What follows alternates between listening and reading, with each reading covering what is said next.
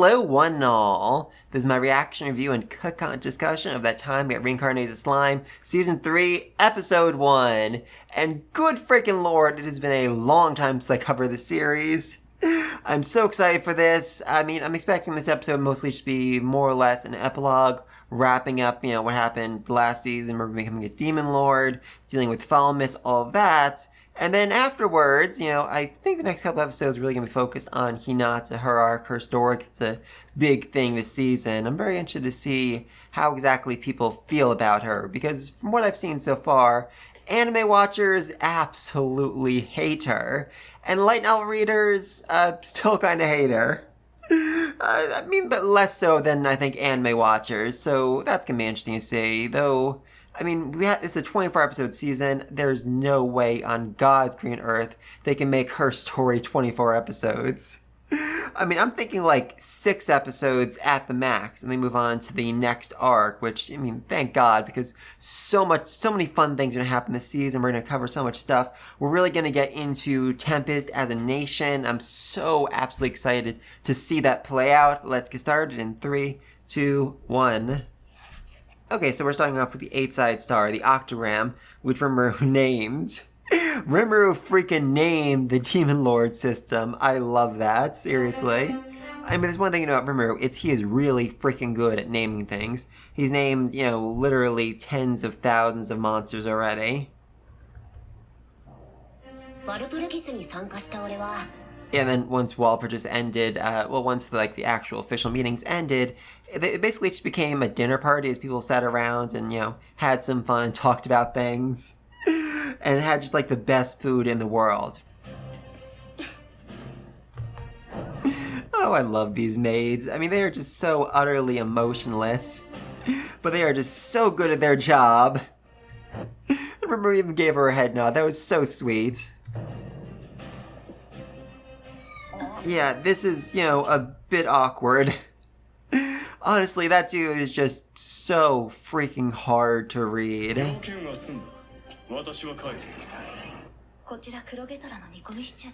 Yes, for the record, Black Tiger is like an A-rank monster, so this is an insanely luxurious meal, and remember he's gonna steal all the recipes to figure out how to make it back in Tempest.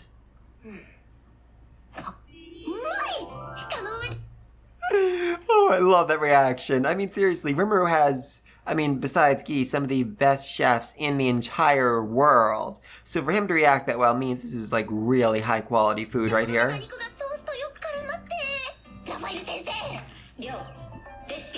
Oh God, I love Raphael so much. Just one order and she already has the recipe memorized.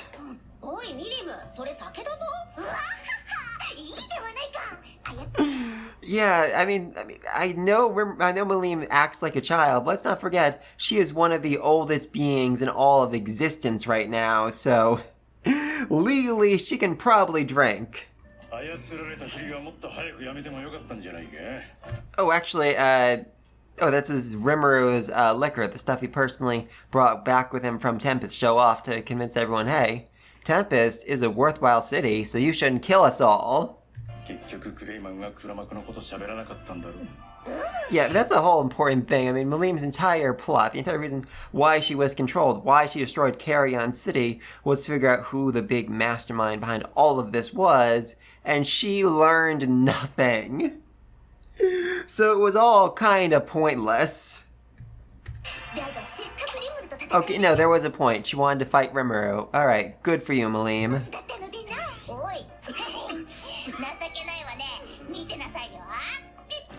That's actually a concerning amount of liquor for Realmers to consume right there. Imagine if you were holding a jar of liquor that big and were trying to drink all of it. You would die. You would absolutely die. Oh, good for you, Raphael. That's fantastic.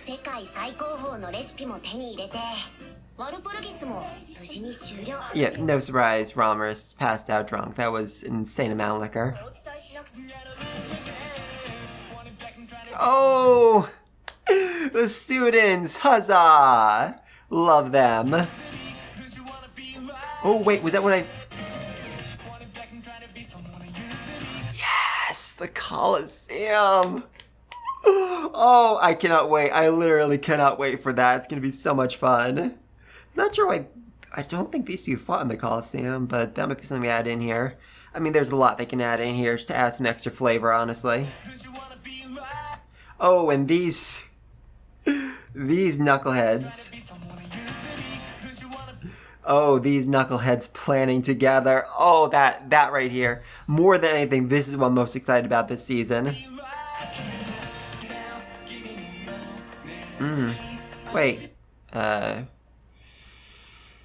Yeah, there's no way that we can get. I don't think we can get there. I mean, we might see that, but I don't think we're actually gonna get there, because that would be insane.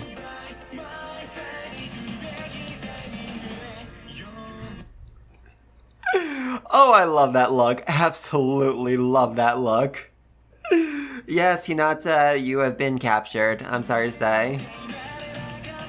Oh, wait, who's that?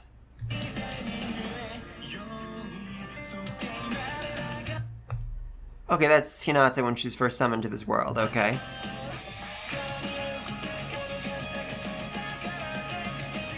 Oh, that's a good fight too. I'm very excited to see that one. Oh. Yeah, timeline-wise, that would absolutely make sense for her to show up here. That's gonna be a great scene right there. Oh, I'm so excited to see her animated.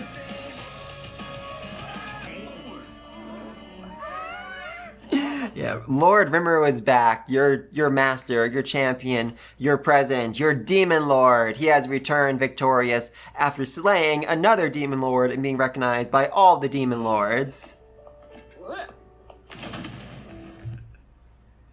Love this, absolutely love this. Just so perfectly organized. And why do they know to be so perfectly organized? Well, there's only one man who could have set this up. God, even the children. Holy mother of God. I think in the light novel, it said it was just the soldiers, but having it everyone, having even the children do it, is just such a great sign of their respect and love for him. Oh,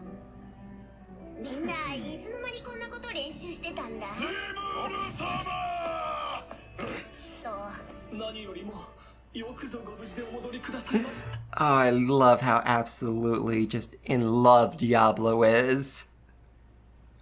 Oh, he's such a fun character.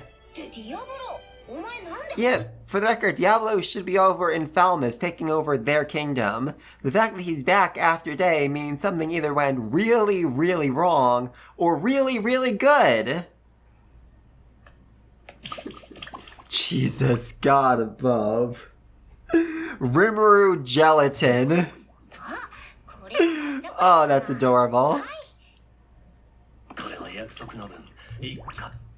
Yes, the reason why Diablo's here, the reason why Diablo's kept update on all of this is because he made a deal with Veldora, basically selling him 3 desserts in exchange for information.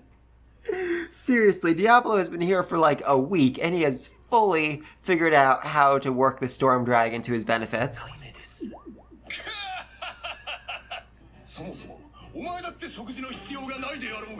That is also very true. Rimuru does not need to eat. In fact, for the first several episodes, he didn't eat. It was only after he got a physical form they asked him, "Hey, Rimuru, do you want some food?" They remembered, "Hey, I can eat now! I have taste buds! Yay!"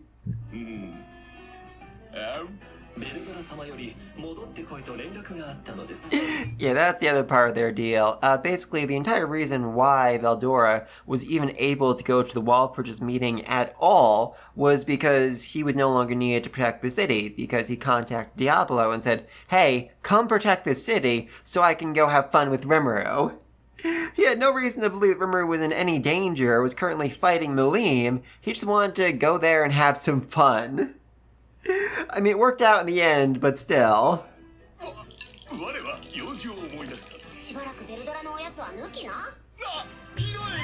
Seriously. Also, can we just take a second to appreciate the absurdity of the situation?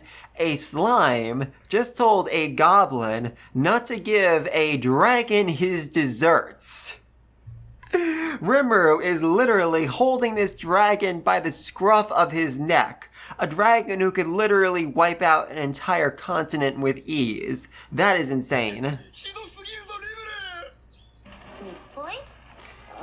Yeah, I actually think in light novel, Rimuru didn't even know they were slabs of meat. He just told, Shion to go nuts and not kill them, and she certainly followed the letter of those instructions.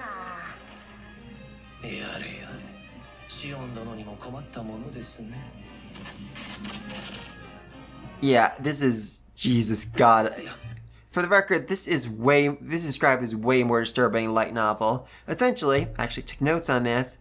She slowly exposed their muscles and scraped their meat off their bones repeatedly, essentially using them as practice to figure out how to fillet a human being alive without giving them any pain whatsoever, well, any physical pain whatsoever.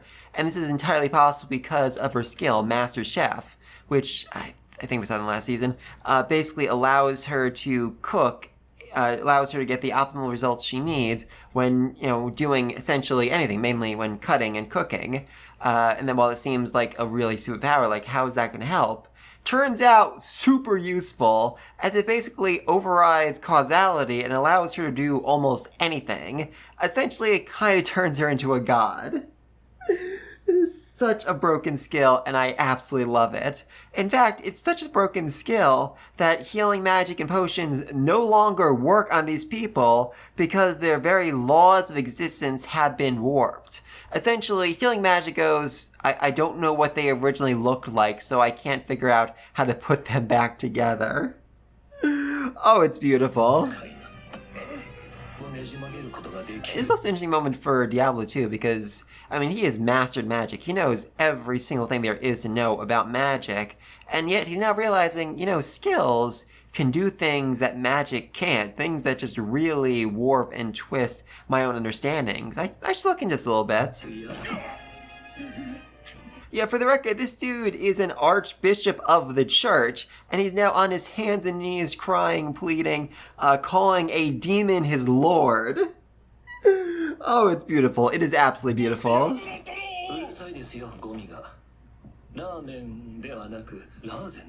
He actually called him ramen. Shion has infected him. So sad.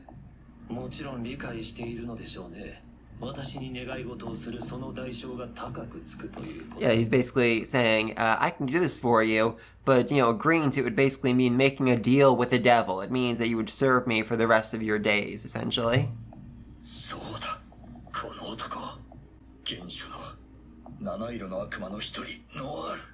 is one of the things I absolutely love about the series. Essentially, there's a line of knowledge, a line of power that once you cross, once you actually know what's in the depths, once you actually know what primordial demon is and you encounter Diablo, it breaks you. It utterly and completely breaks you.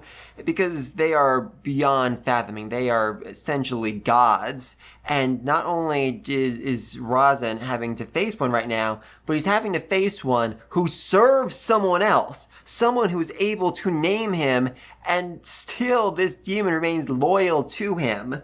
That is insane. That is so absolutely insane. That is literally broken his spirit. Probably more than being cut up into pieces.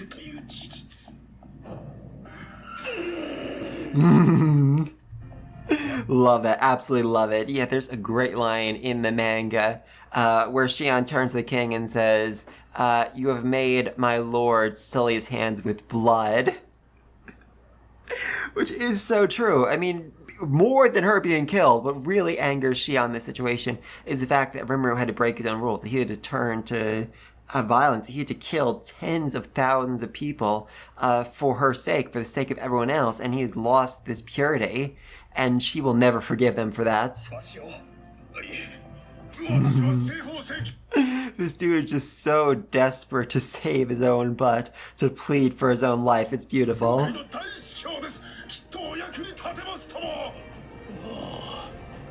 Yeah, this is a great moment. I absolutely love this moment with the king because Rosin isn't just, a royal sorcerer. He's not just a powerful person. He is literally the reason why the kingdom of Falmouth has existed for as long as it has. He is their protector. He is their guardian. He is one of the strongest humans in the entire world. And the fact that he has turned on the king, the fact that he has now sworn loyalty to someone else means the kingdom is well and truly done, and there's nothing that they can do to actually save it. All they can hope for, all they can do in this moment is try to spare as many people as they can, is try to convince their own people, their own nobles, not to be freaking morons, which, as we're about to see, is a very hard job.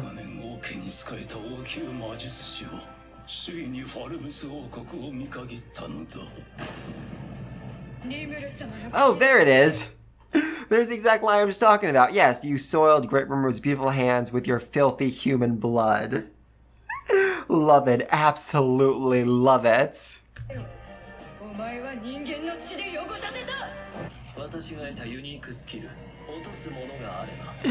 Yeah, this is actually very similar to Rimmeru's merciless skill, which kills anyone who has, given up fighting against him. The Tempter skill means if anyone does betray him, he can kill them. So, yeah, terrifying. All their lives are literally in his hands, no matter where in the world they go to.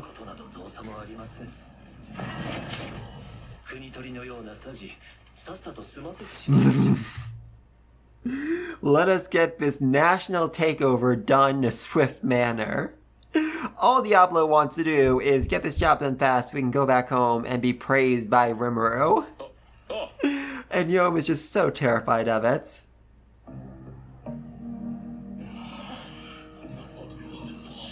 Yeah, I do love they actually put the meat box on the throne. That wasn't a light novel, but I just absolutely love that detail. Even in this situation, they still have, reverence and respect for their king. Also in the light novel, the box was teleported in along with everyone else who pretended to be passed out.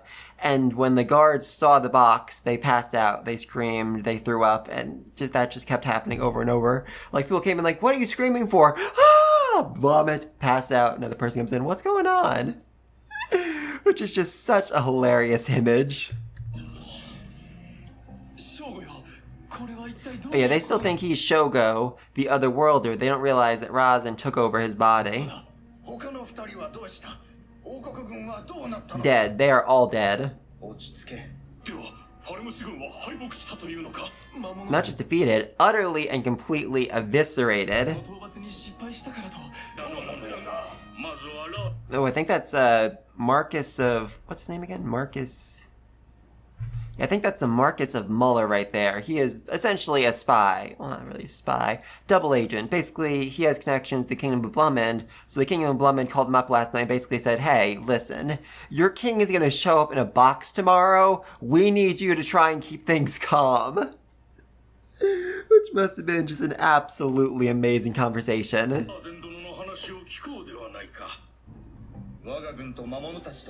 Yeah, this is a big thing. Essentially, Rimmer realizes, hey, if I say I killed 20,000 people by myself, that's going to look like really bad for me. So let's come up with a cover story. It was a big, epic battle. A lot of people died on both sides. And then, all the blood soaked into the ground. It broke the seal. Veldora awoke once more, free to bring about rain and just carnage. And all the soldiers disappeared. And we don't know what happened to them. That's a much better story. And one that people are more willing to believe than a slime killed 20,000 people by himself. Oh,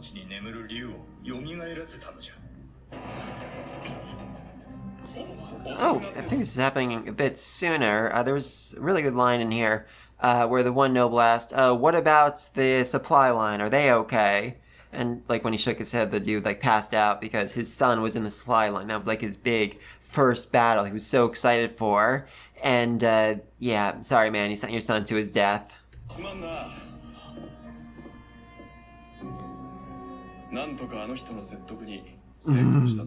The big guy. I love they're calling him the big guy.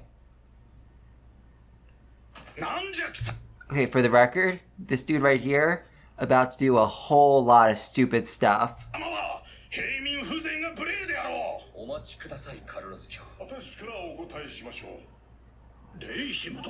Yeah, this is all a script that Diablo set up. And I absolutely love it. Also, I don't think Diablo would have kept his eyes black for this scene. I think he would have at least tried to disguise himself as a bit more human to avoid, absolute and complete panic.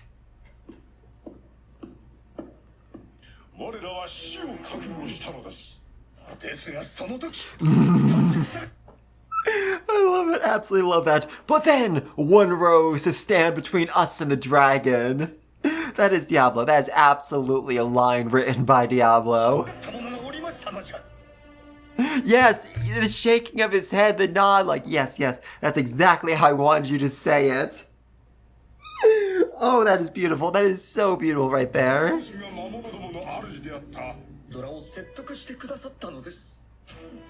Yes, oh my god, yes, Diablo. I love you. I absolutely love you. He's watching his script play out exactly, and he could not be happier.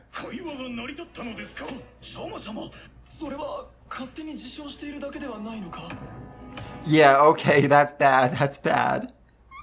You just don't insult Rimuru or you're gonna get us all killed.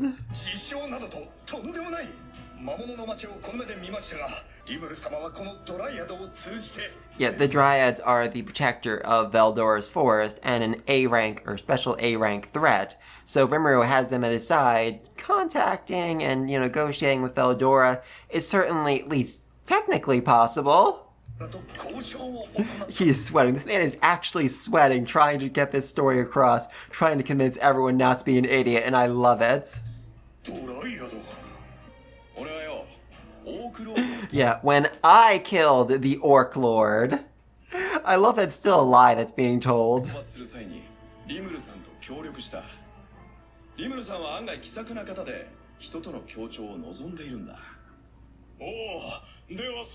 Yes, Jesus Christ above. Tell him of our demands. We one-sidedly attacked him, murdered his people, and he saved us, but we still have, demands we need to make. And as for you, you're just a filthy commoner. Get out of here so we can discuss this, as nobles. Insane. Absolutely insane. Also, gotta say, I think Yom is keeping a much cooler head than he did in the light novel. I feel like at this point he was starting to panic just a little bit.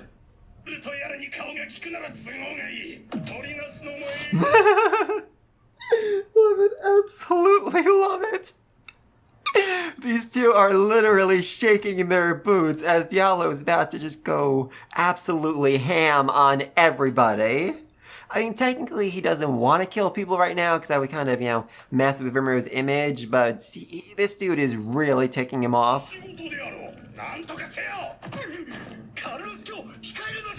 Yeah, and of course, Raisin is even more terrified than the rest of them. Yom, you are doing a really good job here staying calm. I mean, literally everyone else in the know is wetting themselves, and you're negotiating pretty well with nobles. I mean, I think you'd actually make a decent king.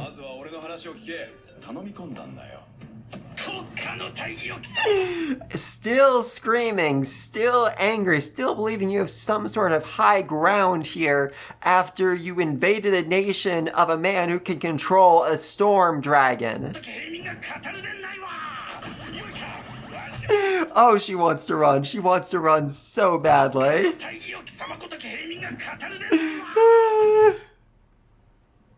Love this. Absolutely. Seriously, Diablo has made this episode 1,000 times better. I love it so much. I told you to mind your words, you shameless moron. I don't think he actually froze him in the light novel. I tried last night. I don't recall him being frozen. I do know that happened in the manga, though. And honestly, in both cases, he's absolutely deserved it. He is just antagonizing and antagonizing the one dude here who can actually freaking help him.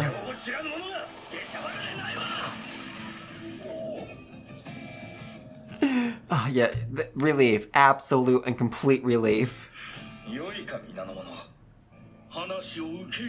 Yeah, again, like I said, this dude, double agent, he's working to try to steer people in the right direction.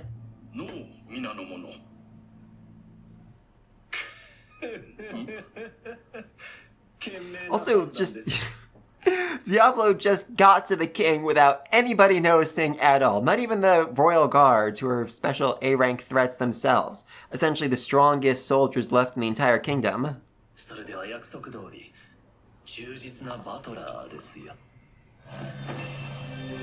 Oh, that's a nice detail right there. He actually took out a sheet to cover his nakedness. That's very respectable. I like that, Diablo. And now he's upselling the product, advertising the full potions that you can only buy in the land of Tempest. I mean, Diablo is like the best character in the series. He has a job, and he knows to get it done, and he knows to go above and beyond exactly in the way Rimuru wants.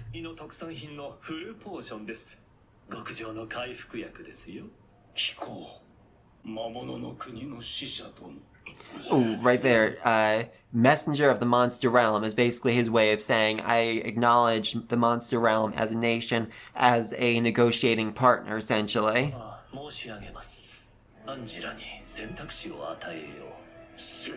There are no options. It's a trap either way. Okay, that's not an option because, well, the king will absolutely abdicate, but war reparations, it's gonna be a lot of money. I'm excited to see that. It's so much money that there is absolutely no way they're actually going to be willing to pay it. And even if they did try to pay it, it would basically bankrupt the nation and cause civil war, at which point Yom can walk in and basically become king pretty easily. Option 2, surrender to our nation and become a vassal state. Yeah, there's no way on God's green earth these nobles who hate monsters are actually going to become the servants, a vassal of a nation of monsters. And if they try, there's going to be rebellion, civil war, and then Yom can step in and become king. Option 3, continue the war. Again, not an actual option, because they actually try to continue the war. They die. They have no soldiers left, and Rimuru has the freaking Storm Dragon at his side.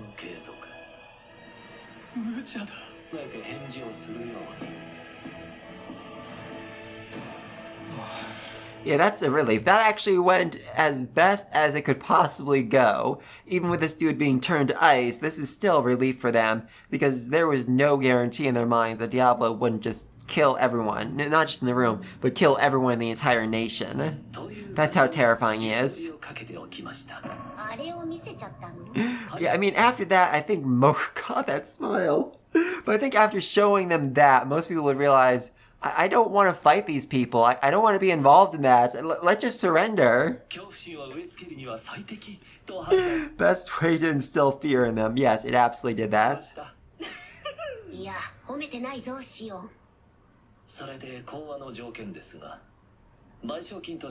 10,000 stellars.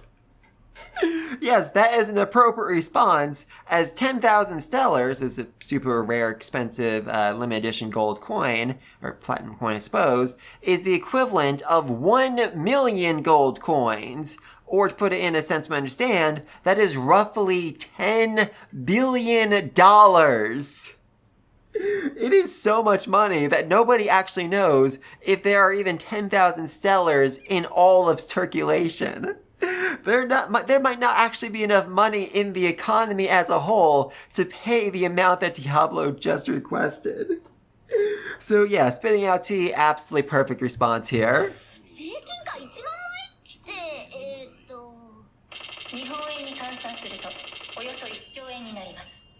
Yep. I mean, it was intentionally outlandish. There's no way they can actually pay it. It's more of just a way of convincing them to break down and go to war. Okay, so 1,000 stellars, that's still about $1 billion they're gonna get out of this deal. That is insane.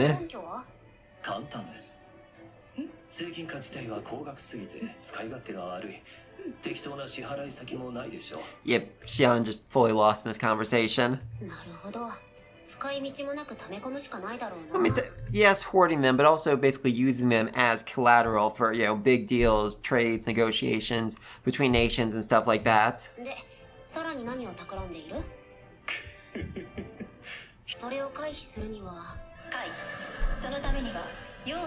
Love it, absolutely, yeah, love it. Yo, I'm approaching in on a freaking unicorn, dressed as a hero, freaking huge sword. He will be the savior of the day, and then he'll become king, somehow.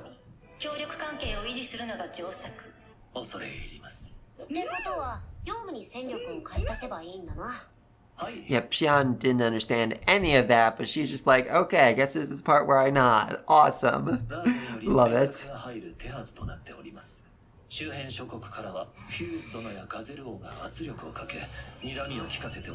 Aww.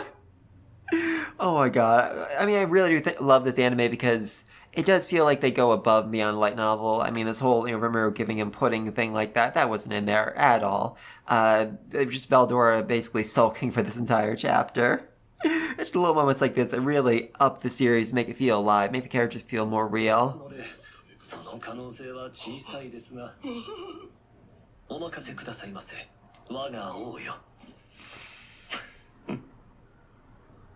Good for you, Diablo. You have a plan and you're enacting it. Aww. Love these three together reading manga, that's adorable. Oh, Molly, I freaking love Molly, and I've actually done a video before, like, he is the biggest victim of this anime. I mean, like, when his first appearance, he, in the anime, is, like, cowering, like, oh my god, I'm gonna die, the sky dragon's gonna kill me. No, in the freaking light novel, he actually gave away his potions for free to the injured people, and then, basically acted as bait so a little girl could escape, before declaring, I'm too important to die here! It was beautiful. It was such a great scene. So bummed they cut it out. And then, in season 2, Molly actually got all the merchants to basically agree to work with Rimuru, to give him everything they have to the war effort, to make sure that he could overcome the challenges, to make sure that he could beat Falmouth's army. It absolutely was not required, but, Molly didn't know that, and he still supported him. He's a great character. I hope we really see more of him this season. I mean, we're absolutely going to see more of him this season, but I really hope they let him shine.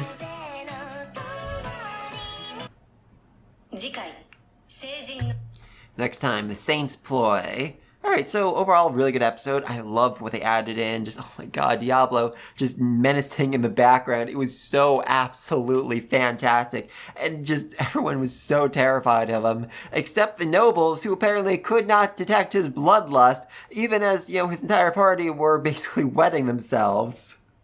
Oh, that was beautiful. The episode is a bit slower than I expected. I thought we'd get more into the negotiations with Falmouth and all that, but I guess not. In the next episode, Saint's Ploy. Obviously, Hinata is the Saint, so I guess we're going to focus more on her next episode. I'm really hoping they don't cut out the rest of the Falmouth stuff, because that's some of the funniest content in this entire series. Seriously, I love it. But anyway, please let me think down below. What do you think of Diablo basically taking over a kingdom in one freaking episode? Using a meat puzzle. And how do you think the kingdom is going to react? I mean, they are really, really stupid, especially that one dude, Carlos, whatever, who literally had to be frozen to avoid, ticking off Diablo anymore. Oh, that was beautiful. And, as we've obviously seen from the material, the intro, the closing, Hinata's going to be a part of the season. What do you think her role is going to be moving forward? I mean, she did try to kill Rimuru. That was an entire season ago, but that's going to make things a little awkward between them. But anyway, though, please leave a thing down below. Until next time, peace! Hello, one and all. This is my reaction, review, and cut discussion of That Time at Reincarnated Slime, Season 3, Episode 2. And holy mother of God above, last episode was a wild ride as Diablo basically took over an entire kingdom in the span of one day. Not even one day, that was a meeting. He went into meeting and basically like, here are my demands, accept them or we'll go to war. But there's not really, any other option other than war. Well, civil war at least, so he's put them in a complete trap and they don't even realize it yet. Oh, that's beautiful, and I'm so hoping we see the rest of the meeting because, after Diablo leaves, all the nobles get together and have a conversation. It is one of the funniest moments in the light novel. They are just in such utter and complete self-denial. I'm so hoping we see animated, but alright, let's get started in 3, 2, 1.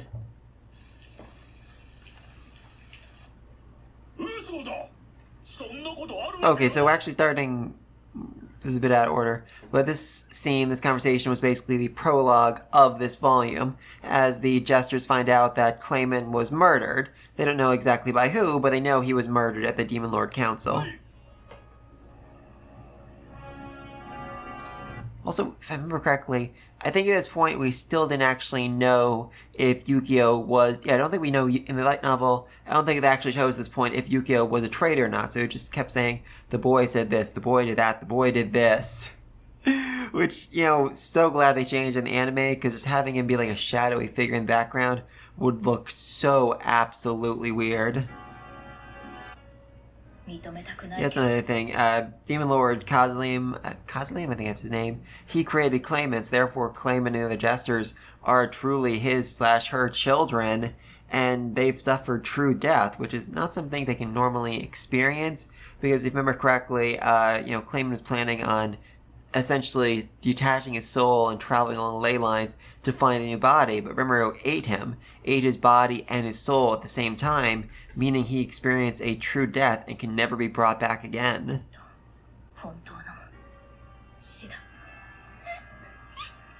And of course Tear would cry because that's her whole thing. I do love the humility from Yukio. He's like, okay, I messed up. I thought I could take out the Demon Lords, and I couldn't. I honestly couldn't. Yeah, it's actually hilarious how much this man underestimated, like, the cap of this world. Underestimated who's really on top and how overwhelmingly strong they actually are. Yeah, that's a very good point. Valentine is a demon lord that is stronger than the president, stronger than the person who created them, so therefore there is no way on God's green earth that Laplace should have been able to take him out, especially because, if you remember correctly, Laplace basically just went push, and then had the man's heart in his hand. It wasn't even a close fight, it was an utter evisceration.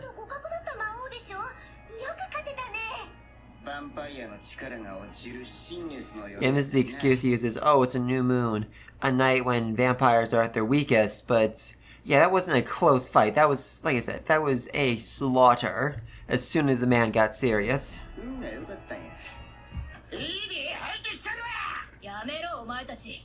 I really do love Laplace in this scene, basically just acting like the jerk, acting like the bad guy, to start a fight so that, they can take out their anger and aggression on him. They can beat him up so they'll feel better about themselves. Oh, honestly, Laplace is such a nice guy, to his people at the very least. Yeah, they don't actually know that, Clayman's army lost, and that his entire base was captured. I mean, they think that Aldemon, whatever his name is, the skeleton dude, is still guarding it, because he is, honestly, probably as strong, if not stronger than Clayman was, at least before he awakened. So, yeah, they didn't just lose Clayman, they lost everything he had. And, they gave him a lot of their resources. Not everything, but a significant amount.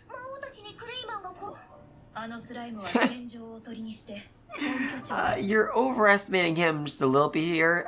This wasn't like some big grand strategy of his.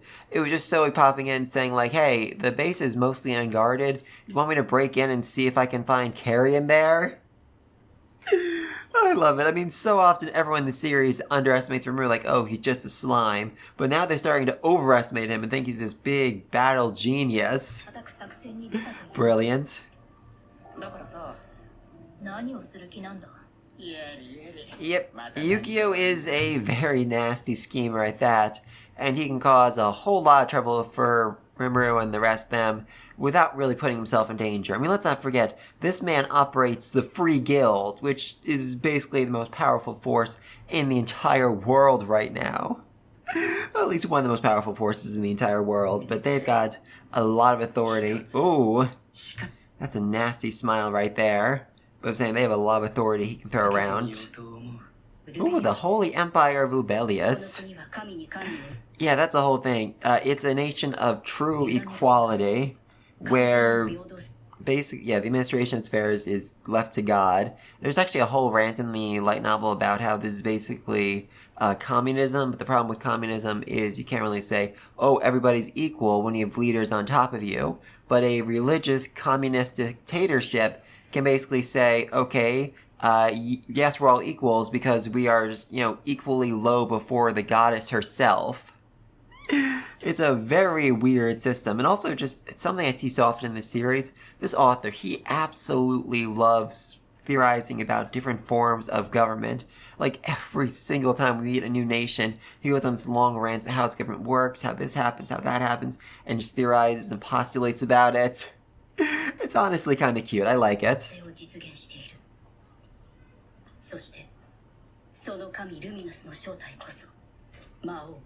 Yep, though that's, a bit of the wrinkle in this, world. In fact, their god is real, which is good for them, but also their god is a vampire who sucks out their blood. I mean, not really her herself, but she's got a lot of other vampires who suck out other people's bloods.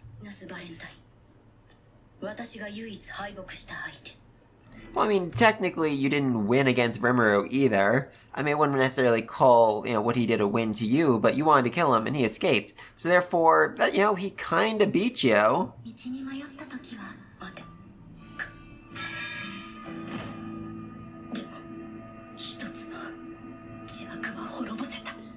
Oh, no, girl, you didn't.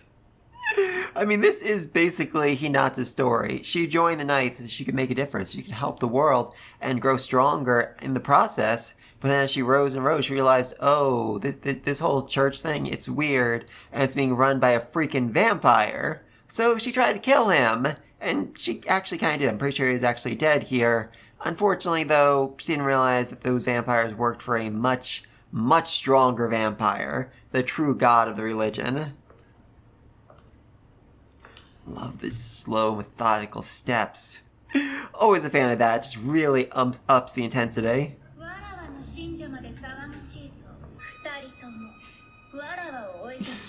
Love that. I think in the line of text says, I did not give you permission to die. Yeah, so they literally can't die without her say so, and that is just so absolutely insane and really shows just how overpowered she is. She controls life and death, literally.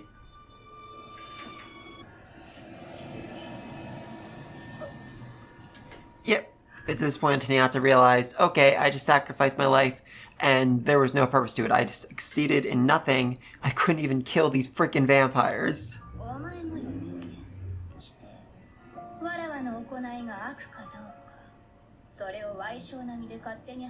I mean, that is a very good point. Yes, she's a vampire. Yes, she's stealing blood. But her kingdom is also basically the happiest place in the world. Or at least it was before Tempest showed up. But, I mean, the people, they're given good work. They're protected from monsters. It's a pretty good system. Yes, some of them get their blood stolen, but not enough to actually kill them. In fact, that's actually a really important detail in the series. The happier a person is, the better their blood tastes. So she is literally, incentivized to make the people as happy as physically possible. God, I love the design of that mountain.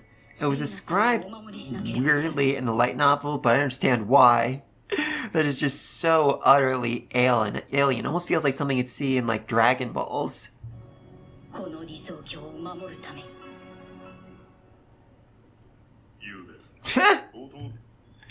I will protect this utopia. Hey, by the way, my brother died. I love that there is not a drop of emotion in his voice right there. Oh, that is beautiful.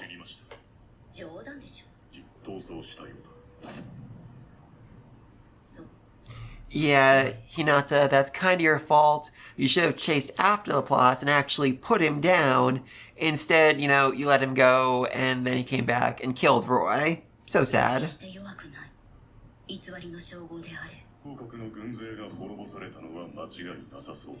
Yeah, that's another one of your mess-ups right there.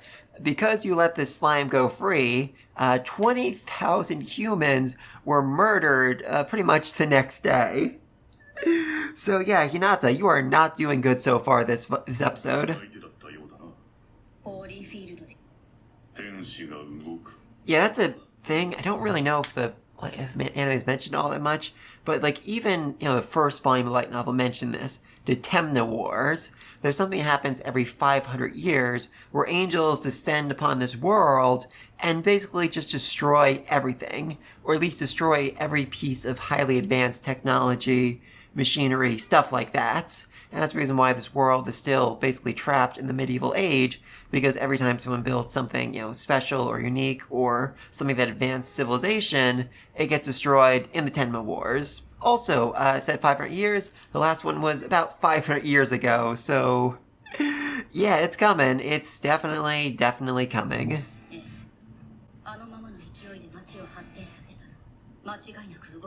And that's another thing. I said they come every 500 years, but they come, when civilization is advanced past a certain point and needs to be basically reset.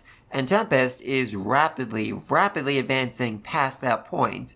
Meaning, they're probably going to come faster because of Tempest. But also means they're probably going to mainly focus Tempest, which might actually be a good thing for them.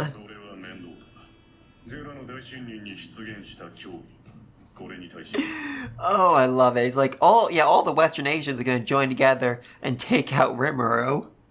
Dude, Rimmeru's already captured one nation. He's good friends with Dwarven. He's good friends with Blummond. And he's got some ins in Inglacia. That's not a good plan. I mean, at this point, I think Rimmeru's going to, basically take over your country next. That would be fun.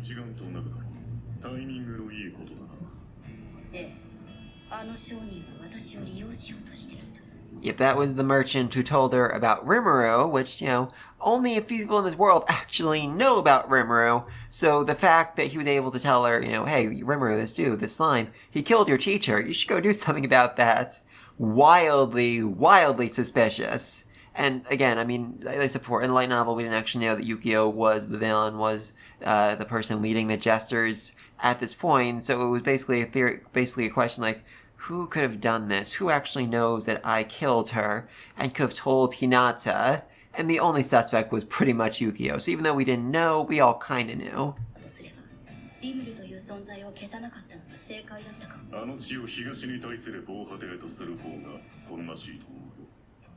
Oh yeah, the East. Oh god, has the East actually even mentioned?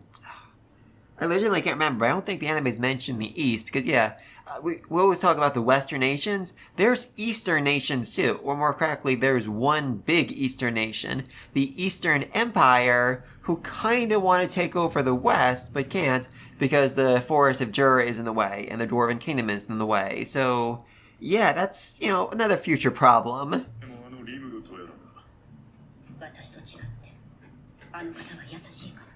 She is kind after all, unlike me. Yeah, Hinata is kind of a jerk, but also very self-deprecating. Yes. God, yes.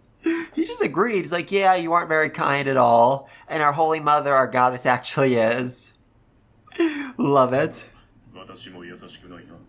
Oh, yeah, my younger brother is dead. I don't even feel sad. That's another thing. I mean, like I said before, he had, no reaction when he said, hey, my brother's dead. Which, I mean, they've lived a long life, so, I don't know, I guess they were ready for this.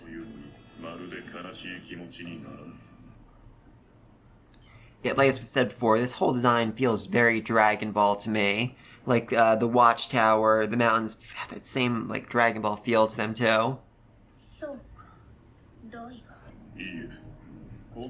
It's actually really interesting. There's a very similar dynamic at the start of the episode to this at the midpoint of the episode. And we started off with Laplace and the Jesters basically deciding who should take blame for the death of Clayman. And now we're having these other people talk about who should take blame for the death of Roy. Very interesting. And we even have the dude blaming the dead person. Oh, that's perfect. Oh, Hinata. You are adorable. Let me go kill Veldora. I'm sorry, girl. You're strong. You are really freaking strong. You do not stand a chance against the goddamn Storm Dragon. Again, there's such a common theme in the series of people not understanding scale. I mean, she seems to think, well, I couldn't beat this god Luminous, but surely I can beat the Storm Dragon. No, I mean, Luminous is probably herself not as strong as Veldora, so that should tell you a lot.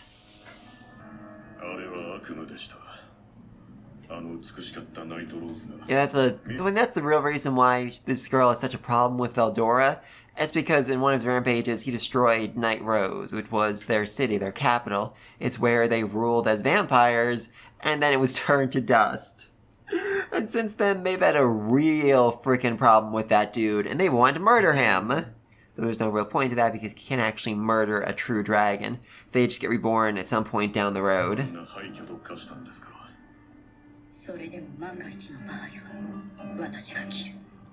I mean, Valentine is saying, I will slay him. I mean, I guess she could if she really went all out, but, it's the kind of thing where she might win, but she'd die in the process, and again, Veldora would just, pop up somewhere else down the road. Yeah, now she's starting to realize that she was tricked, and that maybe Rimuru isn't that bad of a guy. Because even at the wall produce, he's like, I want to, work hand in hand with humans. I don't want to fight. I don't want to go on this massive killing spree. I just want to be a chill dude who runs my kingdom and has a happy life.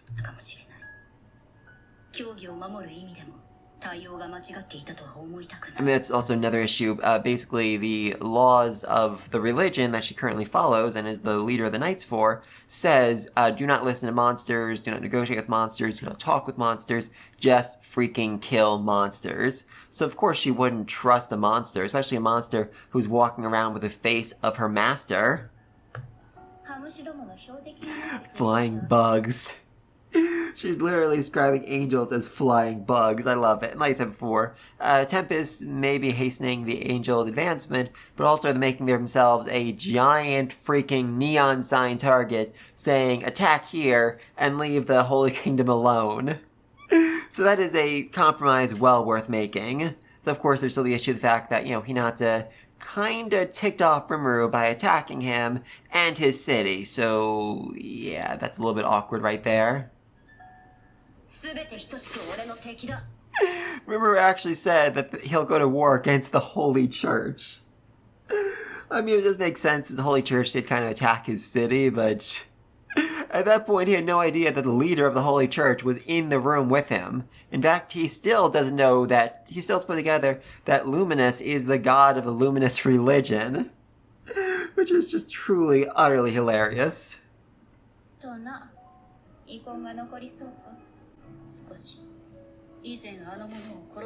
I did try to kill him after all. Yeah, that's gonna make things really freaking awkward moving forward. I mean, he literally just announced he would make an enemy out of you if you came after him, so as long as you don't come after him or his people a second time, you're okay, maybe, probably, I hope so.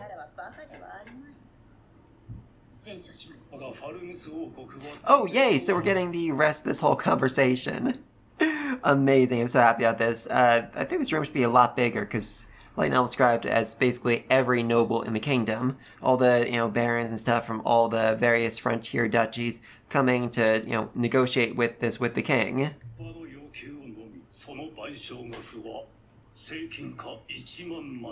Again, 10,000 stellar gold coins.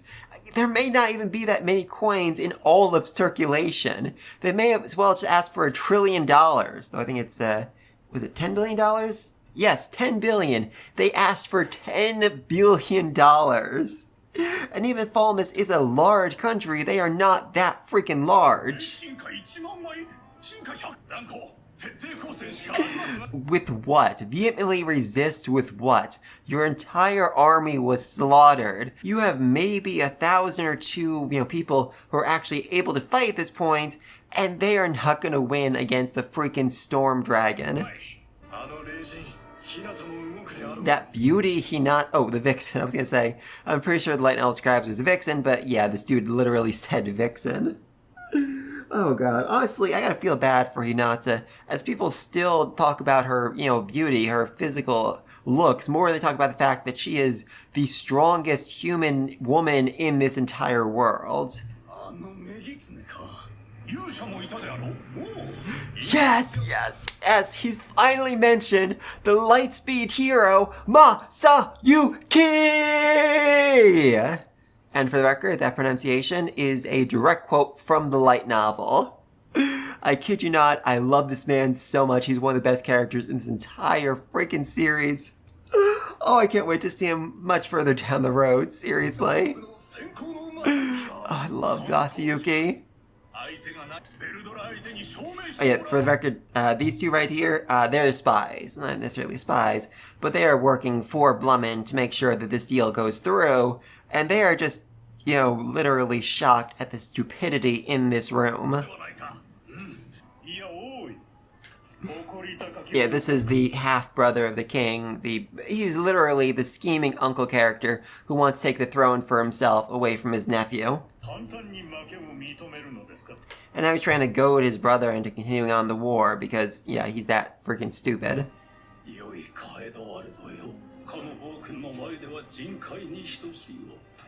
Actually, I like the line so much better in the light novel, where he says, what does he say? My pride compared to his tyranny is a mere pile of ashes. Such a good line. Why did they change that? Yeah, really, you can't run from the Storm Dragon. Luminous just said that when the Storm Dragon rages, he could destroy the entire freaking world. There is literally nowhere you can run against a threat that strong.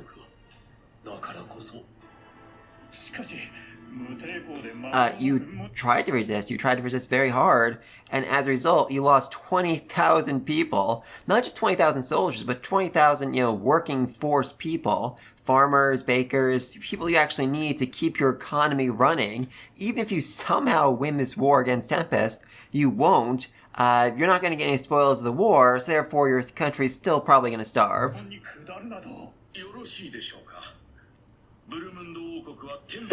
Yep, the Kingdom of Blummin is supporting a monster nation, which is literally the riskiest move they have ever made in the entire history of the kingdom. Oh, I love it. I love that Rimuru just basically became friends with the guild master, and that led to him basically becoming friends with the freaking king, and now having an entire nation to support him. Oh, that's amazing. Yes, not only did they support Tempest, they condemn Falmouth for attacking Tempest. Oh, that's amazing. Yeah, I mean, they were kind of delighted by your defeat because they do kind of hate you because, you know, you are just really so freaking arrogant, I gotta say.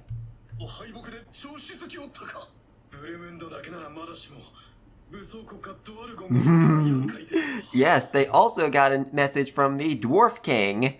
I mean, he's not necessarily saying, I'm condemning you or I'm going to war against you, but just saying, like, I'm not going to negotiate with you. I'm not going to trade with you anymore. And since their entire economy is basically the trade between Blummin and the Dwarven Kingdom, that's a big problem. That is a really, really big problem for them. There we go. Yes, yes, yes, they're including this scene. I love it so much. Yeah, this is one of the coolest things about this entire series. I know it's a really small detail, but I just loved it so much. It's a top secret vital emergency transmission dossier, which is basically sent out by the Free Guild to every nation to alert them of a special S-grade danger or threat. And somehow, the Free Guild, despite only existing for about a decade or so, made a deal with all the kingdoms to basically say, if you delay the delivery of this message, it is tantamount to committing treason. Which, how? God above, Yukio, how have you managed to obtain this much power in this short amount of time, where you can basically order around kings? That is utterly insane, but anyway though, I love just the preamble to this, so here's the actual message.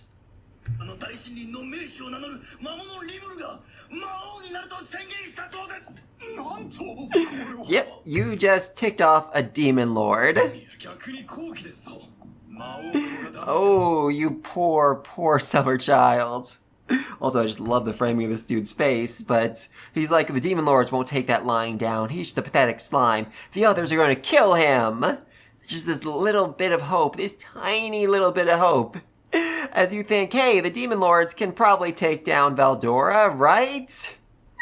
No! I mean, okay, maybe 2 of them can, or 3 of them can, but no, they are not gonna fight freaking Veldora. And if they did, you would die! All the Demon Lords working together to fight Veldora would literally erase this continent from the face of the planet. Oh no, you upstarts are about to learn how terrifying a real Demon Lord is.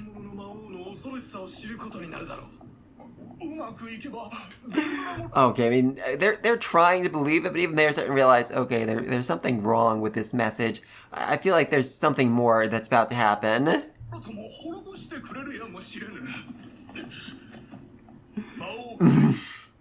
A second messenger? Why a second messenger? That's okay.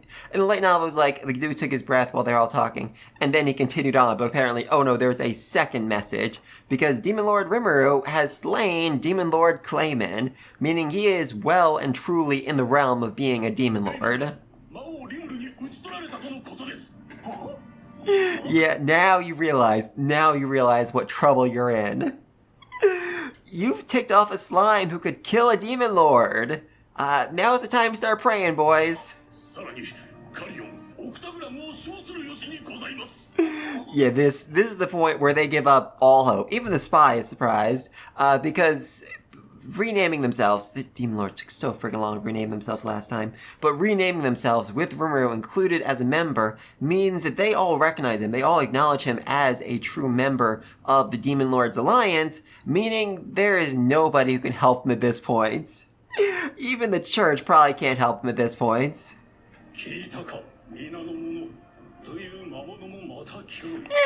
Well, even greater threat. That's a bit iffy. I mean, Rimuru definitely has more skill than Veldora, and I actually see a world where he could probably possibly beat him in a fight, but yeah, I wouldn't necessarily say he's a greater threat.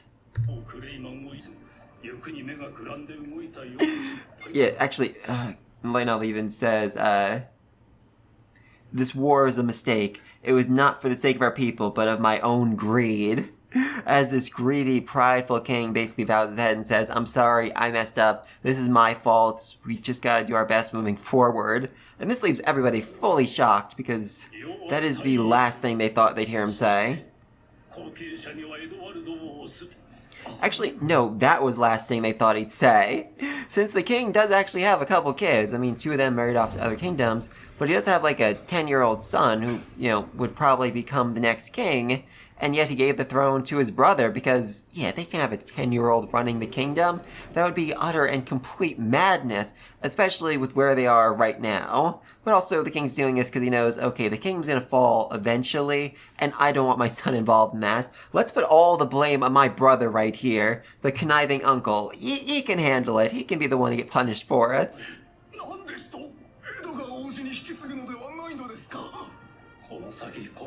Also, it's important to acknowledge that, you know, the royals kind of lost their army, so there's nobody to really support them anymore, so if he did make his son king, he would almost certainly be assassinated very quickly. Of course you do. You're a spy. You're in on all this. Oh, and of course he's trying to fake some emotion like, oh, this is so devastating for me. But no, he is a conniving, he's scheming, he's just an awful person. And even if the king had made his own son the next king, this dude still would have found a way to make him put himself on a throne, to basically take control over everything before the young prince actually came of age.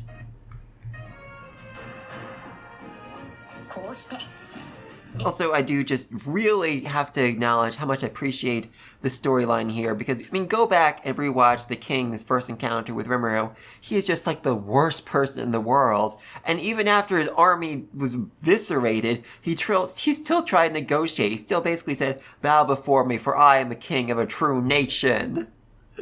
Oh my god, this man's pride was just next level. And now, after all he's been through, his pride is broken, and he really is focused on doing whatever he can to protect his kingdom, making sure that it survives to see tomorrow, to make sure that it isn't punished even further because of his greed.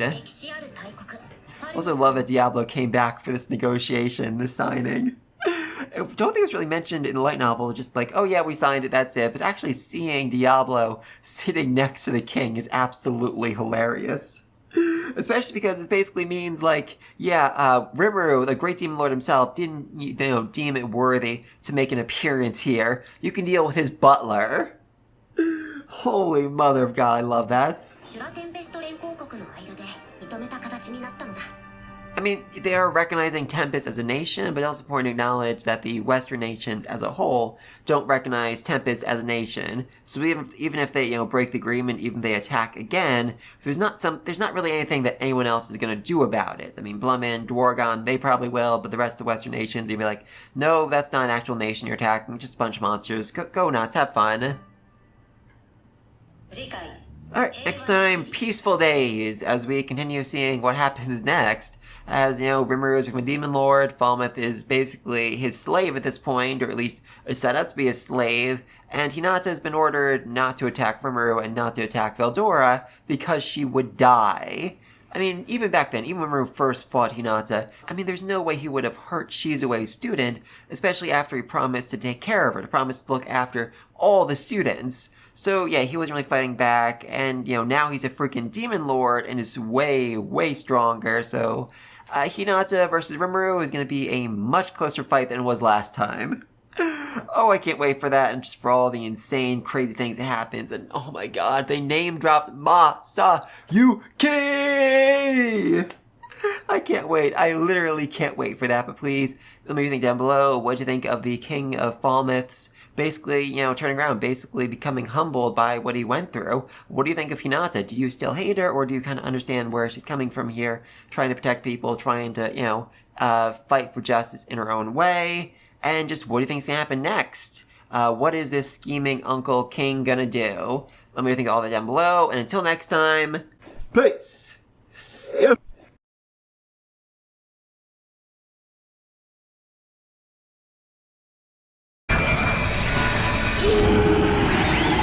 Hello one and all! This is my review, reaction, and cut content discussion to that time at Reincarnated Slime, Season 3, Episode 3!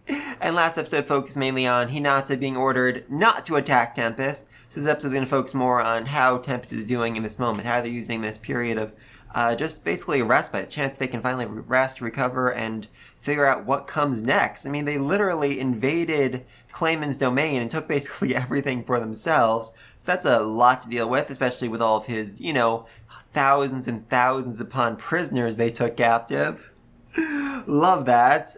Plus just figuring out what to do now that Rimuru is a freaking goddamn demon lord, ruler of monsters. God, I love this slime. But alright, let's get started in 3, 2, 1.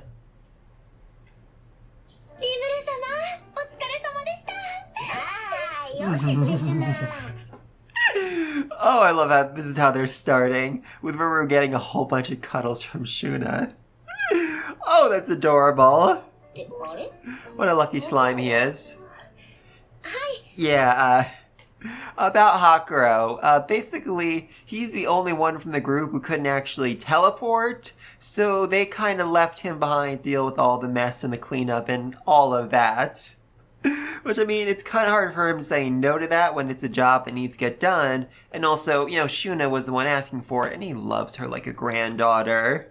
Oh, I love these people. Wait. So he went back? That's a... Yeah, in the light novel, he never showed up in the first place. He just stayed there. He didn't have to go back to it because he literally couldn't come back and forth because he couldn't freaking teleport. That's a weird change.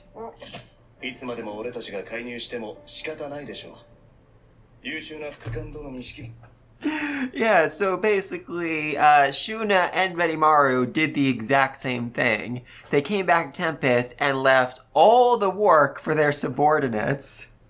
I mean, I think Alvis and, what was her name, Sofa, whatever, they only kind of have themselves to blame because they intentionally made Benimaru their commander so they could, fight to their heart's content. And as their commander, he basically ordered them to stay behind and just deal with all the thousands of prisoners.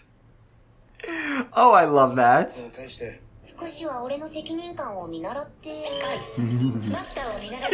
Yeah, really, they learned from Rimuru. Rimuru is absolutely fantastic at delegating work, giving, the best job to the best people, and leaving very little for himself to actually do. I mean, that isn't a bad system, though, especially for a leader of a nation. He, delegates work to subordinates, delegate their work to their subordinates, and that just means more work gets done. So he may come as lazy, but still, good system overall. Oh yeah, it's particularly seen. That was when Rimuru told this Kobe, basically one of the lowest ranked monsters in all of Tempest, to deal with all of the trading with the Beast Nation for him. Oh, I forgot about that. That was a hilarious scene. Very interesting callback too, especially to that one. Light novel just, had Raphael giving him some shade, but here she actually gives examples.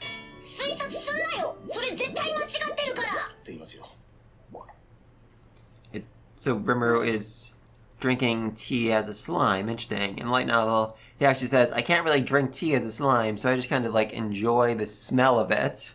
Here he's straight up drinking it. I love that.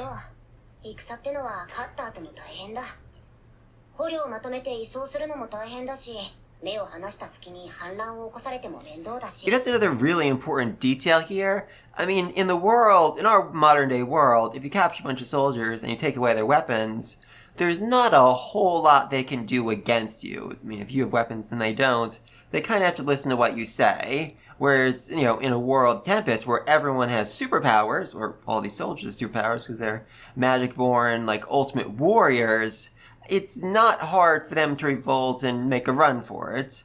Or at least, it wouldn't be if it wasn't for good old Benimaru.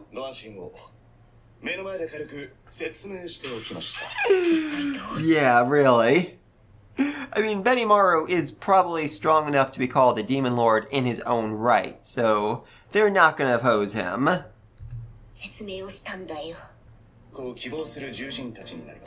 Okay, so this is the big plan moving forward. Tempest has basically become a trade school, a place where people can learn skills, advance themselves, and then go on and spread those skills elsewhere. Right now, the Beast Nation people, they're coming to Tempest so they can learn how to do all the amazing things that people of Tempest can do, and then once the Beast Nation, or I guess Malim/Frey/Carrion's new nation gets built back up, they'll be able to go there and apply those skills to the reconstruction effort.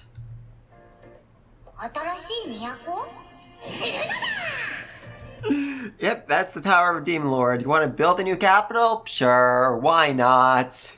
I mean, I think only Malim would be crazy enough to actually order that, but yeah, she has the authority to do so. Actually, there's a really interesting line right here in the light novel where Rimuru says, hey, Tamara, his co-worker from his past life, remember me, your boss, who had to explain everything to you 50 times and you still couldn't do it? Right? Yeah, I have this entire horde of monsters who do better work than you. Oh, the shade. Absolutely love that sassy Rimuru.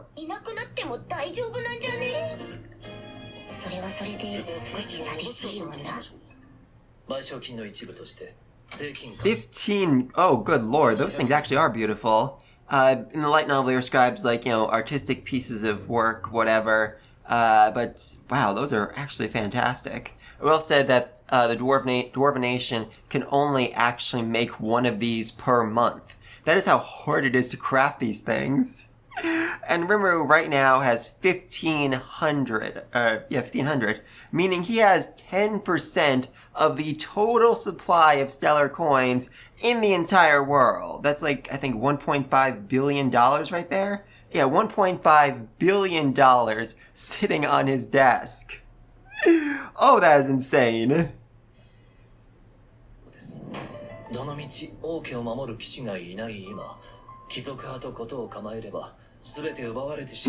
Yeah, so basically the royals, the king is like, alright, just take all of my money because I mean, if you don't, the nobles are going to take it anyway. At least this way I can say, I gave everything I had for the people. Don't you see how much I'm working for you?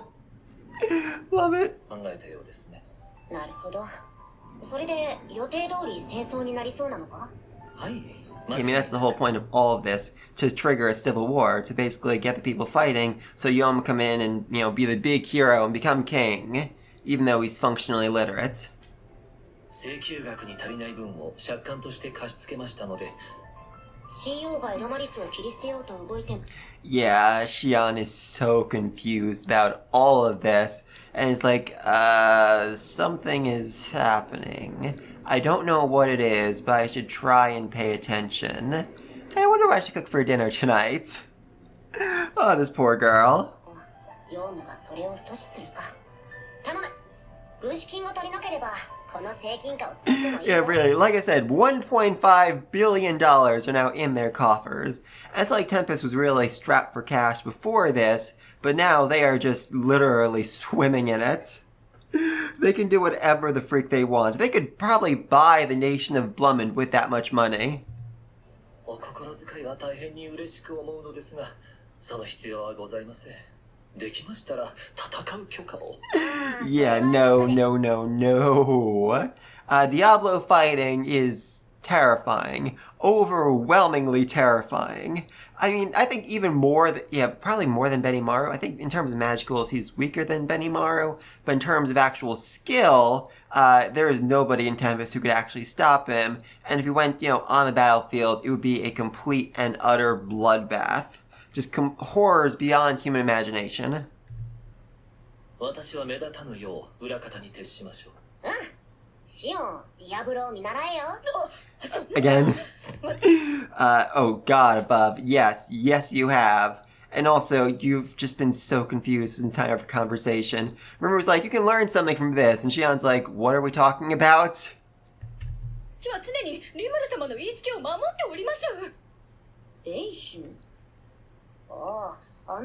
Yeah, the church, unsurprisingly, has some questions. Like, hey, we gave you a bunch of soldiers and you invaded this nation of monsters, and now they're all dead, and apparently your actions caused our arch enemy, the Storm Dragon, to get revived, so, what's up with that? And they're basically ordering him to come back and explain what the freak happened!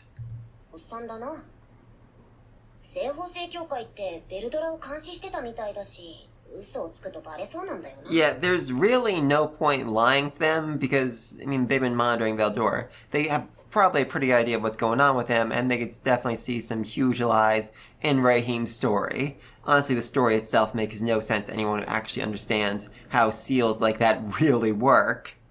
So it's better just to be fully honest with them, say, hey, listen, you guys, Falmouth, you attacked us, we defended ourselves, but we don't want any more trouble, we don't want to make war with humanity, so let's just let bygones be bygones and try to ignore each other moving forward.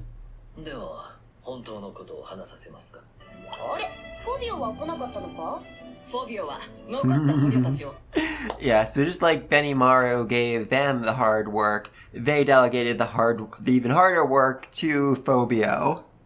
Because he's the weakest of the bunch. You're really learning from Rimuru. Good for you.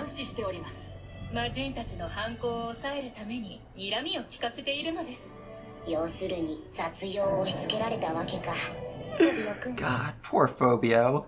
I mean, this entire series is literally just him getting kicked around again and again and again. Good lord. Temporary housing. I mean, rather than light novel, I thought like, oh, is it gonna be like a tent city, something very simple, something bare bones. This is like small town America. Admittedly, squished a bit closer together, but still, those are beautiful homes. I'd love to live in a home like that. I'm not particularly fond of stairs the entryway, but other than that, I would love to live in a home like that. Yeah, you really can't compare yourself to Sir Midray when this dude literally fights toe-to-toe with freaking Malim, the arguably strongest demon lord. That dude is an absolute beast.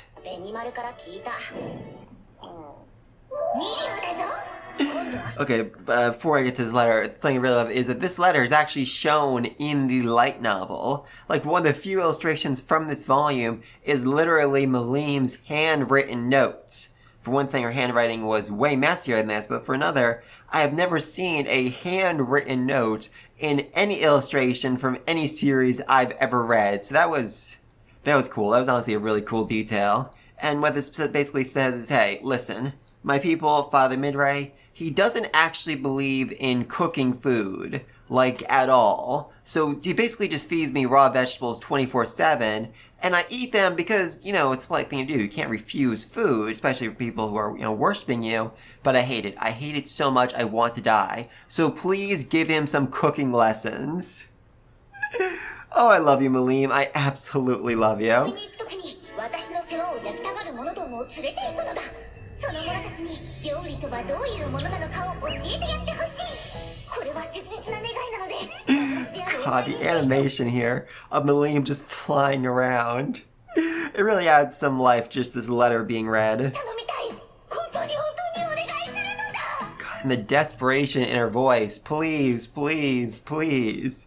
I mean, like I said, she really hates raw vegetables. In fact, if I remember correctly, I think when she was tricking Clayman, pretending to be like, I am your puppet, I will do whatever you say, she was actually like chewing on cabbage or something just to keep this blank expression on her face.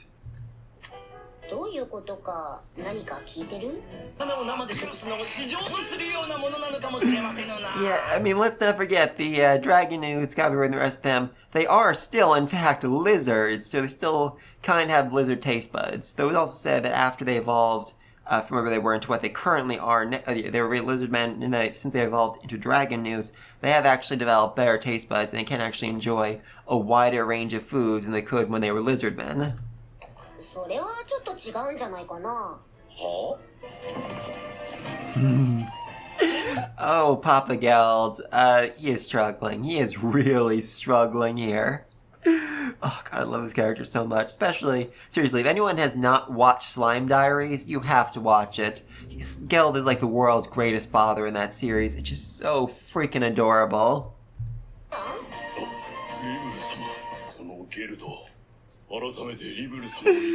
Oh, that's a great way to start a conversation. This is literally they're reusing shots. This was the same shot we saw before, the same background of characters.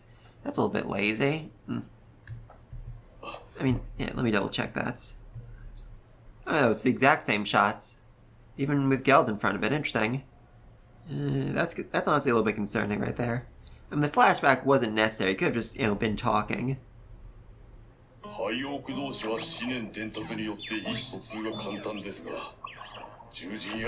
Yeah, so Geld is really struggling here because, when he's a great leader, he manages the High Orcs perfectly, but the High Orcs all have thought communication, as I think all monsters do. Majins, Magic-born, Lycanthropes, they don't have that, meaning Geld actually needs to say the commands out loud and explain them in a way where everyone can understand them, which he is not great at. Because he never really needed to be great at that. He's never really needed to be a speaker because he always just basically just project his thoughts, basically project his ideal version of how things are supposed to get done directly into people's minds. Now he can't do that, and he's just struggling so much. It also doesn't help that he's dealing with, prisoners of war who don't really want to work all that much, since they figure they'll just be killed anyway once the job is done.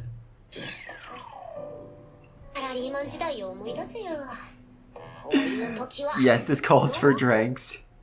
As Rimuru says, it's the job of Superior to cheer up his co-worker, to cheer up his subordinate after a long day, and that's exactly what he's doing. If he was still back in Japan, and his subordinate came in and was complaining about his problems, Rimuru would take him out for drinks. I love that this series is still basically about Rimuru using his office worker skills to deal with all the problems of Tempest. It's just so funny.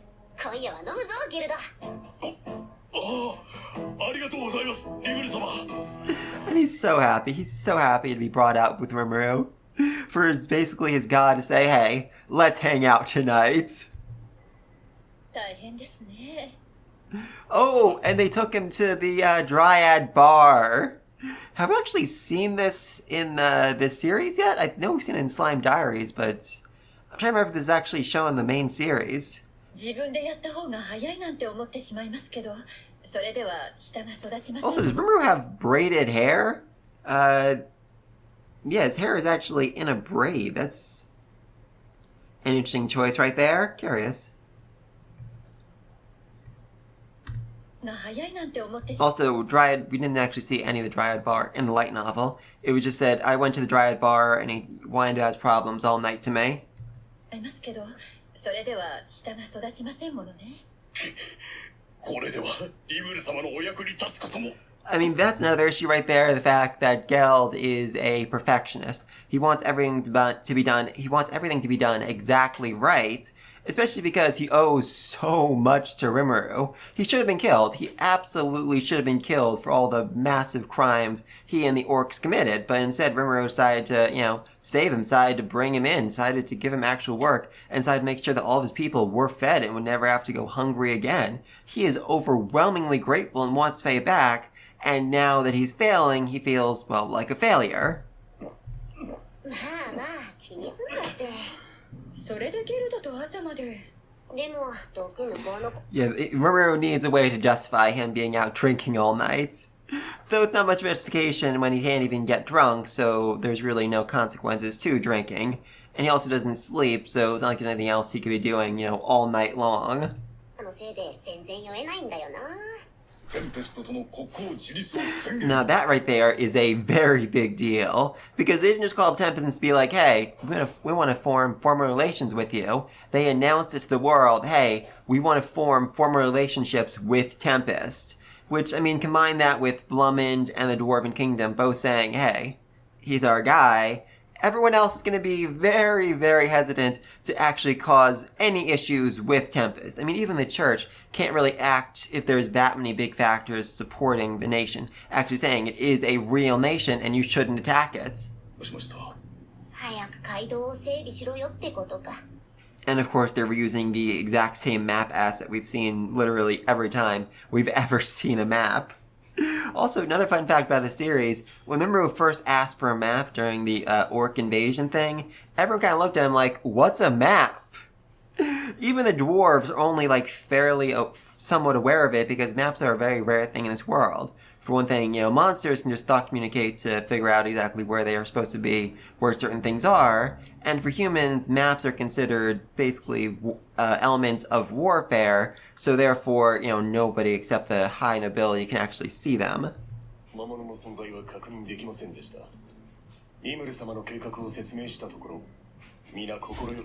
It's not like they could really say no to that, say no to supporting Tempest and allowing the highway to go through their land. Well, not really through their land, but near their land. 問題が一つございます。なんだ？ジュラの大森林はリムル様の管轄ですが、その境界にはクシャ山脈。Oh, the Kusha Mountains. Oh, this is gonna be fun. This is honestly one of the best scenes in this entire series. Not this episode, but oh, I cannot wait for that. I cannot wait for that. 険しい渓谷と岩山があり、その頂には天狗が住まう隠れ里があるとか。Ah, the Tengu. 地元の民からの情報ですので、天狗は温厚な民ではありますが、その本質はYeah, so basically, Rimuru wants to build his highway, not necessarily in the Tengu land, but close enough to it where he wants to make sure they're not going to cause any problems. They're not going to get angry about a highway and start attacking the people who go by it. So he needs to send out a delegation, basically like, hey, you cool with this? It's very important. Even the Demon Lord Frey was not actually able to beat them back, and that was the whole thing with her.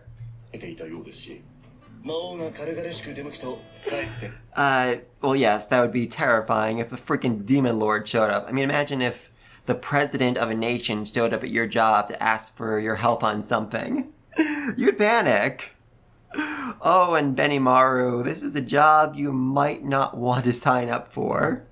最近アルビス殿と仲がよろしいようですが、まさか相引きし。 Okay, I mean, this line was in the light novel. I'm pretty sure Benimaru said, I'll go with Albus, not just I'll go. And then Shuna's like, well, I'm sure Albus is coming with you. That's kind of weird, but also, definitely little sister energy right there.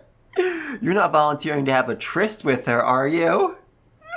Oh, the shade. だけとかえベニマルとアルビスがどういうことかなベニマルくん誤解ですよリムル様 No, there's nothing to misunderstand. That is very clearly what she is saying in this moment. シュナよバカなことを言うな Oh, is she jealous? Is she actually jealous that her brother's dating someone? Oh, that's precious. ご安心をリムル様。ベニマルがいなくともリムル様には私がおります。はあ何を言い出すんだお前は アルビスのさ Okay, yeah, Shuna is definitely blowing things out of proportion here. Not only saying that Benimaru is already in love with Albus, but this was a honey trap, and he's gonna abandon their nation and go move in with her. There's so much wrong with this, and just Zoe is literally sweating like, I'm so glad they're not talking about me. ハマりこの国を去る気なのでしょう One of the funniest things about this scene is the fact that Rimuru actually complains that, oh my god, I can't believe Benimaru got a girlfriend before me. While he's sitting in his special slime seat. That is literally how he describes Shion's lap. His special slime seat. My man, you have no right to complain. You literally have at least 2 girls, probably way more, who are fawning all over you. それはないよ Do I need to remind you about how this episode started? どうせってシュナ Seriously, man, you got the girls already. Don't be jealous.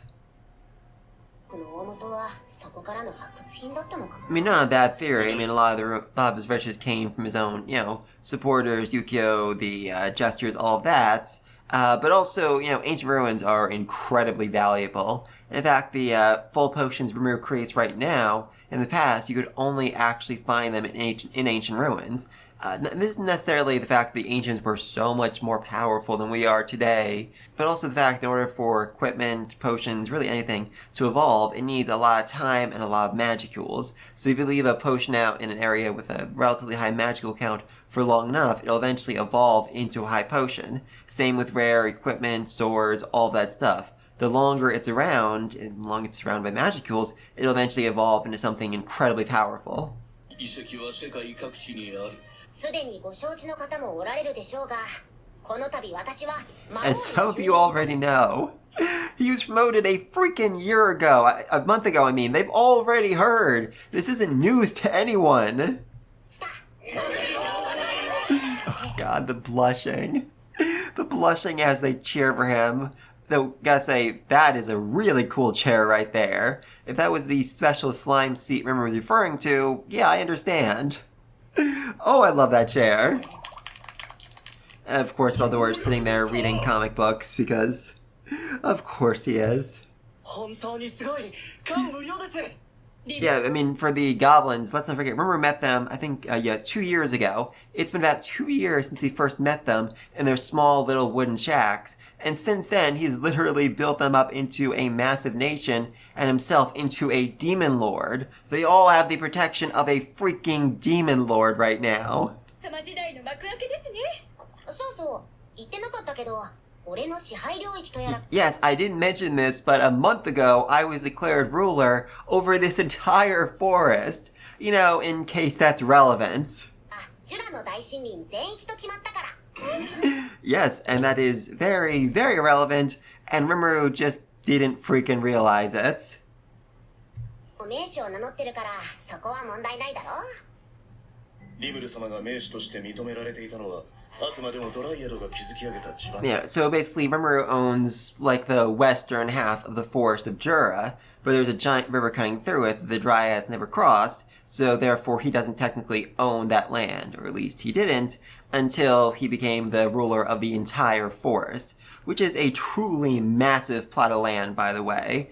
And this also basically means everything in the forest belongs to him. So if a dwarf went into the forest, cut down some trees, and went back to sell them as lumber, they would technically be stealing from Rimuru.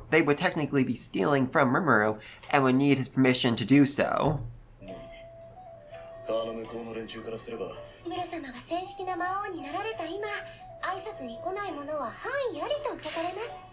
Yeah, so basically anyone in the forest who doesn't have his permission explicitly is intruding on his property, is basically declaring themselves an enemy of the Demon Lord, which, yeah, don't do that. That's a very bad idea. バサラ太郎。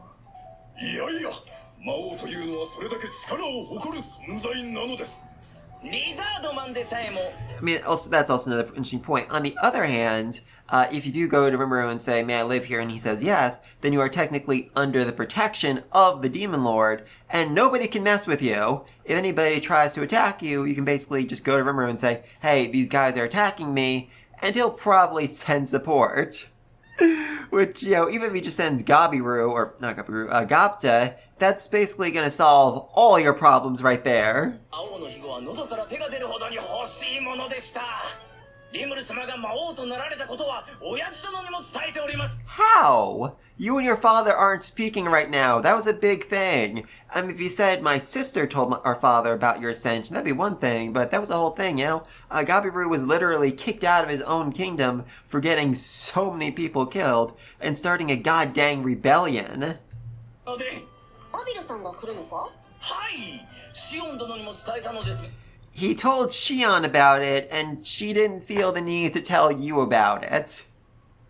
That feels like kind of a failure as a secretary if you don't tell your boss about an important appointment coming up.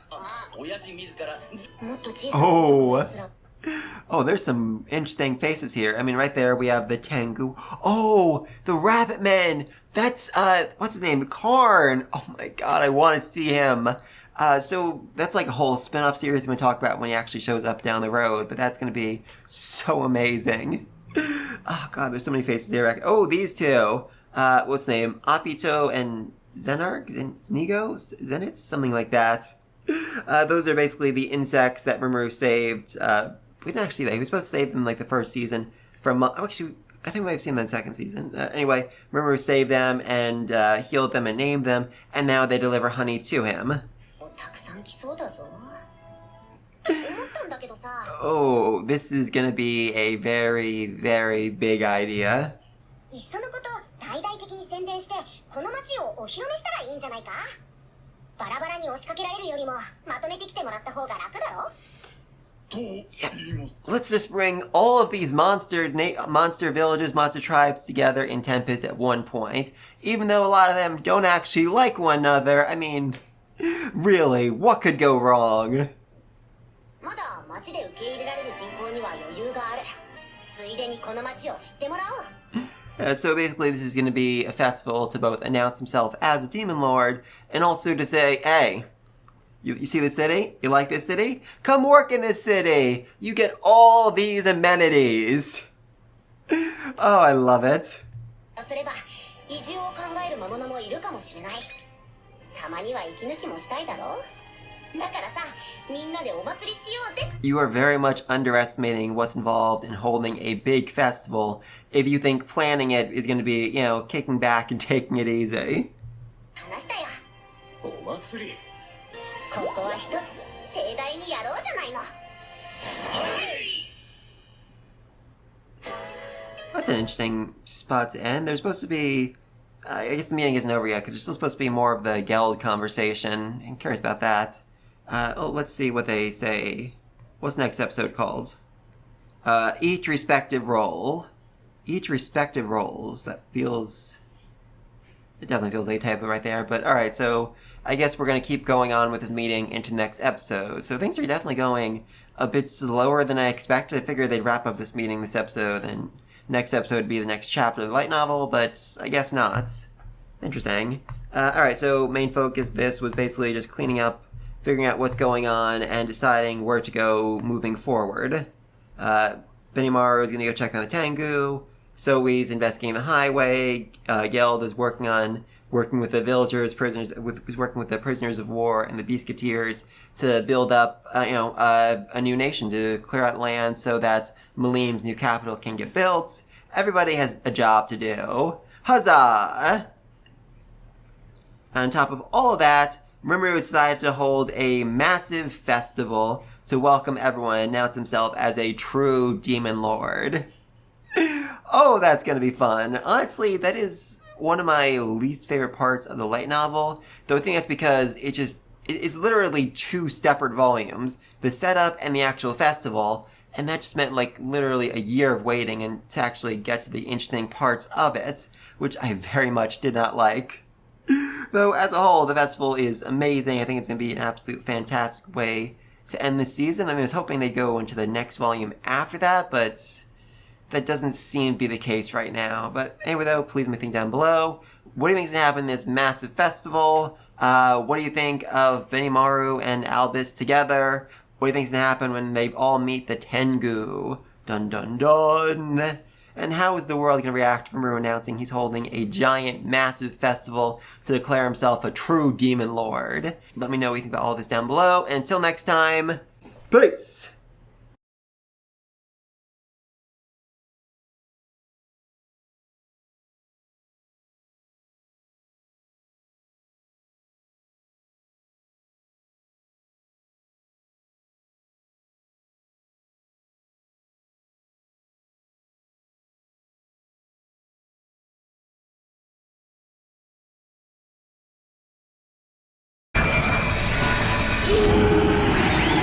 Hello one and all! This is my review, reaction, and cut content discussion of That Time at Reincarnated Slime, Season 3, Episode 4. And last episode was mostly Rimuru going around basically being like, hey, my monsters, what's up? How you doing?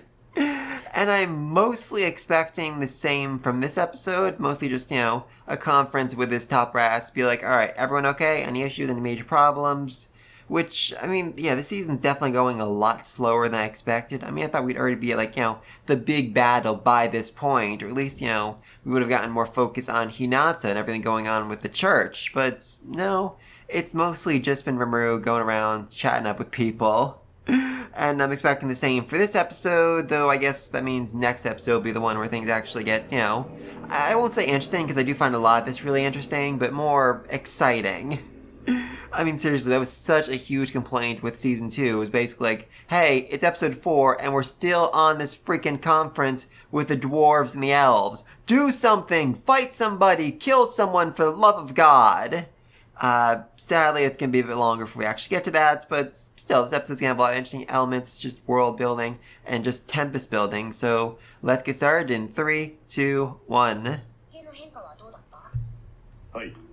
分身体を各地に放ち、調査していますが、大して問題は生じていませんでした。Oh, Zoe, your definition of serious concern varies heavily from other people's. Seriously. そうか。強いて言えば、北西の森に。Yeah, Sword Grizzly, that's like an A-rank threat. Most adventurers, like 90% of adventurers, would not be able to kill that thing. So how exactly do you expect, regular travelers, merchants, to walk around with that kind of threat, just off the highway? Bad Zoe, very, very bad. ビズリーがうろついていたので。Yeah, I mean, of course you can turn him into mincemeat, but regular people can't. ふむ、特に問題なしか。コック、ソードグリズリーはナイトスパイダーと同格で A- ランクに相当します。Yeah, rank A-. Also, just thank God for Raphael being able just to whisper in Rimmer's ear and basically say, hey, by the way, you're about to do something really freaking stupid, so maybe listen up to what I have to say about freaking sword grizzlies. A grizzly bear that is literally covered in swords. Seriously, how did you hear that name and not think, this might be a concern for the average merchant, traveler, or even adventurer? おい、それって。そんな奴がいるなら新米を派遣するのは危険っすね。問題なかろう。お前が甘やかしすぎているのではないか。オイラたちからすれば油断できない魔物なんすよ。 I do love that Gapta, I mean, he's not even being like, oh, I don't want to deal with that. He's saying, I don't want to send my new recruits out there to face it and risk possible death. He is actually showing a lot of concern and care for his subordinates, so, you know, good for him. I mean, Gapta kind of sucks, and he looks so out of place in this meeting, but he does actually care about his people. もっと修行を厳しくしてもらえばよかろう。その通り。 Yeah, and I mean, that's also shown right there, as he wanted to avoid them going through even worse training with Hakro here. Which honestly is 1,000 times worse than facing off against a sword grizzly. Yeah, wait, what the, yeah, they all are monsters, but, Shuna isn't even an Oni, she's an evil Oni. Wait, did she evolve into an evil Oni? She may have. I need to double check that. けどまあゴブタたちを鍛えるのはいいことだよ。でしたら街道に This is also, I mean, Rimmer is all showing great intelligence here. I mean, everyone else is like, oh, you know, we can handle these monsters. But Rimmer is thinking, hey, if people get hurt on our highway, that's going to lower the reputation of Tempest. Whereas if nobody ever gets hurt on the highway, we'll be known as basically the safest place in the entire world. I mean, that was really a big thing with Falmouth. Basically, they were the only way to get to the Dwarven Kingdom, and they were able to make a freaking fortune just selling people, you know, a safe, relatively safe route between Blumend and the Dwarven Nation. So Rimmer can make an even safer route to his kingdom, which also has connections to the elves, the dwarves, the demon lords. Then he will be just absolutely rolling in money. 今結界を施してはどうでしょう。ですが性能と拡張性は段違いです。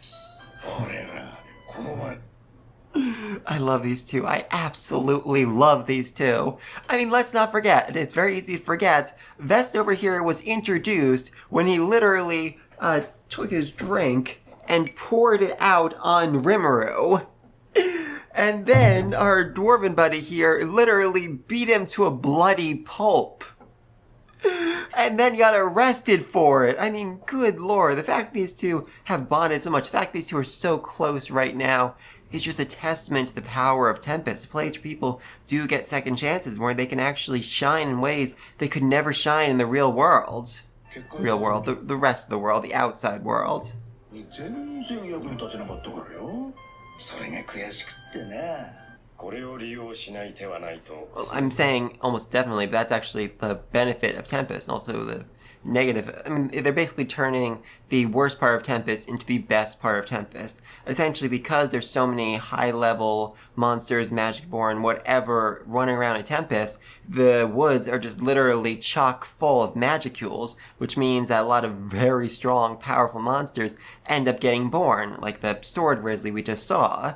What this thing does, essentially, you know, suck up all of that magicals that normally summon monsters, and instead uses it to create a barrier that keeps monsters away, which, incredible, absolutely incredible. 考えてみました。この全自動魔法 Oh, this is so cool.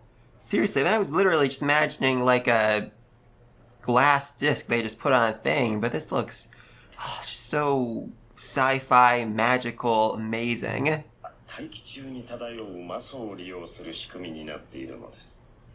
これを利用すれば大気中の魔素濃度を低下させる効果もある。 Oh yeah, also, probably forgot to mention this, but not only do Magicals create monsters, they're also kind of bad for people in general.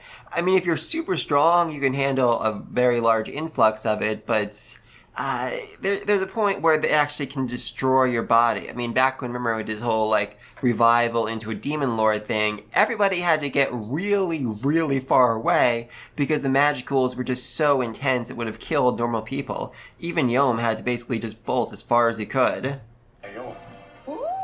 1割でも十分な効果を期待できるのです。その無駄になったマスだって消えてなくなるわけじゃねえ。 Yeah, I mean, that's a really cool part of this. I mean, magic crystals are basically considered almost useless because when you use them, most of the magic just kind of disperses into the air. But this device's entire function is to absorb the magic in the air to keep itself running. So even if 90% ends up just getting, shot out, it'll just get sucked back in again, and the process repeats indefinitely, essentially. 当然再利用も可能。 Yeah, unfortunately, this thing is really freaking heavy, which is one of its major flaws. Thankfully, though, they have Geld and other just crazy strong monsters. 俺がなんとなく伝えたイメージでこんなマジ Yeah, actually, I think they said CD player in the light novel, but that might have been a translation thing. Yeah, so Rimmer basically explained how record player, CD player, whatever worked, and they're like, hey, we can make changeable discs on our magic tool so it can do basically anything. That is an insane, absolutely insane leap they made, and, I'm excited to see what more they do with it. アイテムを作り出すなんてそのうち小型化できれば装備として携行も可能になるかもしれない Yeah, personally equipped magic players. I mean, that seems like it'd be a really impressive magic tool. Just even just imagine using that like in a dungeon, you're traveling or surrounded by monsters, forest area. You can just use one of those, set up a mini barrier around you and your party so you can sleep safe. That would be insanely useful. ナイスあるいは大型化して戦略級の Oh my freaking god. Oh god, there's a reason why I love this anime so much. Seriously. Shuina and Shion at a rave. I mean, that is beautiful. That is absolutely beautiful. 発動できるようにするとか日々の業務は結界に異常がないか見回るだけで済みます。 Okay, they're placed really close together here, but I'm pretty sure, yeah, in the light novel they said there'd be one placed every 6 miles. Also, fun fact, this world doesn't have a concept of miles, but Rimuru knows miles, so he just made mile markers along the highway and expected people to figure it out eventually. That is the most arrogant thing this slime has ever done, and I absolutely love it. ふむ実によく考えられているな使い勝手もいいし汎用性も高いそれが完成すれば No! God freaking no, man. You unleashing your aura would literally kill, probably everybody. I mean, Rimuru would survive, and I know that, but I guess also Benimaru, but everyone else is a bit up in the air. Obviously, all the goblins would die. I think Shion and Benimaru would probably be the only survivors there, so no, Veldora, you are too freaking strong. オーラを解放できるのだな Oh god, I love that even Diablo looked a little panicked right here, like, what is this idiot talking about? Oh, it's beautiful. できねえよそんなことしたらこの国の大半が死んでしまうわ I mean, that's actually kind of an insane thing for him to say here. I mean, he says in the light novel that his stomach got way bigger after the evolution, but yeah, I mean, just imagine that all of his magicals, everything that would normally go to waste, he just absorbs, he just, digests essentially, and he can pull it out whenever he wants from his stomach. That gives him an almost limitless supply of energy in a fight and means he is so insanely strong. てるからな昔からしかしリムルさんベルドラ様の I absolutely love that Diablo is coming to Valdora's defense here. Especially because he knows, if I don't solve this problem now, we're all probably gonna die. Well, not me, but a lot of other people, and that would upset Rimuru. He is such a good butler. 完璧にオーラを抑え込むというのは至難の技ですそろそろどこかでドカーンと発散させ Okay, first off, in light novel, Diablo says he would give Veldora an A grade in terms of effort, the amount of effort he's putting into suppressing them, but also, yeah, banging out all your magic tools is, I can't even say the equivalent of nuclear bomb. It's the equivalent of 100 nuclear bombs and could fully decimate a country. So, no. No, no, no, no. いのだよどこかでドカンなどされてしまうとその周辺は死の大地になってしまうなやばい魔物が大量発生するとかカリブディス級のバ I mean, you could also use it as a chance to get some Charybdises to actually, absorb, to eat, to get their scales, to make more armor. It's not an absolutely insane plan. Just you gotta do it in a place where there's absolutely no life whatsoever.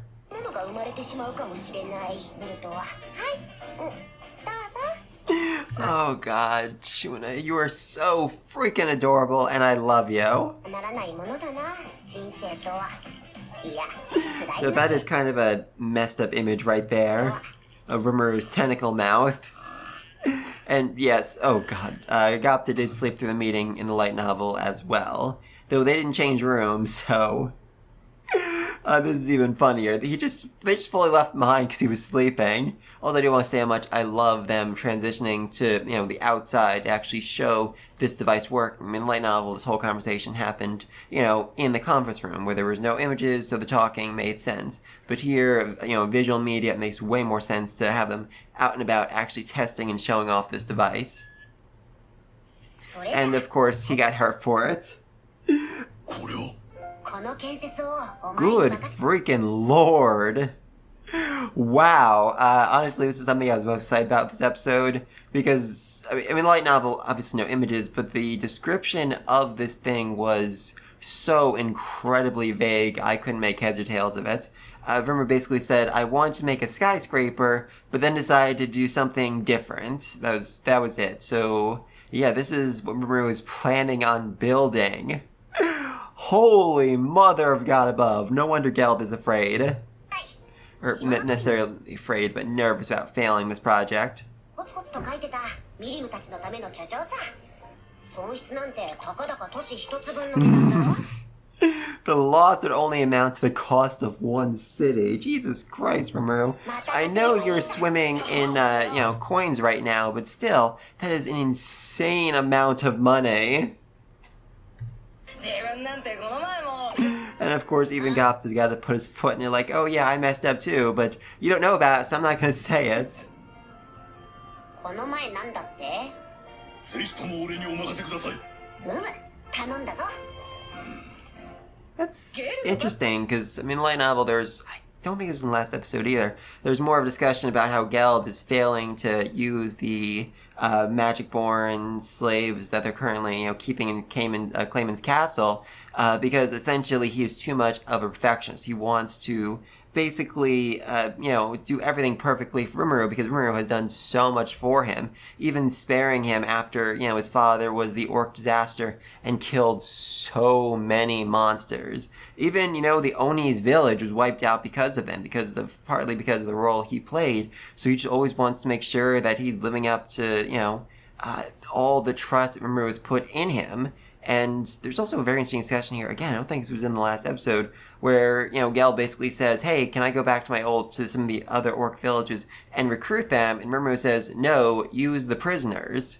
And, this really bothers Gel because, all monsters have thought communication, so they can basically instantly explain what they want from one another and allows for seamless building, seamless work. But because Geld doesn't have that with the Magic-born, his orders get lost, his orders get confused. This was mentioned briefly last episode, but the big thing here was Rimuru basically saying, you need to work with them because otherwise we're basically saying that only monsters can live in this town, that only monsters can advance, can progress, can actually do anything. I think he even says, would you have the human/magic-born/ non-monsters who come to this country be relegated to cleaning toilets because that's the only job they're actually qualified for because they don't have thought communication. It's honestly a really interesting conversation. ずるいです 王侯貴族相手に交渉は厳しいでしょう Yeah, really. He's trying so hard to learn proper etiquette, and it is just... He's bad at it. He's so bad at it. Also, the king is educating him, which is really important, because Yom is functionally illiterate, so... that's a problem for a king. エドマリスから教育を受けさせています Oh, I love it. I love the whip.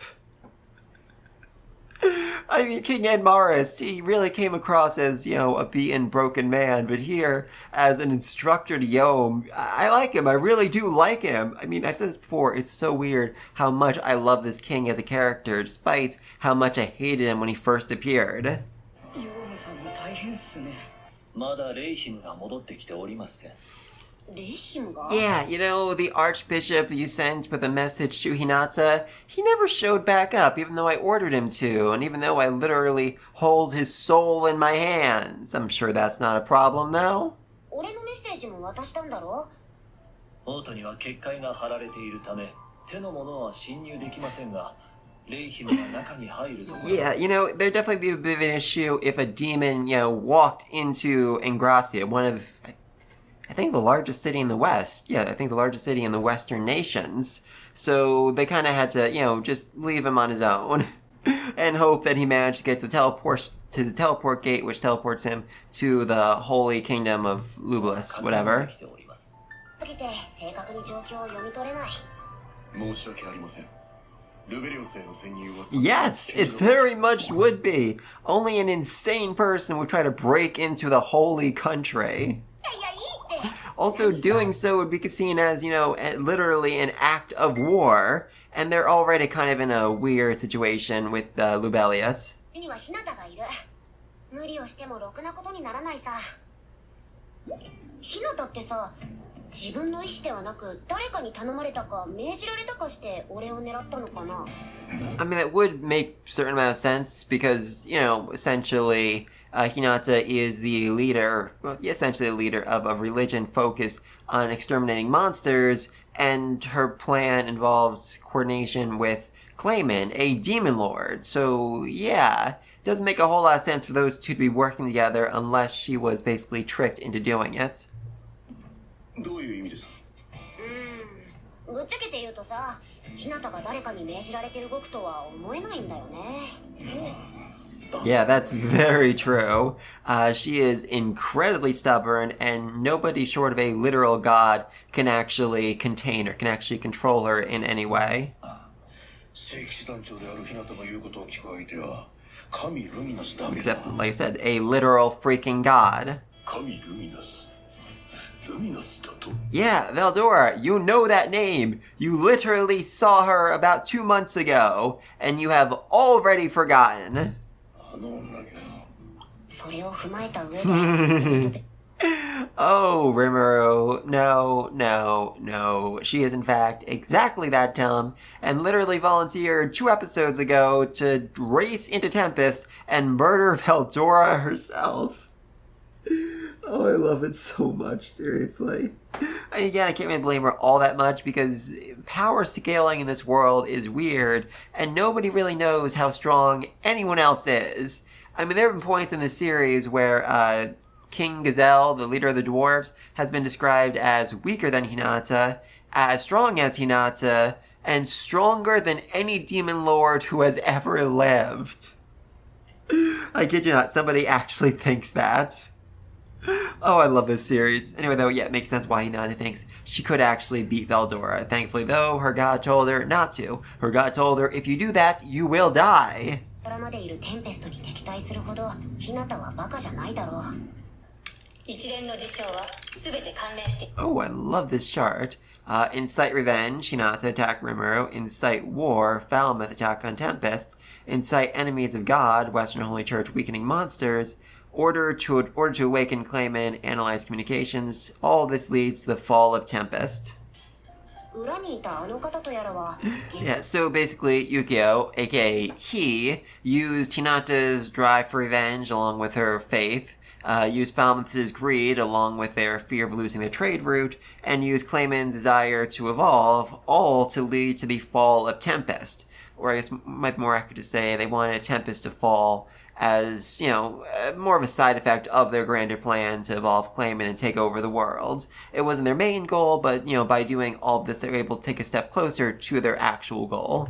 減した戦力の立て直しに忙しいはずだそれでもなお正面から俺と戦うのだろうかはいそう動く可能性は低いでしょう黒幕の力がクレイマンを圧倒していたのならばもっと Seriously, are they actually just showing Yukio there standing behind Clayman? Oh, I love that. Absolutely love that. So, yeah, Yukio, or is it Yuki? I'm actually just Yuki. Can't remember right now. Yuki trying to fight Mamoru would end very badly for him because if he could win, he just would have killed him himself. So instead, he's just plotting from the background, plotting from the shadows, setting things up in a way that inconveniences Rimuru and leads to his own plan succeeding. Hopefully. 早い段階で介入していたはずです。つまり俺に手を出す意味はない。 Well, I mean, he has revenge. He wants revenge for Clayman's death, but Rimuru doesn't know that, and more importantly, right now, it's not like a huge, major issue for him. 複数の利害が絡み合うから日向だけの意思で決定されていないと考え Yeah, Diablo basically figured out all this on his own without Raphael.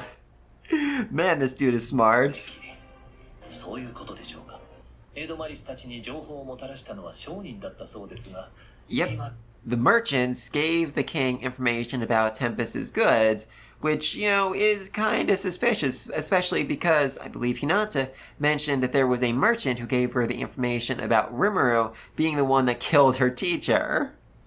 So, yeah, these merchants are crazy suspicious right now. 考えれば怪しいことこの上なしですから。 商人たちが利益を求めて暗躍するってのも十分にあり得る話。 Okay, love that. Rimuru actually managed to outthink both Raphael and Diablo. Good for him. じゃないかと思ってさ。なるほど。 Oh, I love that transformation. Just the, you know, hair back. It's just all so smooth. It's beautiful. シュナ、何が起きても対応できるようにな。まあお任せを。リグルド、派手に祭りを開催するから、その準 Love 備を。 that. Seriously. He's like, alright, we're gonna plan for war and for a grand festival at the same time. That is so Rimuru. しっかりと行ってくれ。言われるまでもありませんぞ。ギルド、そしてシオンは。She is so eager for a role, for a job, for literally anything to do. シオンは。あれだ、ランガと共に俺の護衛だな。うん、はい。お任せください。 Oh, Ranga, I absolutely love you. And I love that Xion is basically just Ranga in a female form and a purple suit. これでよし。我はビルドラはみんなの邪魔をしないように。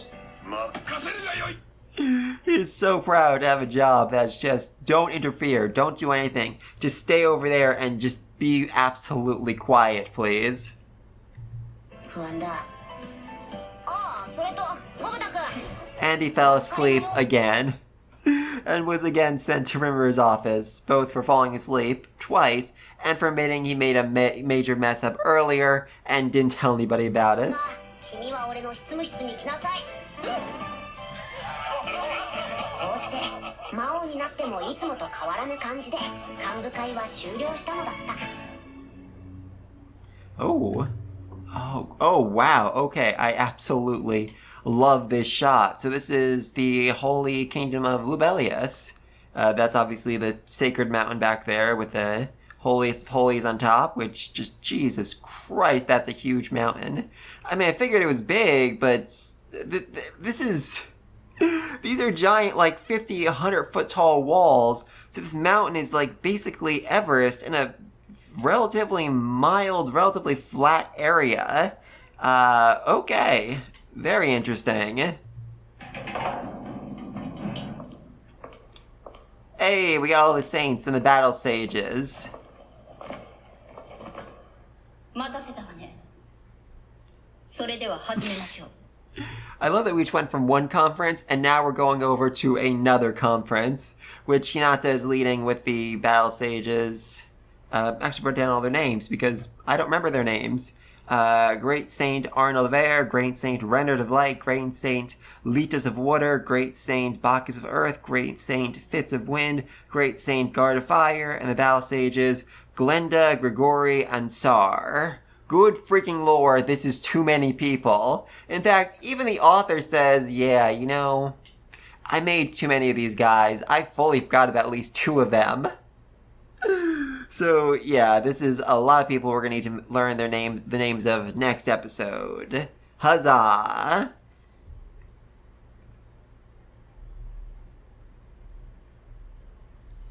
Alright, so overall, I really enjoyed the episode. Really love the just, added flair and dynamics they added to this relatively mild discussion about what to do for moving forward with Tempest and who exactly is plotting the shadows to kill them all. Next episode, we finally get into Hinata's story, what's going on with her, what's going on with all the great sages, how she became I think we already saw how she became the leader of, the leader of the Templar Knights. So just some more details about that, and I don't know, maybe her backstory as well, because yeah, that girl has quite a backstory.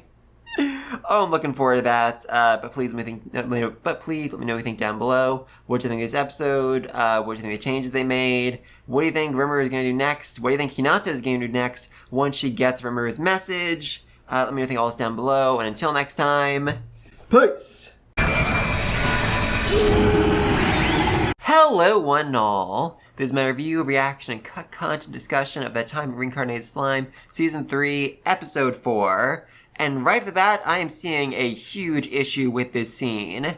There's not supposed to be snow here. The light novel is very specific. There is a giant barrier over the entire city that keeps it the perfect temperature all year long. So they're able to grow crops 24/7 and avoid starvation. In fact, this is actually really like a metaphor for the country itself, where everyone is not necessarily happy, but more tranquil, more serene. They don't really have any worries or concerns, which, Hinata makes a big comparison between that and Glacia, where she spent some time. She's like, yeah, when I was there, the kids, they would run around, they'd be happy, they'd be smiling, whereas here, everyone just seems like, all right, let's do this. How you doing today? All right. And it kind of bothers her, but at the same time, she's aware this is, at least as far as she can tell, the best way to establish peace. The best way to make sure that nobody has to suffer ever again. I think that's a rather limited, mindset. Suffering leads to creation, leads to innovation. It leads to people pushing themselves and doing better, but, it's Hinata. She is well beyond being stubborn. But anyway, let's get started in 3, 2, 1. Am I right? No, I didn't do that. Alright, whatever. Let's get started for real then. Yeah. So, Master Rook Sar has some big issues with Hinata because, well, basically he is the leader of the anti-Hinata faction. Essentially, he used to be the captain of chief knight of the Master Rooks, and then Hinata came along and took the position from him. In fact, let's rewind back a little bit. So, just to make things clear, over here are the Master Rooks, Sar, Grigori, and Glenda, and over here are the Crusaders, Renner the Jester, Arnid Bauman, Bacchus of Earth, Letus the Healer, Guard of Fire, and Fritz of Wind. Oh, no, that's Fritz of Wind, I think. Anyway, so Paladins, Crusaders, over here, Battle Sages. And surprisingly, Hinata is the leader of both of them. As far as I can tell, these are supposed to be like two fully separate organizations within the church that fill different roles, but Hinata was so overwhelmingly powerful, she basically said, no, I'm going to rule both of you, and if you complain, I'll kick your butt. In fact, she did kick Sar's butt quite badly, which is why, while he does, badmouth her quite a bit, he's never actually going to try to confront her until he can figure out a way to actually beat her, which, yeah, man, I'm sorry, she is well beyond your level. Also, even though he is the leader of the anti-Hinata faction, he still does respect her and the work she's done, because before she came along, the Paladins, the Crusaders, the Master Rooks, they just all kinda sucked a lot. There was no real organization, but she took control and she managed to whip them into shape and turn them into an incredibly powerful fighting force. Also, I do want to say how much I appreciate the fact there are other people in the background, because that was mentioned in the light novel, and when I was reading it last night, I thought to myself, yeah, there's no way they're actually going to include it. It's going to be the main players. They're not going to, waste the resources to draw background characters, but they did, and I really do like that. Not even just like, copy and paste of one another. They all feel very different and unique, which, very interesting. Like that. Oh, also, something I should probably mention, even though Sar looks like a child, he is in fact the oldest person in this room. other than the Emperor, but I mean, the Emperor's a vampire, so he is the oldest human in this room, and that's because everyone here, or at least everyone sitting down, is an enlightened, basically meaning that they're humans who actually evolved. Yes, humans can in fact evolve into a half-spiritual being who doesn't really need to eat or sleep all that much and have, much, much longer lifespans. Whereas Hinata is actually evolved a stage beyond that to a saint, a basically fully spiritual life form who is incredibly powerful and arguably immortal, or at least really close to being immortal. But even though Hinata is the only actual saint, these 10 people are actually referred to as the 10 Great Saints. It's kind of like a counter to the 10 Great Demon Lords, basically. そうだね。ベルドラの復活を阻止できなかったばかりか、新たな魔王の誕生を許し。 Ooh, Glendon, that smile. Very concerning. But, he's also raising some very good points. If, she had actually managed to stop Rimuru, if she actually managed to kill Rimuru, then the Falmus army wouldn't have been destroyed, and Veldora may not have awoken. I'm actually not sure what would happen to Veldora if Rimuru died, since, Veldora is inside his stomach. Would you just, pop up right then and there? I mean, that would be hilarious if a seal of Veldora popped up right in front of Ingracia. I think that would very much razzle Hinata. そんな無能がよく。 Oh, incompetent loser like you. Oh, he's sassy. I love it. なんだと。 Yeah, also, like I said, the Crusaders and Master Rooks are two very different organizations, and there's a bit of tension between them. It really is hilarious that Hinata managed to basically become the leader of both of them. 死にたいようですね。くだらないわね。今は仲間内で。 Okay, there is the Holy Emperor behind them. Yeah, behind his sheets, which is kind of important since, he's an immortal vampire, and it'd be really hard to explain to people why he just doesn't age and is the same person he was, decades and decades ago. 場合ではないのよ。され。 But also because, that's actually not thinking about it, at least one of the Crusaders has actually fought the Demon Lord before. Has actually fought this dude's twin brother before. I mean, that was like a big purpose of, Luminous the Vampire, or the fake Luminous Demon Lord Vampire. I mean, he basically inspired fear in the people to be the heel to draw people into the church. And so it's a little bit weird that his twin brother is, the face of the church, or the hidden face of the church. That feels, I mean, I know there's a cloth there, but I still think someone might make that connection and recognize him. ではないのよ。変わりたいのならいつでもこの地位を譲ってあげるわ。ただし。Yeah, basically saying, if you can beat me, you're free to take the job from me, which he can't. He absolutely cannot beat her. Or at least not yet. He actually hasn't given up hope that he will one day manage to beat her, thinking she somehow tricked him, thinking there's some sort of, gimmick to her powers, but yeah, she's just in fact really that insanely strong, essentially. 報告します。 魔王を相手にしょうがない。 Yeah, that's kind of shocking for everybody, but also, it's peaceful. There's no issues. There's no monster attacks. It's a awesome place to go visit. それよ。 Yeah, that's a bit of an understatement. Seriously, there is a giant highway connecting the nation to 2 other nations, with more highways being built this very minute. 整備され、安全も守られておりました。 Actually, in the light novel, she even says that the highways are cleaned of animal waste regularly. さすがにマソの濃度は若干高めでしたが、人体に影響の出るほどではなく。 Also, really didn't mention this entire city was built over the course of like 2 freaking years, and it's already better than most other cities in this world. 魔獣が出没する気配などもありませんでした。 And humans playing with goblins, that like fully defies the understanding of the church. Oh, I actually love this inclusion. Seriously, I'm assuming this is mother watching her child play with goblins and not having a care in the world. That must absolutely break the mind of this church, whose number one tenet is don't hang out with monsters. 魔王リムルが人との友好を望んでいるというのは、封印の洞窟へは立ち入りが禁止されて。 Well, that's not because Veldora is sealed there. That's because that's where they're doing their research into creating magic potions. より、Veldora is off, reading manga in the Capitol building or whatever. 在を確認できませんでした。ファルムス王国のエドマリス王は退位して一見平和裏に上位は完了している。Yeah, no, it hasn't. でもね、新王エドワルドは Yep. The new king is gathering a lot of people to come fight and kill the last king and maybe kill Rimuru as well. As insane as that plan might be. And also, how is he paying for all these talented mercenaries? His brother, the last king, already gave Rimuru all of his money. He should be broke. Is he just basically saying hey, if you win this war, then you get paid?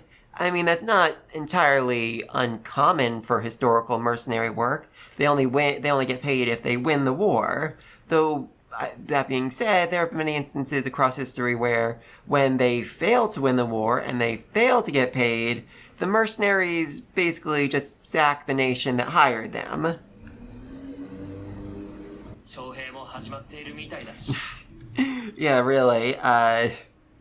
I mean, you're just basically hiring random people, not even hiring, forcing random people to join you to fight a war they have no chance of winning. You've already lost all of your trained soldiers. They could do nothing. Now you're hoping, we'll just keep throwing peasants at them until the enemy is dead or until we're completely wiped out. 貴族たちの動きも慌ただしい。それに東の商人たち。There we go. Merchants from the east once again. The same merchants from the east who led Falmouth in the original invasion, the same merchants from the east who tricked Hinata into attacking Rimuru. All that comes back to the merchants. では、僕の部下にもリムルの計画のうち。At this point, Hinata's thinking to yourself, good lord, Rimuru is such a talented and brilliant strategist. How are we ever going to be able to overcome him? When the truth is, it's Diablo and Raphael who are the real strategists. But Rimuru gets the credit for all of it, which I so love. 話を聞いておけば少しは。 Also, I know a lot of people are going to say, Hinata should have listened to Rimuru, but again, the core tenet, the main principle of her religion that she has devoted her life to is don't listen to monsters. And for 99% of monsters, that is 100% true. いえ、任せな。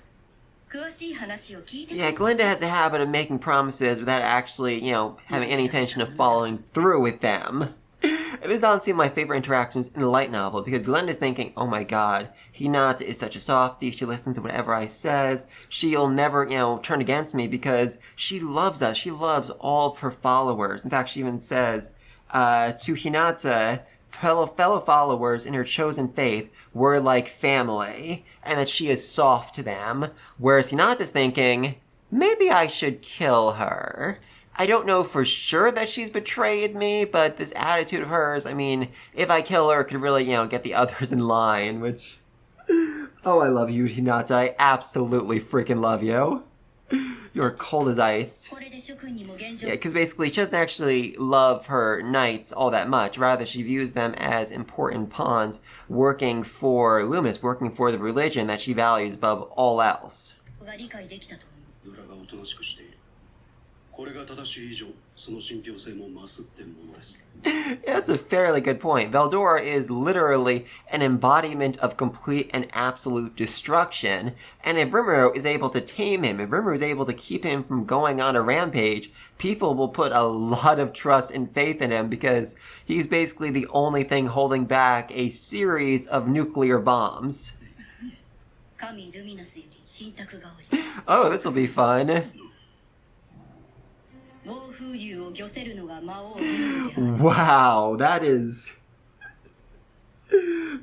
quite an oracle, as she's basically saying, if we kill Rimuru, then Veldora will go out of control and kill us all. Oh, that's going to be controversial. I don't think it was actually worded that way in the light novel either. I think she just said basically don't attack Rimuru, but yeah, that is a very, very good argument against it.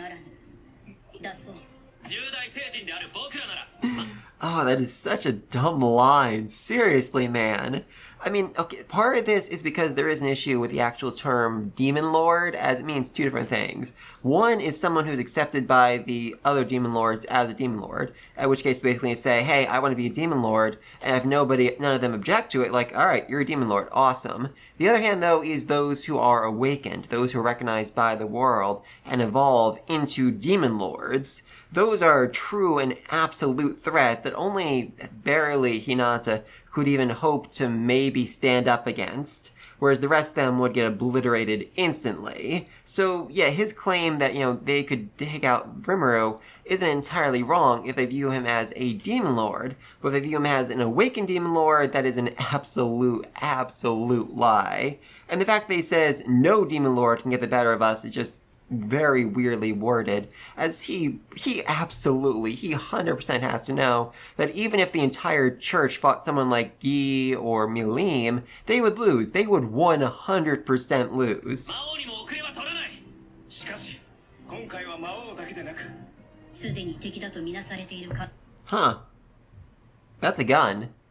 She has a gun strapped to her leg, which I think creates problems with the canon in some ways, but I mean, yeah, I have questions about that, honestly. 可能性が高い今。だから全ては私の独断だったと言い張る。 Yeah, really. I mean, Hinata is well and truly willing to sacrifice herself. It means creating peace with Rimuru. If her goddess says we need to make peace with Rimuru, she's willing to literally lay down her life to ensure that peace happens. Oh, she is a good soldier, and I love her for that. こちらとの戦いまで。 Oh, yeah, Hinata, this is gonna get really awkward for you in about 5 minutes. ないでしょ。そこまで信用できる相手なのかい？向こうで死んで、こっちでスライムに生まれ変わっ Hey, she said the name of the series, kinda. たそうよ。多分あれは本当の話だったのね。今となっては。 Okay, I'm not sure they show here, but there's actually a very long discussion here about how exactly Rimuru came to this world, because dying and reincarnating as a slime in another world is impossible. I wouldn't say impossible, it happened, but it is such a rarity that literally nobody has ever heard of it happening before. 少しだけ彼に悪いことをしたと思う。 I almost feel as if I've wronged him. Well, you did try to murder him, which, helped his entire city get attacked, and a lot of people died as a result. You absolutely did wrong him, girl. どういうことですか？だから私は迷わずに。 Oh my god, that evil smile, seriously. Remember, it didn't look that twisted when he was killing 20,000 people. 謝罪を決行したのよ。謝罪も辞さないつもりよ。 Yeah, really. I mean, like I said, core tenet, don't talk, don't interact with monsters, and she's willing to go there and personally apologize to him. That is well beyond talking. 危険ですよ。罠にはめられて。 And here's where things start to get complicated. Yay.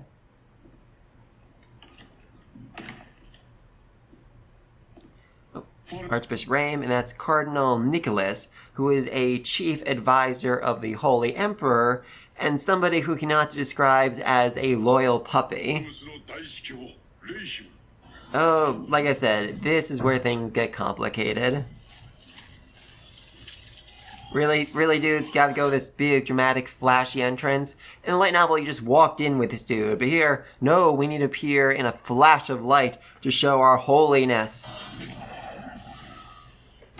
These are such attention seekers. They aren't even here in person. They're just ghosts. They're just astral projecting or whatever. Such attention seekers.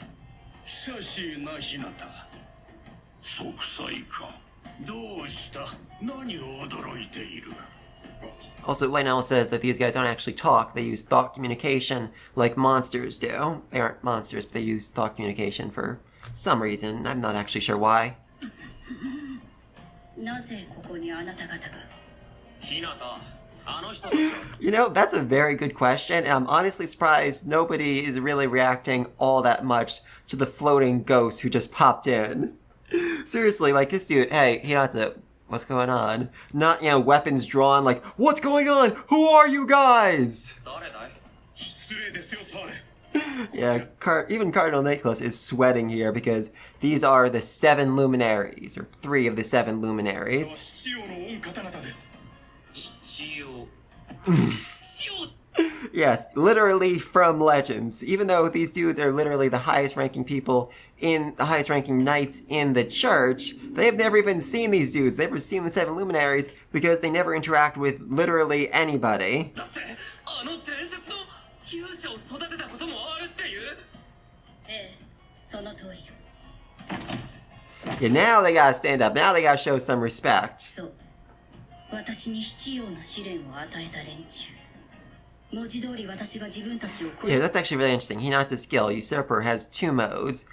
Seize and copy. Copy lets her, as the name implies, copy the skill and use it as her own, whereas Seize lets her take the skill for herself, basically steal it from the people. And she even says, here, I probably should have just stolen their skills, because these dudes suck so much. Seriously, they do absolutely nothing but sit around and try to reinforce their own power rather than doing their actual job of training the next generation of heroes. In fact, Hinata was so disgusted by them that she started training the next generation of knights as soon as she finished the trials to make sure that, she was able to accomplish the role they were supposed to be ま filling. たものだから断るごとに邪魔しに来る老害でしかない They're also just really annoyed that Hinata is doing everything so well, so they try to sabotage her a lot because they are just super jealous. 厄介ね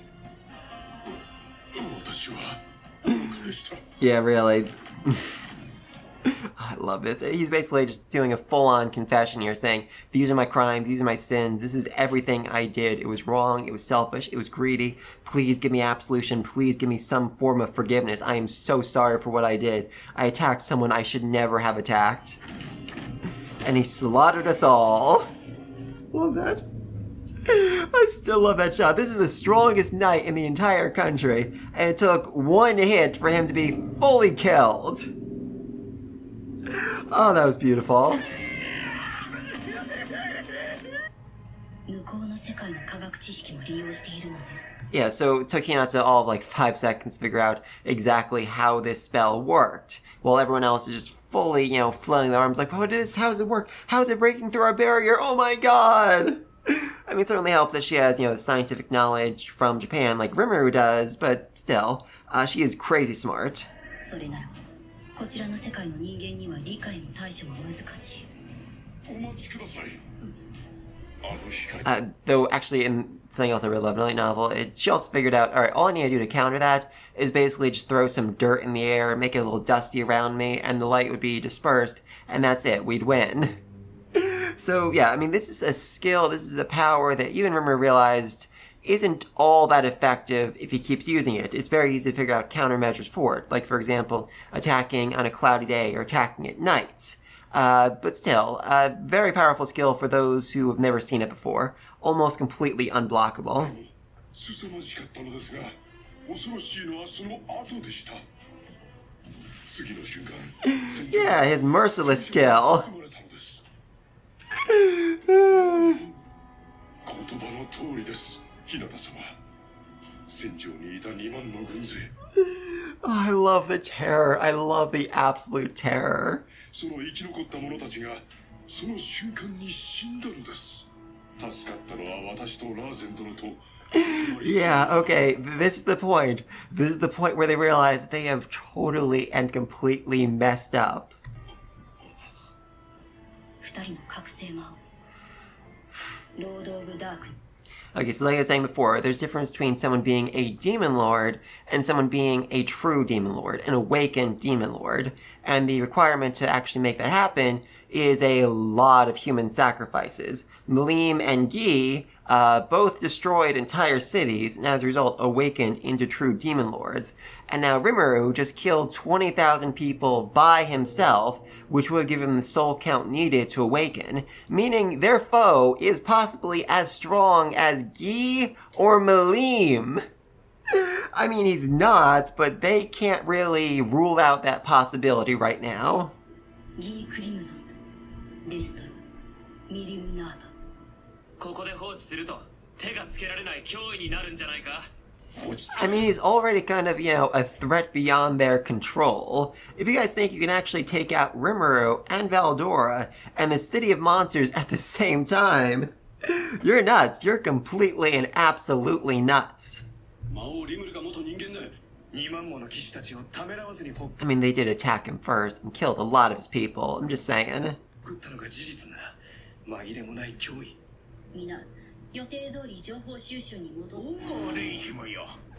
Yeah, that's not suspicious at all. Just as, things start going Hinata's way, the luminaries are like, hey, didn't you have something else you wanted to say? Isn't there like some other message you wanted to give from Rimuru? I mean, I'm just saying. I think there might be something else. God, I hate these guys.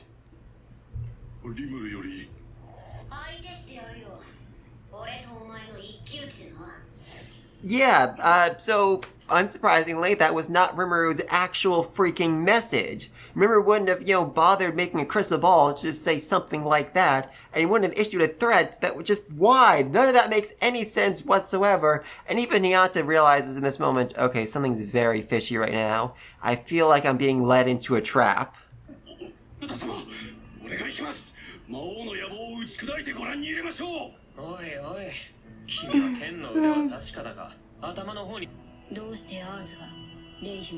Yeah, like I said, even Hinata realizes there's something very funky going on right here, but she doesn't really have much of a choice other than just going to talk to Rimuru in this moment. She needs to figure it out for herself. Yeah, the church just happens to have a magical sword that specifically can murder a true dragon, that specifically can murder Veldora, and somehow Luminous never bothered mentioning that to Hinata, even though Veldora is her greatest enemy. That's not suspicious at all. Don't be silly. And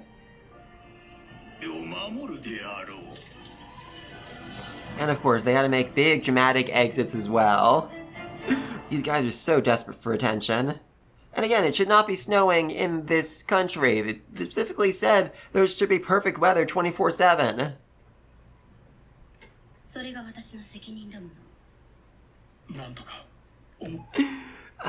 That's interesting. I actually skipped over a scene I really like of Hinata waking up and this dude making her breakfast and coffee.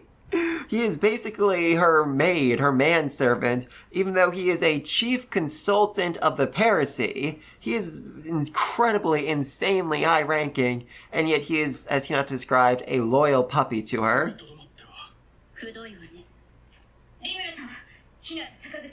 Yeah! Wow, that is some real panic in Raphael's voice. Also, what's with the antenna? I mean, that does make sense. Hinata coming towards them is concerning. Oh, I'm an idiot. That wasn't Raphael's voice. That was, I forgot this girl's name. That was her voice, who was keeping an eye on Hinata and just all the roads to Tempest.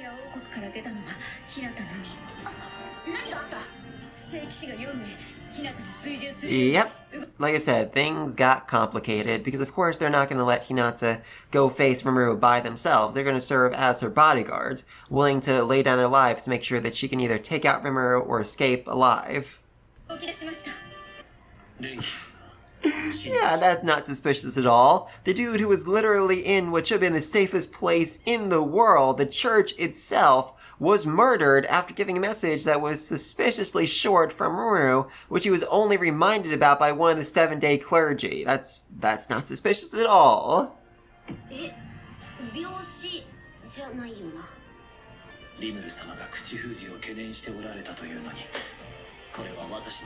Yeah, this is honestly Diablo's greatest, this is like probably his greatest mistake in this entire series. He was too trusting, he was too certain that Rahim would be okay, and even though Rimuru tried to warn him that they would try to silence him, and he was absolutely, in this moment, he is absolutely terrified that Rimuru is going to fire him, strip away his name, kick him out, whatever.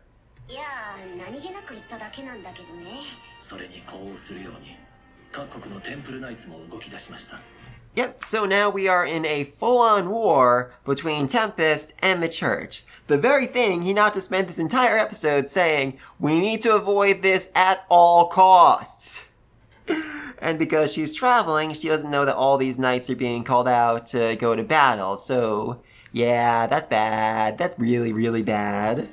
数日の間に新王エドワルドに合流するものと思われます。この騒動、このタイミングで。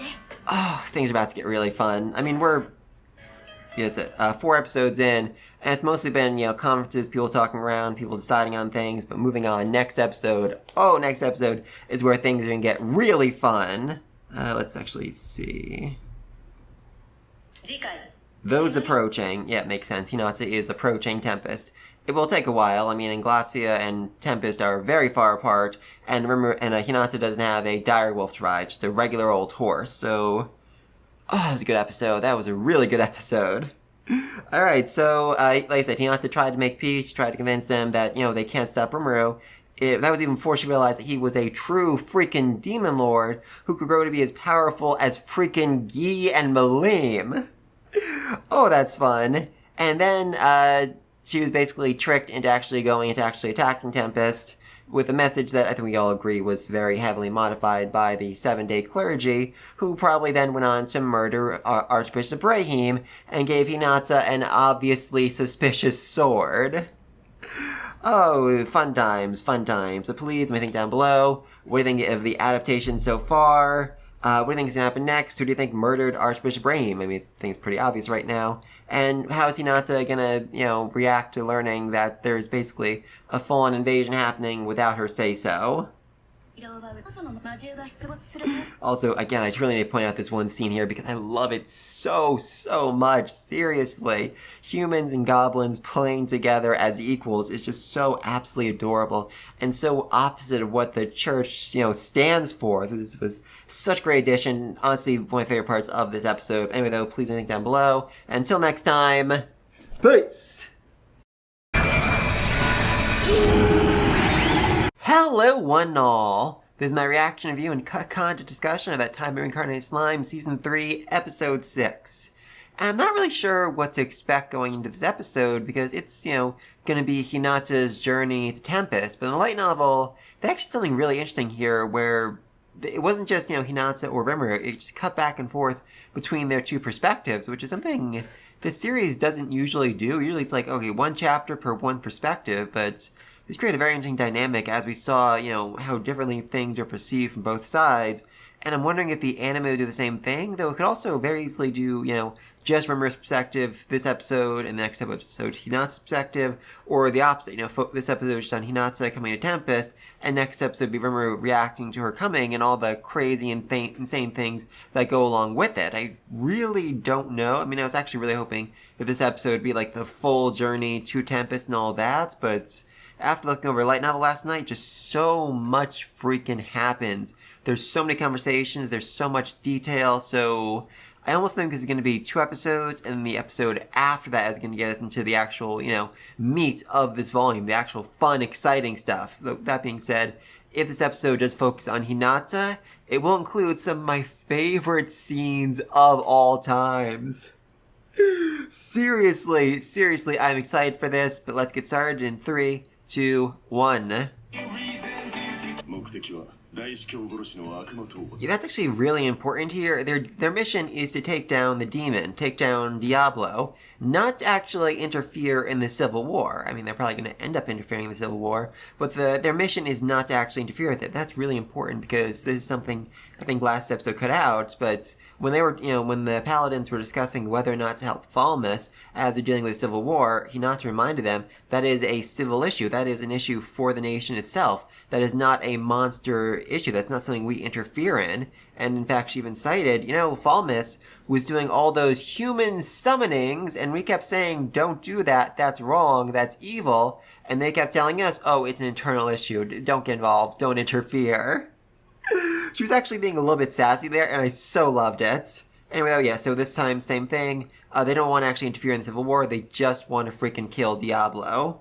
For revenge of him somehow killing the Archbishop while he was in the Holy Capital, which, yeah, that don't make a lick of sense.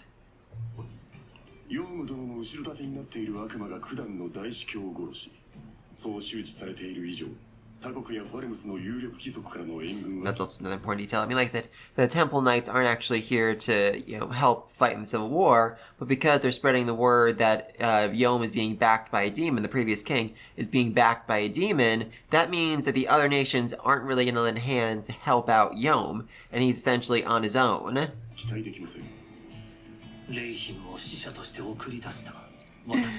Yeah, Diablo's really upset about this. Shion, seriously, this is your fault, Diablo! Love her, love her.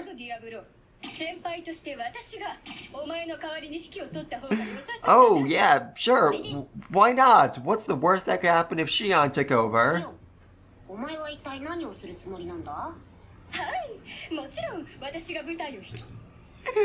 I would kill every last royal and noble. Oh, that is so utterly, utterly Shion. I mean, seriously, can you imagine the power vacuum that would occur if you just went into a nation and killed all of their royalty, all of their nobility? Oh, it would be madness. Even Rimuru would not be able to actually wrangle everything together after that. And even if he did, the entire world would see, hey, this demon lord just basically wiped out a nation. Maybe we should, not deal with him anymore. Maybe we should not have, favorable trade deals with him. Maybe we should, band together and murder him. Yes, they would absolutely fail, but that would still be a massive headache. Actually, in the light novel, this is a very strong reaction. Light novel, Shion didn't even really seem surprised when Rimuru rejected her. She's like, yeah, okay, maybe the idea was kind of stupid. In fact, Shuna even suggests that the reason why Shion suggested something so utterly, utterly stupid was because, she wanted to basically encourage Diablo, say, hey, you're actually better at this. You can actually handle this when I can't. You have a solution better than just freaking kill everybody.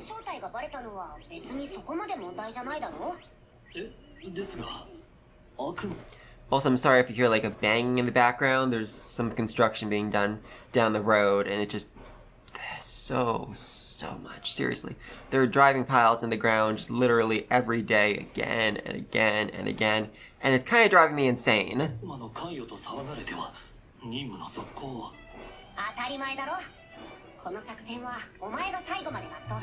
That smile, that period on his face. Yeah, honestly, Diablo was fully and completely convinced that he would be fired for this mistake. That Rimuru would strip him his name and just basically exile him back to the demon world. But no, Rimuru has not lost any faith in him whatsoever. He knows Diablo is incredibly trustworthy. He's incredibly loyal, at the very least, and incredibly competent.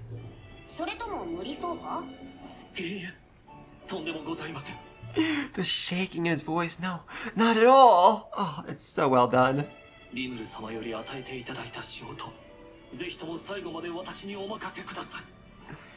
I mean, I know Diablo is just fully and completely insane, but his love for Rimuru is so genuine. He's so loyal to him, and I just love it so much.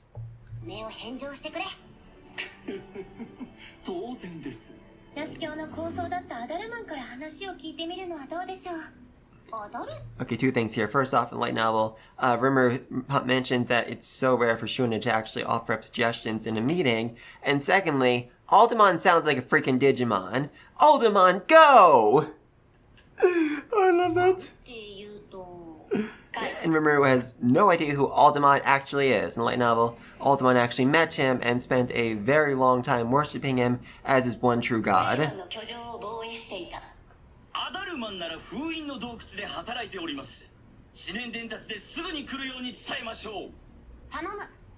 Oh, this is gonna be fun.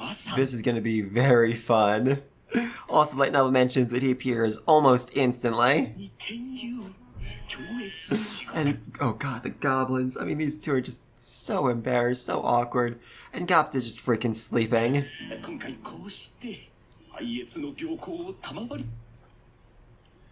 There's something so utterly amusing about a religious skeleton. Oh, that's amazing.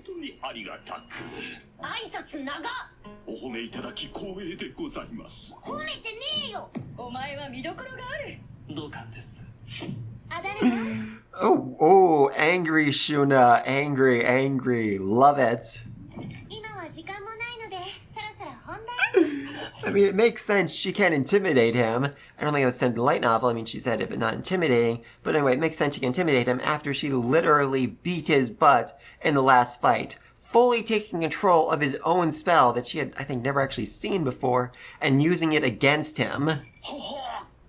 私はかつて西方正教会におい国を統治しているのは Section light novels mentioned that he believed that the emperor was passed down from generation to generation, but he never actually saw it happen. So yeah, it makes sense. I mean, the leader of the church is, well, the leader of the church is obviously the goddess, but the face of the church is the emperor, who is in fact the demon lord. So it makes sense nobody actually ever sees him. It's still pretty funny that, you know, he just stays, even if he's behind a curtain, it's clearly the same person every day for years and years, decades, centuries. I mean, he could probably be like an enlightened or saint, which means that he could have an incredibly long lifespan, but I still find that really funny. 法王庁という組織です。そして魔物の脅威から信者を守るために神殿騎士団 It's, again, kind of hilarious. They formed the Temple Knights to protect their believers when they already had vampires who could do that job. But I guess it'd just be way too suspicious if someone found out that one of the guardians of the church was a vampire. So they just decided to train humans. That was the easier option, I suppose. Or safer option. 各国もこれを歓迎しました。すると今度は私がいた頃はこの七王が法王に次ぐ権力者だったのですが。こいつらはうさんくさい奴らでして。Dude, they are still extremely fishy. 西方正教会はしっかり腐敗し。Oh, he's mad. Oh, he is very mad. And yeah, also, Seven-Day Clergy are the ones who turned him into an undead. And they were the ones who gave Hinata the message saying that Rimuru wants to fight. You know, that's not suspicious at all. Yeah, I mean, this dude has every right to be ticked off. He was literally trapped as an undead for centuries. ともかく聖人と呼ばれる先人？怪人間が過酷な修練を積んだ果てに至る存在進化です。魔王種と近いでしょう。 It's also really weird. I've said this before. It's really weird that they call them saints when they are not saints. They are enlightened. Hinata is the only saint in the group. イニアスの中でも我が神よ Oh god, okay, I'm very excited with that to say. But first off, I should probably mention that the reason why Alderman knows so much about the modern church when he was sealed away centuries ago is because Clayman kept him informed. Clayman fed him all the info he got from the church so he'd get some feedback from him. That said, Clayman never actually took his advice. The whole thing seems kind of pointless, but at the same time, that means that Rimuru now has a whole bunch of information about the church and is super, super helpful. Huzzah! 日向とやらを諌めてみせましょう。彼女の信仰もリムル様とくら替えするように。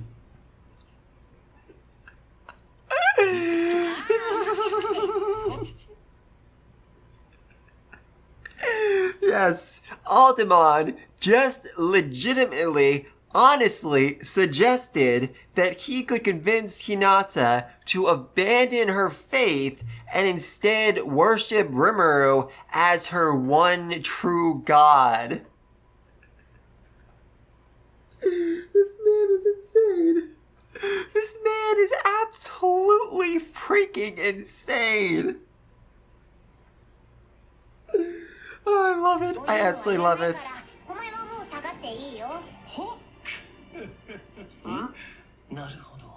Yeah, Diablo's all on board with that. Diablo is all on board with converting Hinata to Rimuruism. So is Shion. So is Shion. I love these three. Yes, seriously, genuinely imagine what would happen if three monsters met Hinata on the road and told her to abandon her faith and follow Rimuru.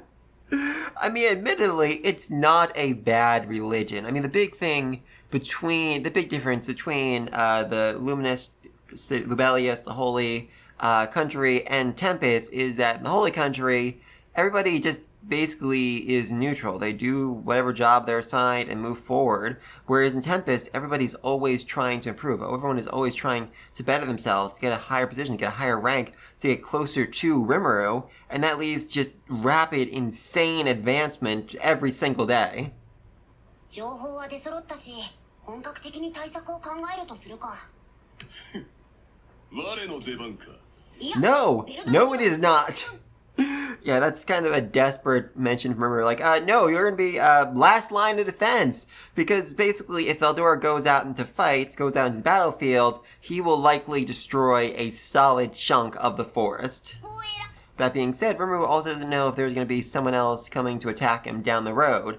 If, all this distraction from whoever it was that was secretly manipulating Hinata from the shadows. So, yeah, he needs somebody to stay back to make sure that they don't do anything fishy. 何？かっこいい響きだろ？最終防衛ラインだ。 And of course, he emphasizes it just to really, excite him. ここを任せられるのは君しかいないと思う。 He's so good at manipulating Veldora. He's so good at it. Honestly, I'm amazed that Malim isn't a bigger part of this series, just because Rimuru is so good at manipulating her as well. 持っておった。よし、これでこいつの暴走は回避できた。以上、4300名を援軍とする。4,300 against a force of 30,000 Templar Knights. That may sound insane, but at the same time, all of them are way, way stronger than the Knights.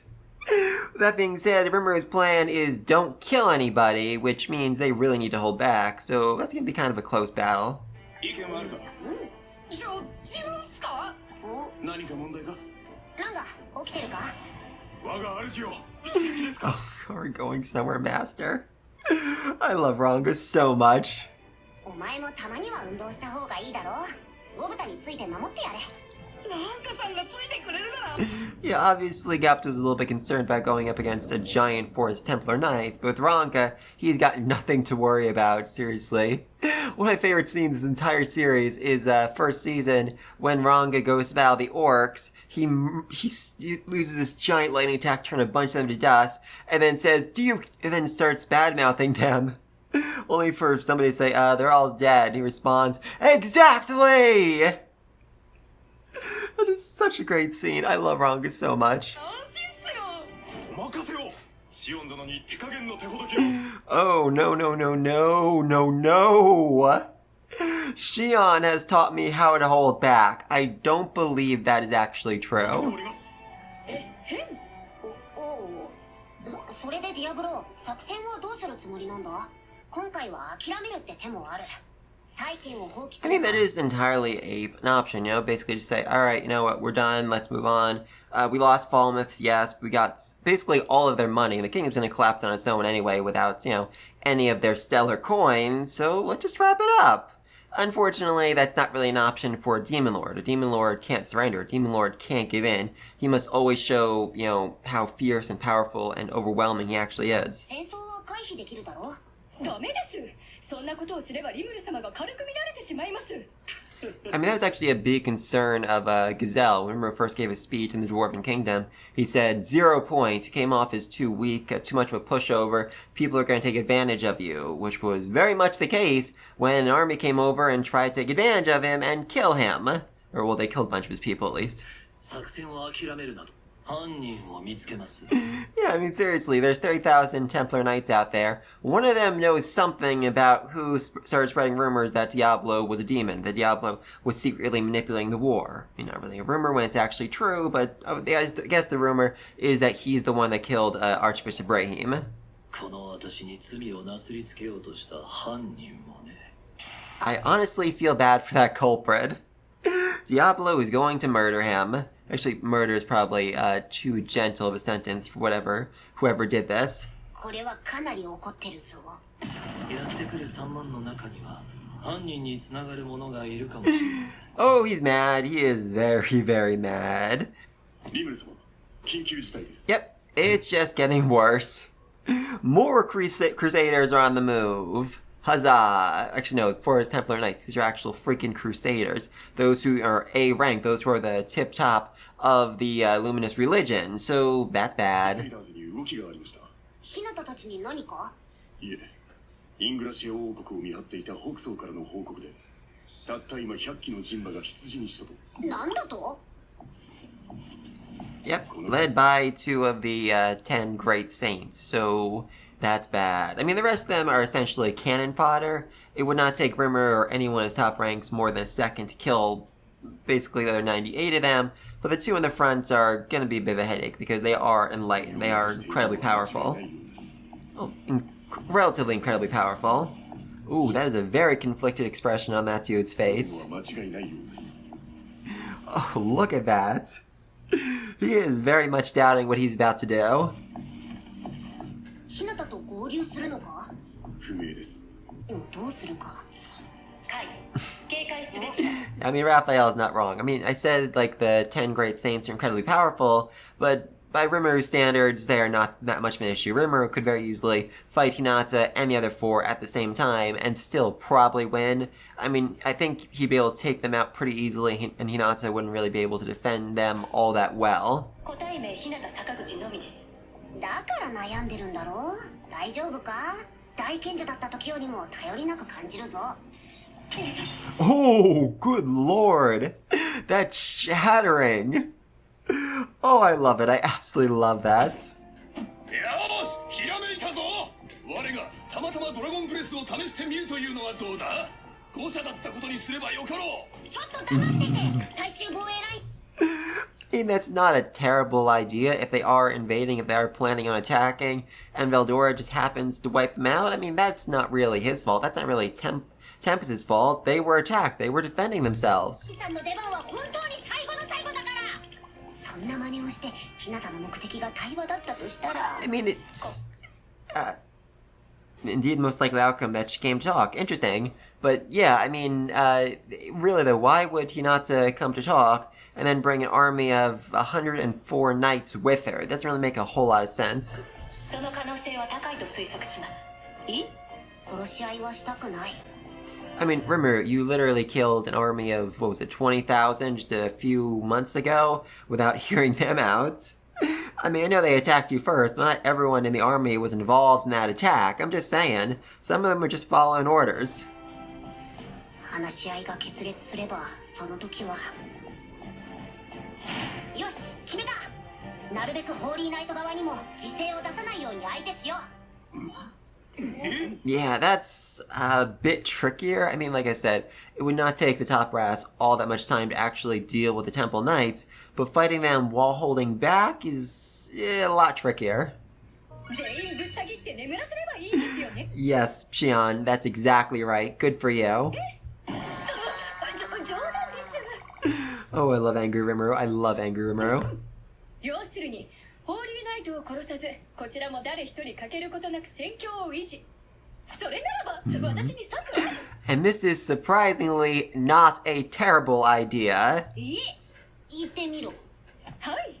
私の蘇りもちょうど。 Team Reborn. Those are the 100 people that died when Falmus first invaded and Miru brought back to life. 100名います。相手にとって不足なし。我らが相手をしてやろうかと思います。 Yeah, Rimuru is right to be a little bit concerned about this, considering that Team Reborn, I mean, a lot of them were just like women and children who died in the battle, who were senselessly cut down when Falmus invaded. They aren't really, you know, that much of a fighting force. That being said, Xion had been training them like crazy, and they're all, you know, essentially immortal. They have super regeneration, something like that, and complete memory, meaning as long as they aren't, as long as their soul is not damaged, they can recover from essentially any wound whatsoever. So yeah, they are essentially immortal, and that's a pretty amazing ability to have in a battle, especially when you're dealing with people who can't actually harm your soul. 蘇りは C ランク程度の実力しかないんだから。 I mean, it's not like they could take on, you know, Guy, Malim, or Veldor or something like that, because they probably have attacks that could damage the soul. They could actually really reduce them to nothing. But, you know, short of that, short of fighting a demon lord, or someone equivalent to a demon lord, they're pretty much invincible. 相手の方がお前らに不足ありだよ。いや、その策は有効だと思いますよ。蘇りにはエクストラス。I mean, like I said, literally women and children make up a good chunk of this fighting force. But god dang, I really do love this uniform they have. They look so confident. Even this loser right here. Remember when he was just a loser? Now he is a lean, mean fighting machine. スキル感染恐怖と自己再生があります。普通の攻撃では死ににくいので、弱いのが逆にホーリーナイトたちが油断を誘います。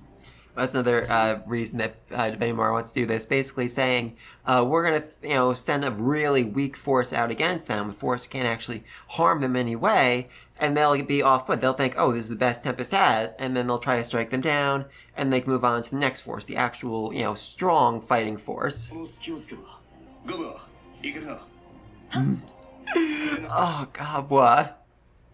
Oh, she is beautiful. I love it. She was another goblin that Rimuru named who has evolved along, line thanks to Benimaru's influence. So now she looks more like him. 隊の隊長、ゴバーです。 Oh, she looks amazing. And for the record, she is just so absolutely honored to be in this room with Rimuru right now, to actually speak to her lord and be given an assignment by him. 様に負けぬように部下を鍛えております。ゴブアだったな。フォロー任せるぞ。お任せくださいませ、リムル様。Light Novel says she actually blushes in this moment because she's so excited and so happy to be with Rimuru. 残るは日向と一緒に For the record, she also has a crush on Benimaru. 行動している4人か。今現在先人に対抗できるのは。 Again, they are not actually saints. They are enlightened, which is weird. They keep confusing these two terms. 俺は日向を相手にする。 Yeah, I mean, that's pretty obvious. Nobody, Rimuru, or maybe Veldora, could actually really handle Hinata. I mean, if Diablo and Benimaru were to team up, I think they could probably handle her, but, other than that, he's the only one that can actually solo her. ギルドは保留。 That's a whole other thing. Gelt is out building a highway, and, he has a very strong fighting force, and Rimuru's like, you know what? Let's just leave him where he is. We'll work without him. It's fine. Which is so utterly insane, but yeah, I guess he's not really needed right now. 白老ガビルはファルムス王国に専念してもらいたい。実力のあるやつほど気配を上手に隠すもんだよな。 Yeah, Rimuru even says that when he first met Hinata, he didn't feel anything different from a regular human coming off of her, even though she's a freaking saint. シオンも別動隊を監視してほしい。お待ちください、リムル様。ここはこの不祥リムル殿の出番かと。Yeah, Rigard, I know you want to fight. You really want to prove yourself. That is not your role in this world. You are not a fighter anymore. You are a goblin king. You are a leader of Tempest. そういうことでしたら、私も。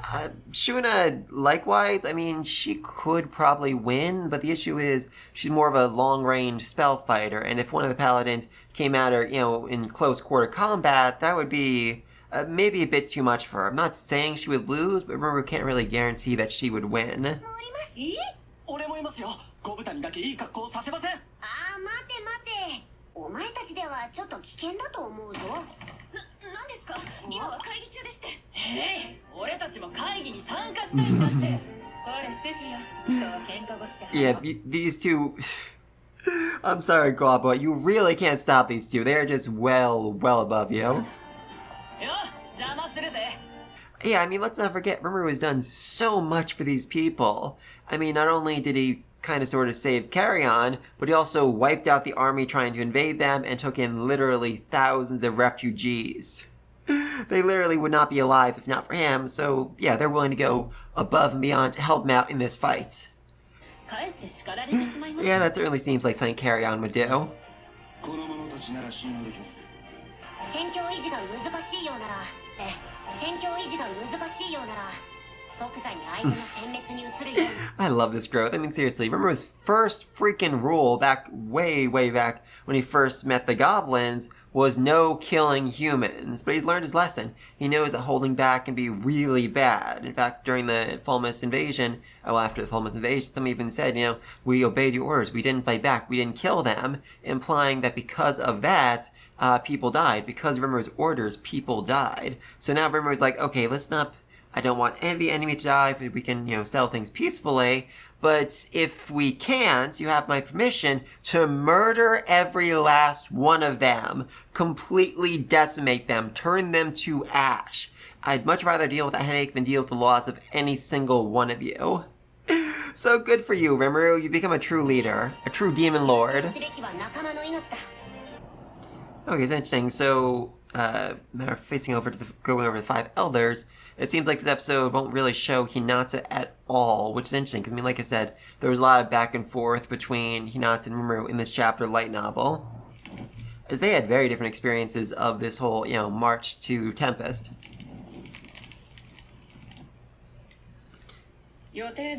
Oh, that's one creepy-looking girl.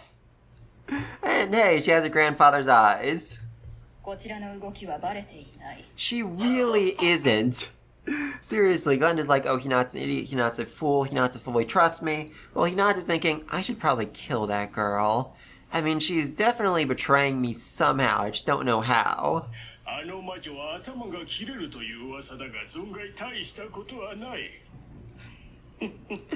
Yep, the merchant who told Hinata that Rimuru killed her master. So, his cover's kind of blown, he needs to bounce.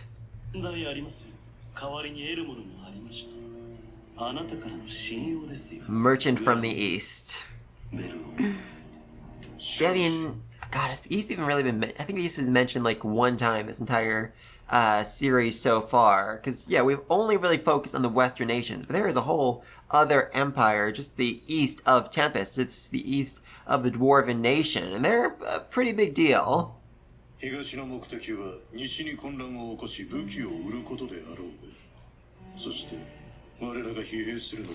fact, Damarada's whole thing is to weaken the West so that the East can invade and take them out.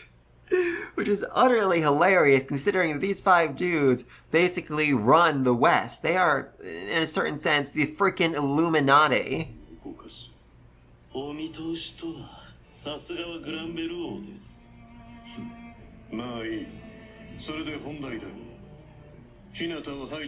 Maribel. God, her face is just so creepy. And seriously, Grainville, look at the bags. Look at the dark circles around his eyes. Oh, that's unnerving. Yeah, this is weird for both them. Essentially, the East wants Hinata killed, so it's going to be easier for them when they invade, since she won't be fighting against them, while these dudes want her killed because they can't really control her, and they're worried she'll mess with their plan to control the West, even though she's one of the main things protecting the West from invasion. So, yeah, interesting.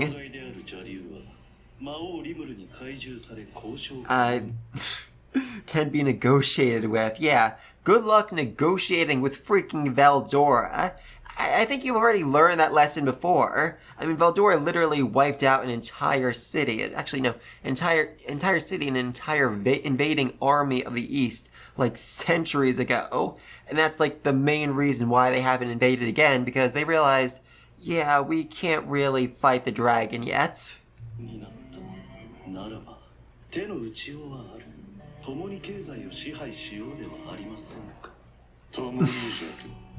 Yeah, so basically he's saying, oh, yeah, we're going to take over. We know we're going to take over the West. But when we do, you guys can kind of sort of keep a position of some power, even though you're going to be subservient to me and the Emperor.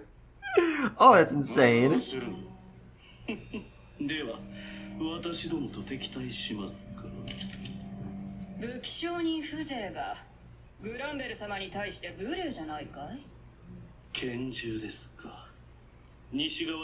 Yeah, this is something... I mentioned this in my last video. Glenda has a handgun, which in itself isn't too... It is kind of strange, because basically handguns are not seen in the West. They are mass-produced in the East, but they are incredibly rare in the West. And so the only reason why she'd have one is if she was an Otherworlder, which is something I don't think Hinata actually knows, so I thought it was strange that she had her handgun out, visible on her hip in the meeting. I mean, that's basically screaming, I am not from this world, I'm an Otherworlder, which is something I'm pretty sure she was keeping secret. I don't know, I'm confused about that. Yeah, it's so rare that she's actually surprised someone knows what it is. 控えよグレンダ。我らはファルムスとイングラシアの天秤を傾けたくない。私は予定通りファルムス王国に暗躍している。Yeah, good luck dealing with Diablo. I mean, he's a whole other kettle of fish, let me just say. 悪魔の排除の。グレンダ。お前はエドワルドに協力 In fact, this part of the light novel, he brags that the East has, like, incredibly experienced demon hunters because they're just, so used to dealing with demons over there. エドマリスを追い込み。分かってるよ。フェルベロスちゃよ。Yeah. Even Glenn is like, oh, I didn't know he was that big of a deal. Okay, maybe I shouldn't have pointed a gun at him. I mean, Cerberus, terrifyingly powerful. そして奴こそその棟梁の一人、金のダムラダなのだよ。じゃが、そう簡単にはいかぬかもしれんぞ。何しろ、あやつらが相手にする悪魔は。Yeah, I don't even think they realize exactly what Diablo is, but they know he is crazy powerful. I mean, he took down Razo, the strongest mage in Falmus, with ease. Strongest mage in Falmus. One of the strongest mages in the entire West with ease. もしもの場合は値が。Oh, Glenda. Oh, I imagine he won't be a problem for you. Seriously, my man. Oh, and the other battle sages as well. I still think you are very much underestimating what Diablo is capable of. So they know he's not an archdemon, but it doesn't seem like they know he's a primal demon. A primordial demon. 魔王リムルの手駒を削ぐのも重要じゃからな。確かにその仕事を請け負った。That's the thing. She said her last name, Glenda Atlee, and she's not a noble, and the only people who would have last names in this world who are not nobles would be otherworlders, which I don't think Hinata actually knows, which makes it so weird she had a gun out during that meeting. 分かったさね。すべてはロッツォのために。そして、値の自由のために。Yeah, that's another thing. For the sake of my freedom, this is mentioned in the light novel. Basically, when the Rozos, when this country summoned Glenda here, they basically put a binding spell on her soul, meaning she can't really disobey them. So she's hoping that if she keeps working for them, she keeps improving, she keeps doing better, eventually they'll reward her by freeing her, which seems rather unlikely, but a girl can dream.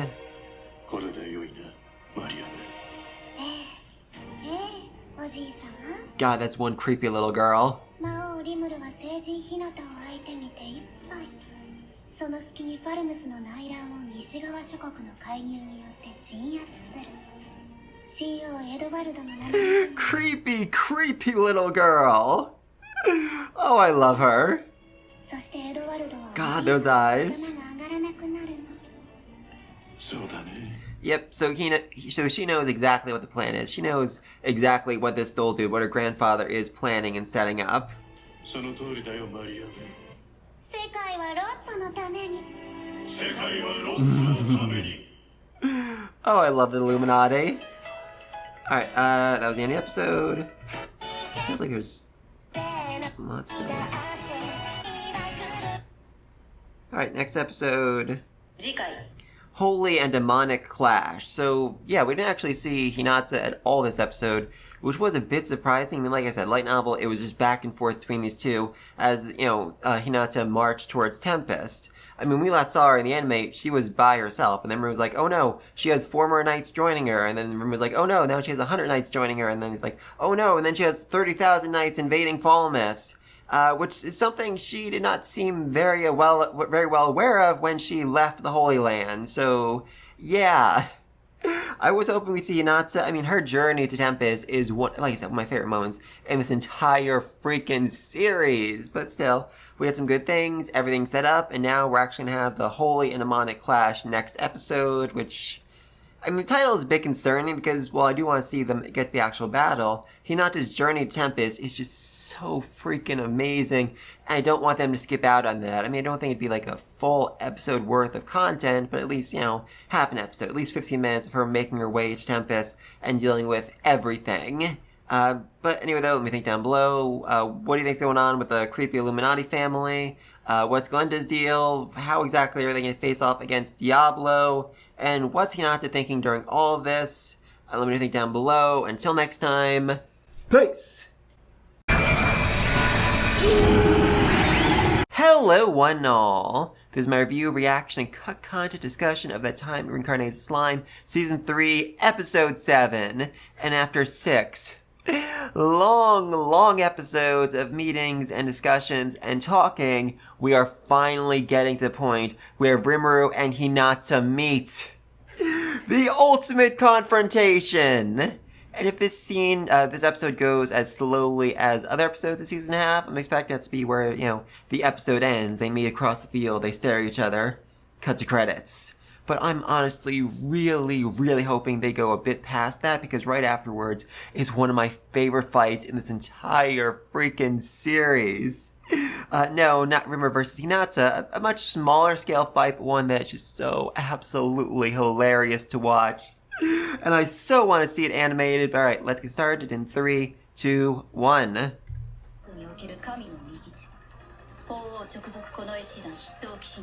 Yeah, we know you, Hinata. You got a bunch of big important titles because you're a big important person. La-di-da. Rimuru is a freaking demon lord and a god to his people.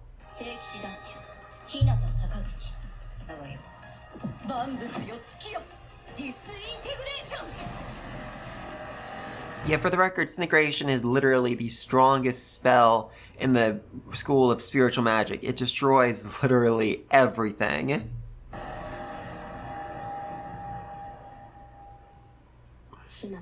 Aw, Rimuru has bad dreams by the time Hinata came very close to killing him.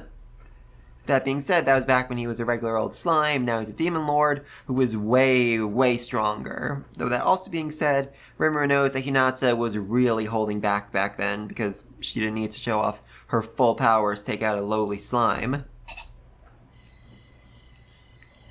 Yeah, this is actually really important. The light novel just super emphasizes the fact that on the way from Inglacia to Blumend, this group has a really bad time. They're camping out, there's no inns, they're eating cold food, it's just overall miserable. I know they're all enlightened and Hinata is a saint, but still, it is not a pleasant experience for any of them, and that will be very important later on in this episode.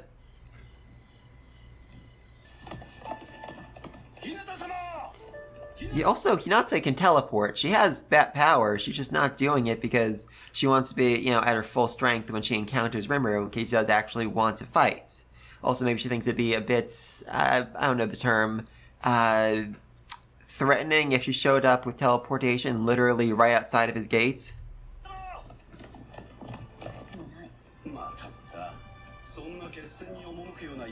Yeah, also she brought the freaking sword the 7-day clergy gave her. Clearly she's going there with the intention that a fight might need to happen. Honestly, I love that. Given how clearly you are equipped to fight, nobody would believe that. I mean, Rimuru certainly does, and he sees her very clearly prepared to fight, and he thinks, alright, I guess she's coming here for a fight. I don't think there's any reason why she'd be coming here to talk when she's that armored up.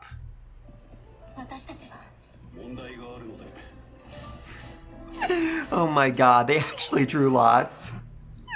I mean, something like this is mentioned in the light novel. I'm trying to draw a blank right now. I think they said they played rock, paper, scissors. That could definitely be wrong, though. So yeah, it was basically a game of chance, and oh my god. What is with this expression, man? I mean, seriously, dude on the right, you, Renard, you absolutely worship Hinata, so I can understand that, but you're just an angry little gremlin, man. You shouldn't be this disappointed not to come along with Hinata.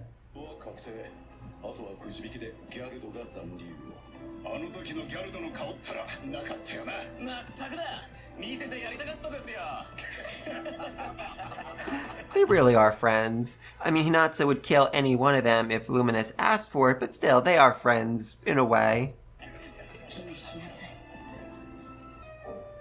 The Kingdom of Blumend. Holy and demonic clash.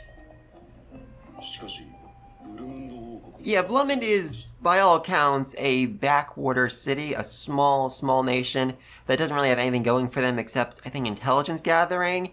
And yet now they are vibrant. They have shops open near the start of winter. Actually, in the middle of winter, they have shops and stalls open, meaning there's people here to actually do the buying and selling and all of that. Their economy has gotten a huge shot in the arm, and I mean, I think we all know the reason why. Yeah, fresh produce, fancy outfits that you'd only see in, major cities like Ingracia, major countries like Ingracia. Blummin's doing great. Good for them. Turns out the king's decision to gamble and side with a talking slime / demon lord was a really freaking good choice. Oh my god, those outfits. Oh my god, that is... Okay, the one on the right isn't bad. The one on the left is absolutely hideous. Who mixes a fur coat with leather pants? I mean, I know I don't know much about fashion, but that just looks so awful. Yeah, monster material harvest from the forest of Jura by residents of the city of Tempest. It was actually probably even made in Tempest. Tempest has the best stuff. A waste of high quality stuff in such a small town. Man, that is rude. That is very rude. Also, it's not going to be a small town for very long. Rimuru was really giving it his all to turn Blummin into a major, major nation.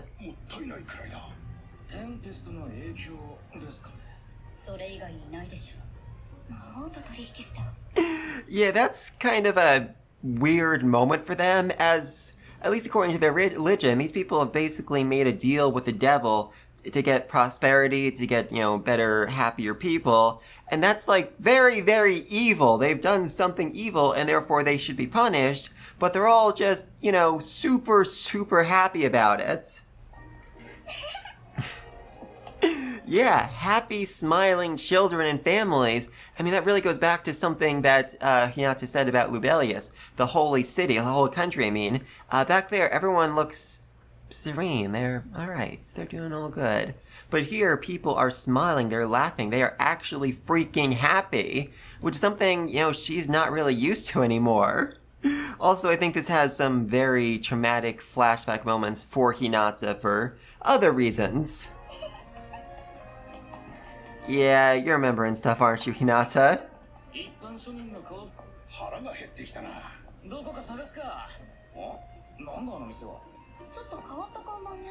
Oh. Yes, yes, yes, yes, yes! Okay, by far, this might actually be the best scene in this volume right here. I love it so much. Ramen! Oh, Hinata? Yes, yes, that double take. Oh god, that double take. Gotta rewatch that. Oh, ramen. Ramen! Love this. Absolutely love this.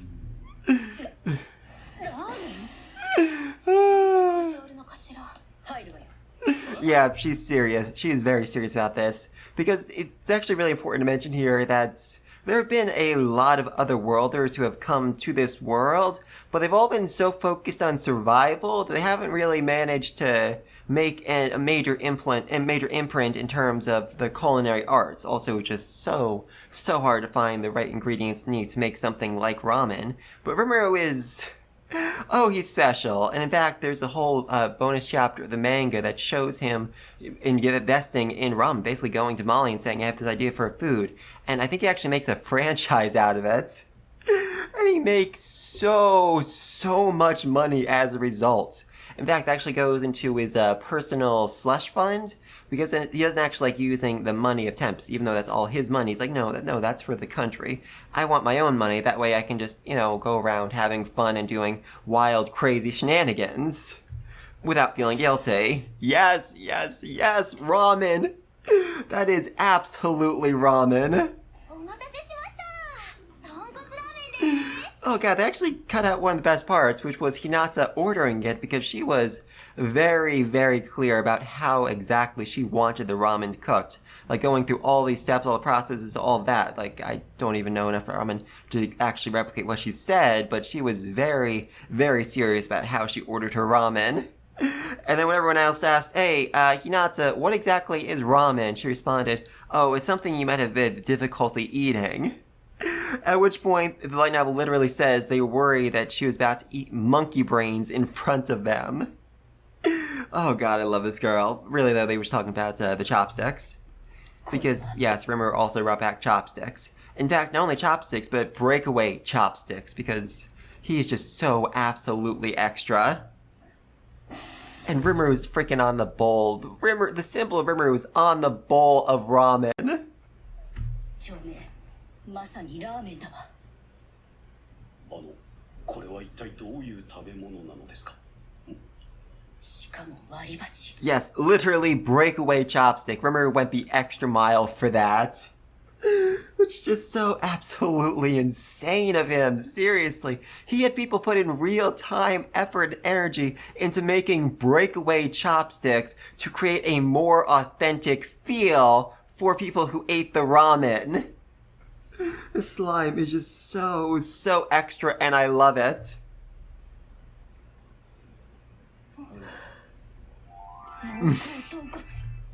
Okay, again, seriously, they've been so precise about all the meanings up to this point, and now they're skipping the best parts. When Hinata first took a sip of the ramen, she actually burned herself because she was not used to eating hot foods after weeks, traveling to Blummen, living off of cold rations. And then she hid her embarrassment while everyone else thought she had been poisoned. That was such a great scene. Why would they skip that? この世界でどうやって出汁を取ったっていうの？この腰、この風味。 Yeah, it's at this point she realizes, okay, Rimuru, he is 100% Japanese because there's no other reason why he would go the extra mile to be this authentic with ramen. 我々も食べてみるか。そうね。これの使い方がよくわからないけど。 Yeah, seriously, just use a spoon. Chopsticks are not that easy to learn.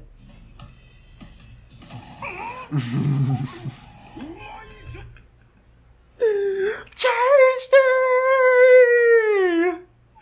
Oh, I love it. スープもびっくりするくらい美味しい。間違いなくリムルが考えた。 I mean, his face is literally on the bowl right there. You can see him. Obviously, he's involved in this. お待たせしました。餃子です。 Goiza! これまた珍妙な。 Oh, wow. Look at that hand movement. Oh, okay. She did actually burn herself. She was so excited to eat the goiza, she burned herself. Alright. I'm glad they kept that in. 日向様。まさか猫舌。何を言うのばっか。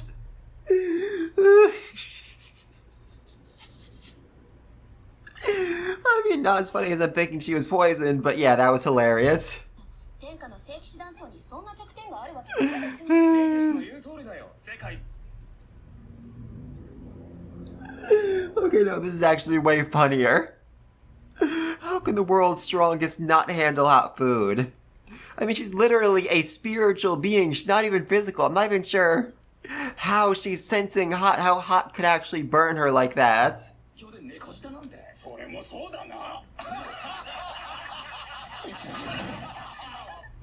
Oh, death stare. Love that death stare. 猫舌。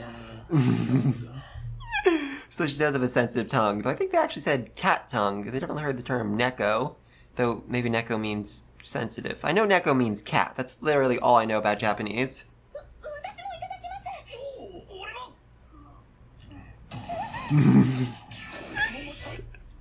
Again with the eye beams! Jesus Christ. Okay, undoubtedly, this is the best episode of the season. 溢れる肉汁。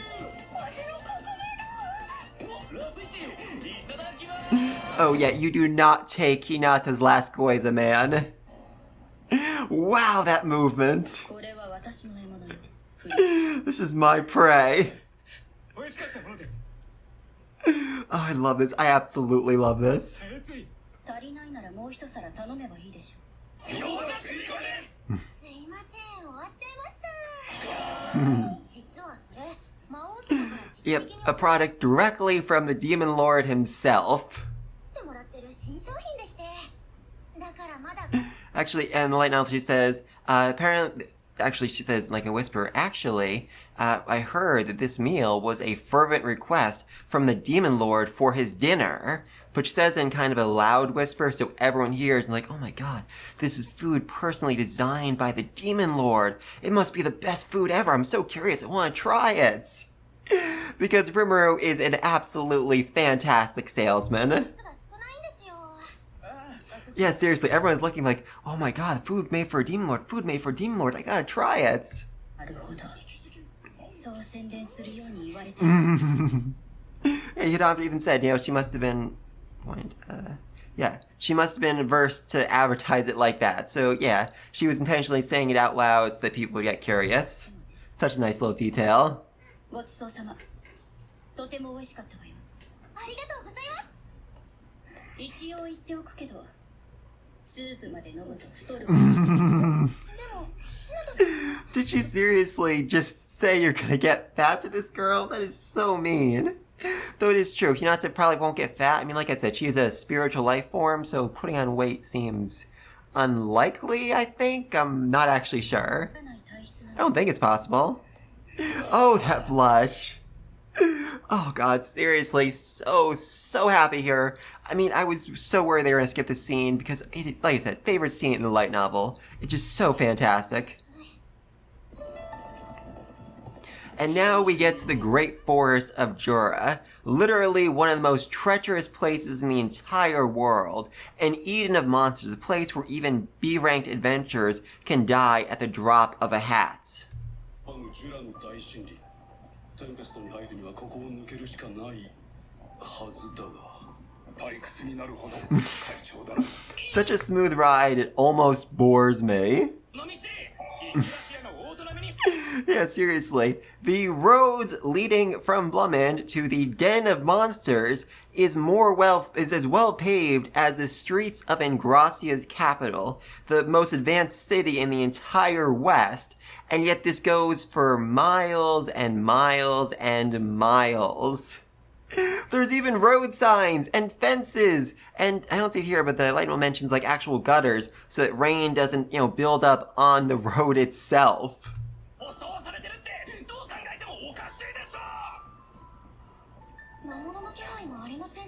Yes, that was another, yes, the anti-magic barrier set across the highway. I saw some people complaining before, like, oh, they shouldn't have bothered mentioning the anti-magic barriers. It wasn't important, it wasn't relevant. It was. It absolutely was for this moment right here. Hinata realizes that Rimuru is putting in so much time and effort into making sure that the merchants, the families, whoever wants to come to Tempest can do so without any fear, without fear or risk of being attacked by monsters. He's really putting in the effort to sell up his own city. Yeah, there's some monsters. Like, oh my god, they must be attackers. They must be here to take us down because they've spotted us. No, dude. Those are just the highway patrolmen making sure everything's okay. And, you know, looking out for your own best interest, trying to keep you safe too.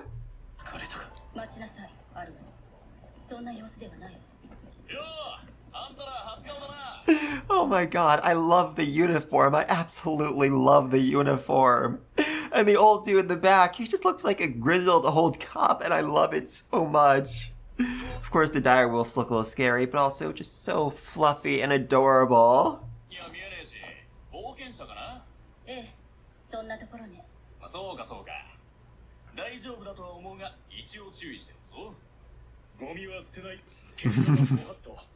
Yes, no dumping garbage, no fighting on the road, use the drinking fountains located every 6 miles when camping, patrol stations are located every 12 miles, and inns are located every 25 miles. So much work, so much effort has been put into this freaking highway. Oh, interesting. Kilometers. That is so strange. Okay, I've said this many times before. I love the detail. But in the light novel, it says that the world doesn't actually use the concept of miles. But Rimuru was like, I know miles, so I'll use miles, and the rest of the world will just have to figure it out on their own. But then as I was, about to record this episode, I thought to myself, wait a minute. Doesn't Japan use kilometers? What's up with that? But they do. So the anime is using kilometers, meaning I think when they translated the light novel to English, they not only switched miles to kilometers, but they also translated it. So instead of 10 kilometers, the light novel said 6 miles. Jesus Christ. That is so much effort. Why would you not just say kilometers? I know we're not super familiar with the term, but we would have figured it out. They kept it in. They actually mentioned that the people of this world don't know what a kilometer is. Okay, that's interesting because I mean, when they were doing the whole demonstration about the glowing stone tablets over the monster barrier, they were set up to be like just a couple of meters apart, but now they're saying they're every 10 kilometers apart, which, yes, that's exactly where they should be, so that seems like a bit inconsistent, but alright, moving on. Yes, they actually have drinking fountains. Real, actual drinking fountains every 6 freaking miles. That is such an insane aspect, insane everything in this world. Yes, they're giving away free freaking water. I mean, remember when the rest of them can create a lot of, water with magic, but still, that is very impressive.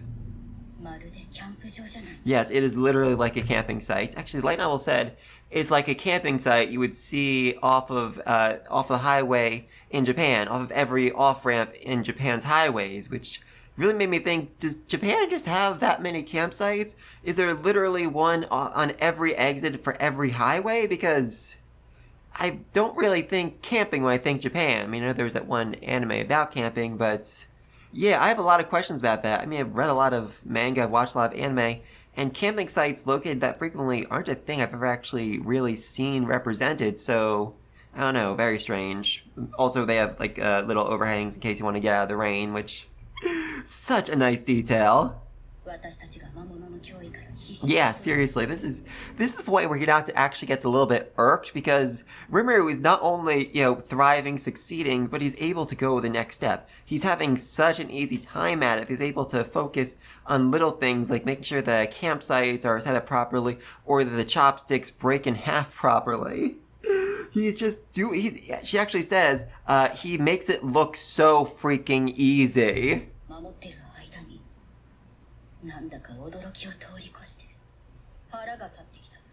Yes.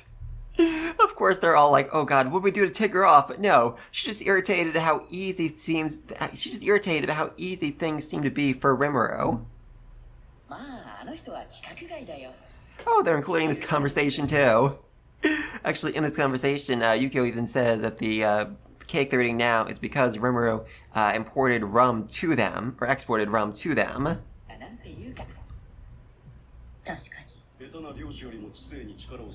Yeah, that's true. I mean, at this point, they've seen enough to realize, okay, Rimuru is great. I mean, seriously, this is the best city country we've ever seen before.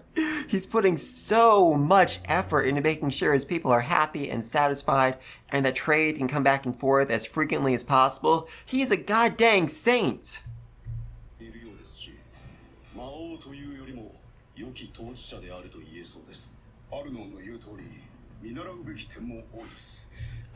There's a lot we can learn from him. I believe we should try to implement them in Lubelius. You realize how absolutely insane that is? They're taking tips on governing from a demon lord when it is their mission to fight the demon lords. I love it. I absolutely love it.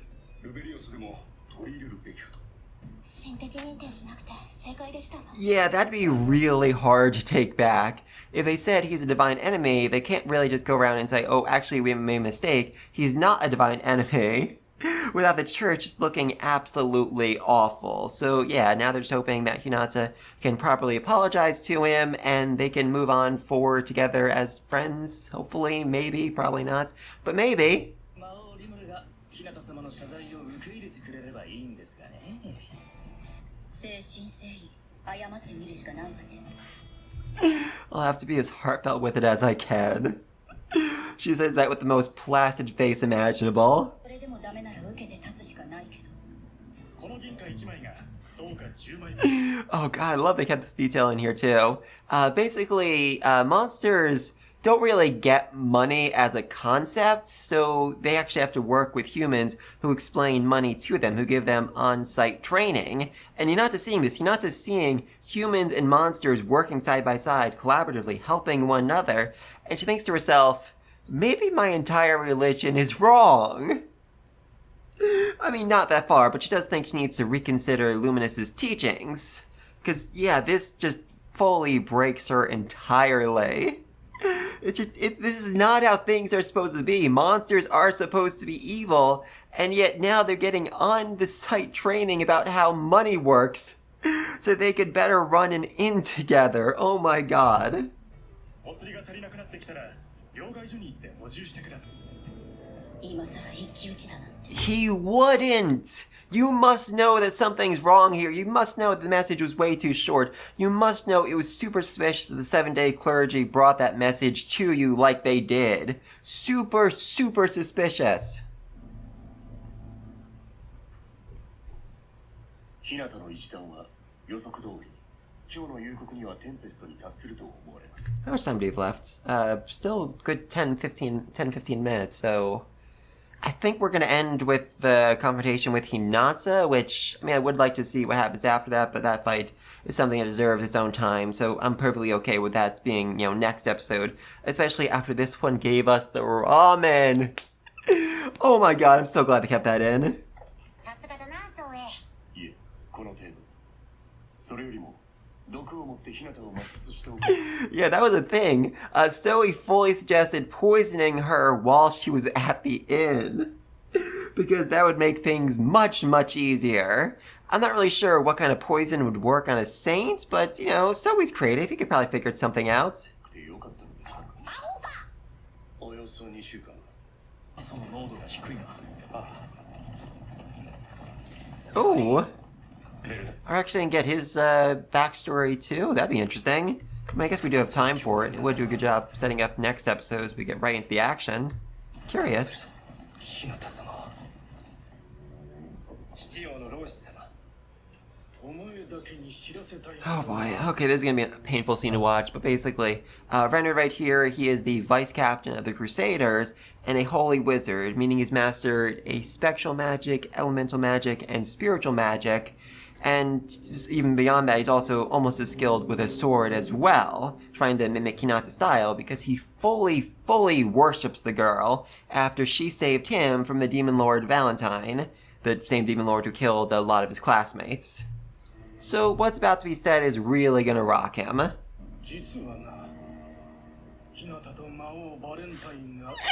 Yes, Hinata was involved with the same Demon Lord who almost murdered you.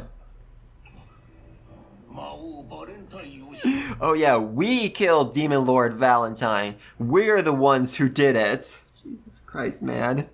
Seriously. He revealed that to us as he begged for mercy. Yes, we are so powerful. We made a demon lord beg for mercy.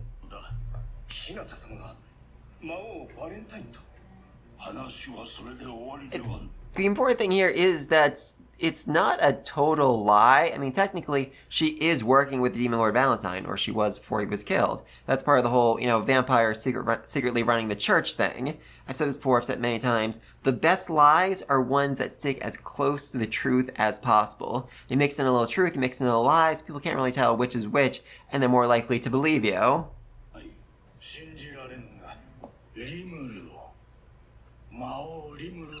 Yeah, you know, just a little thing like that. Just defeat Demon Lord Rimuru by yourself, and, you know, That way we can prove that Hinata isn't actually evil, because if she rushes in and tries to save him, that means she's a bad guy. That means she actually is working with him.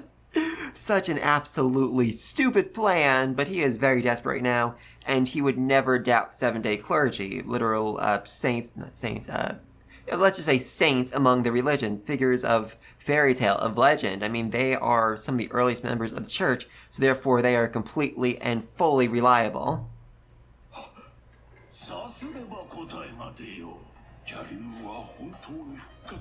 Yeah, that's also another very good point, because no one's actually felt the magical destruction of the evil dragon Veldor. If he actually was awake, a lot more people would have died by now. I mean, technically the 20,000 members of the Kingdom Fulmus died, but nobody really saw that, except Archbishop Brahim, and even then, he didn't actually see the evil dragon. In fact, his story was literally, there was no evil dragon, it was just freaking Rimuru. And that's why, at the start of this flashback right before it, he's like, there's no high density of magicules in the forest. Therefore, Veldora clearly hasn't awakened, because if he had, we would feel him by now, meaning that he now truly believes Hinata has betrayed them.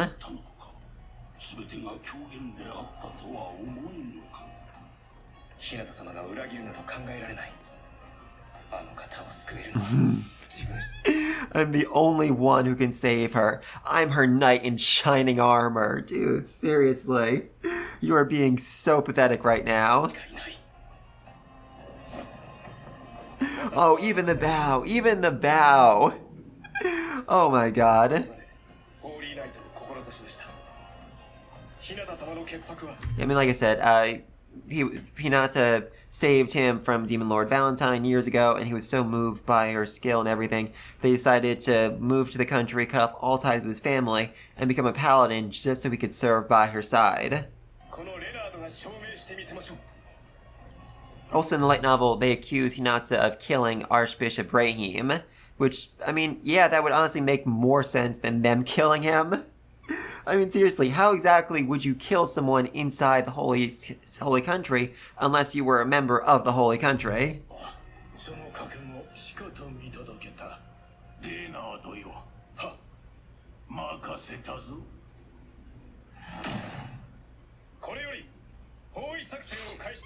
Siege the entire town with a force of 100. Yeah, good luck with that.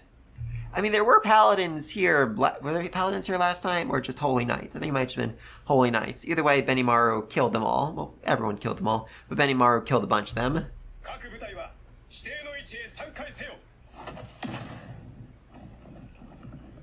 Yep, now they're moving in the 4 cardinal directions to set up the holy field, which will seriously weaken the monsters. So, yeah, this is a full-on declaration of war. Oh, there we go! The Team Immortal, love them. Yeah, like I said, as soon as they, oh god, she's adorable. As soon as they start moving in the 4 cardinal directions, that was declaration of war, and now it's on. Time to fight, time to battle. And also, funnily enough, little goblin girl over here, she's actually older than Gapta is, somehow. Yeah, goblins age really weird. Ambush, absolute ambush. Also, Hinata didn't even know you were coming here, dude.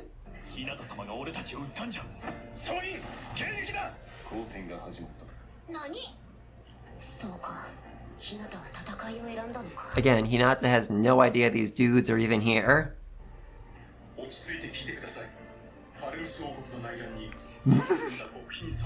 Wow, that is way more clear. In the light novel, she's got this weird garbled battle sages on move, kind of like cut up intercepted message. Here she gets the full-on thing. Battle sages are secretly participating in the Civil War, which is not something Hinata told them to do at all.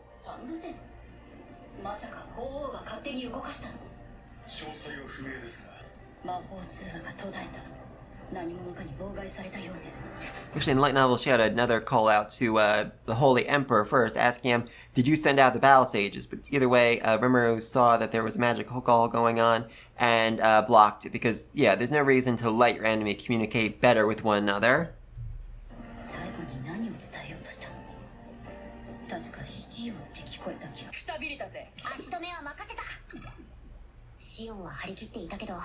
クルセイダーズが相手じゃない。Oh, Rimuru. You are gonna be very surprised about this battle. 厳しいだろう。It's actually a pretty well animated battle. Oh, Gobzo is so serious. Love that dude. Yeah, they are literally immortal. There's literally nothing you can do to actually kill them. They'll just keep coming at you. Well, you see, this is the result of your last attack on Tempest. You killed a bunch of people, and now Rimuru decided to make it so they can never die again. Yeah, even a blow like that is barely enough to slow them down. That blow, meanwhile, much more devastating. Yes, it is. Yes, it absolutely is. Oh, I love it. So yeah, basically Team Reborn trained with poison, paralysis, sleep daggers. They could build the resistance on themselves, and now they're using them to knock out the Templars, the Paladins, because Rimuru doesn't want any of them actually to die, so he's just, knocking them out and tying them up.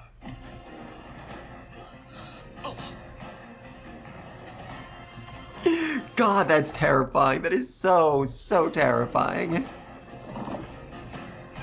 Seriously, man.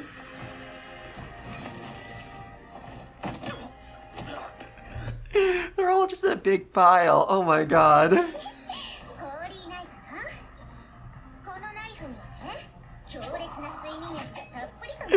Oh, she is so adorable and such a bloodthirsty killer.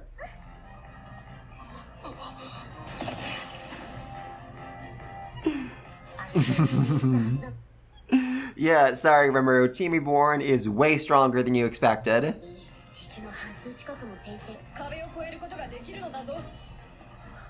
Such admiration. Oh, I love it.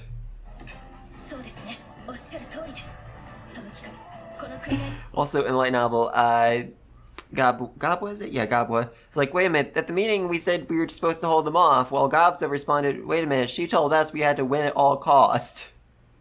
So yeah, Xian went really seriously into this battle.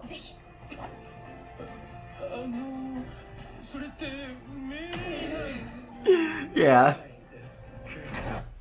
I mean, I gotta admire Gobso actually being willing to stand up and try to correct her, but don't do it, man. Just don't do it.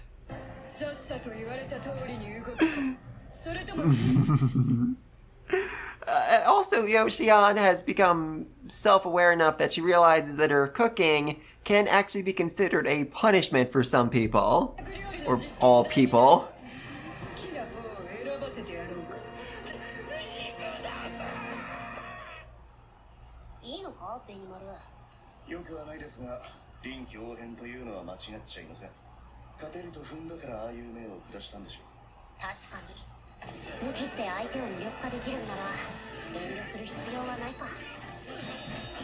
This is seriously well animated. Again, this is not a major fight. This is just a little sideshow, and yet they're putting in some good effort into it.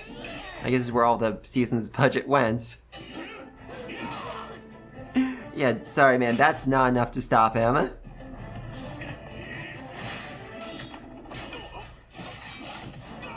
And that really is their strategy here. Basically, the Crusaders attack one of the goblins, seemingly kill them, and the goblin comes back up because he's freaking immortal and delivers a surprise blow. And then they paralyze him. Also, I think Gobso should have pain nullification by this point, so that shouldn't really hurt him at all. Pain nullification, which he got by keeping a dagger in his forehead for an entire day. Yeah, that dude's crazy.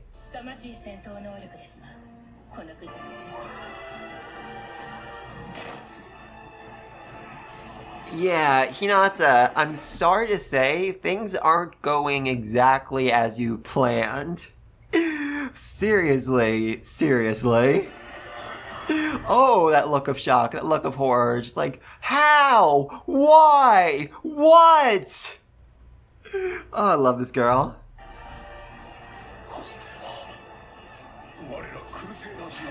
Oh yeah, even more so than the fact that, you know, the 100 Crusaders are actually here, is the fact they are losing to freaking goblins. それよりもどうしてレナードとギャルドがここにすでに先端が開かれた以上交渉だけで済むとは思う Yeah, I mean, you could say this is all one big misunderstanding, but you led an entire army into Tempest. And this is the second time you seemingly tried to kill Rimuru, so yeah, they're not gonna believe you. I wouldn't believe you. That's an insanely stupid story.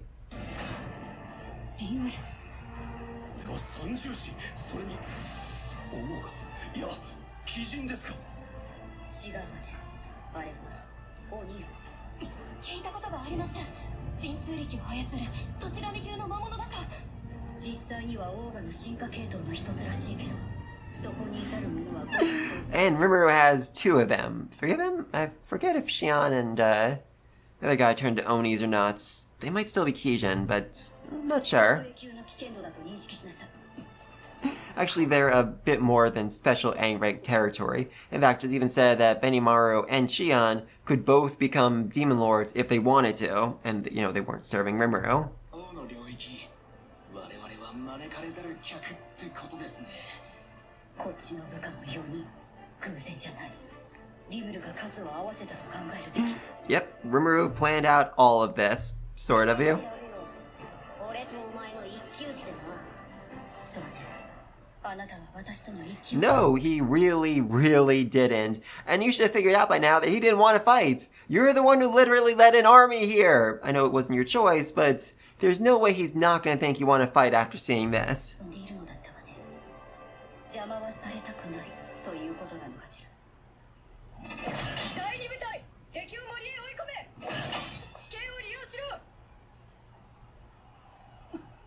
リムル様予定通りです全然予定通りじゃないだろう。お褒め Such an honor to receive your praise. Yeah, I actually kind of get where she's coming from here. Like, the orders were to hold them back, and she is winning, so him saying this wasn't the plan is him acknowledging she's doing better than she's doing better than he expected. I mean, I kind of get that logic, but still, just that smile, all that innocence, I love it so much. でねえし。それでは私もそろそろ行ってまいります Oh, we're actually gonna get... No, we're not gonna get this fight. Next episode for sure. I'm so excited for it.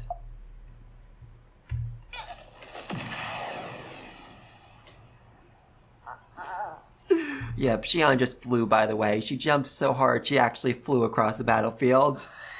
やれやれ。思ったより早かったな。 Oh, I love that turn. I love that camera motion. That was so good.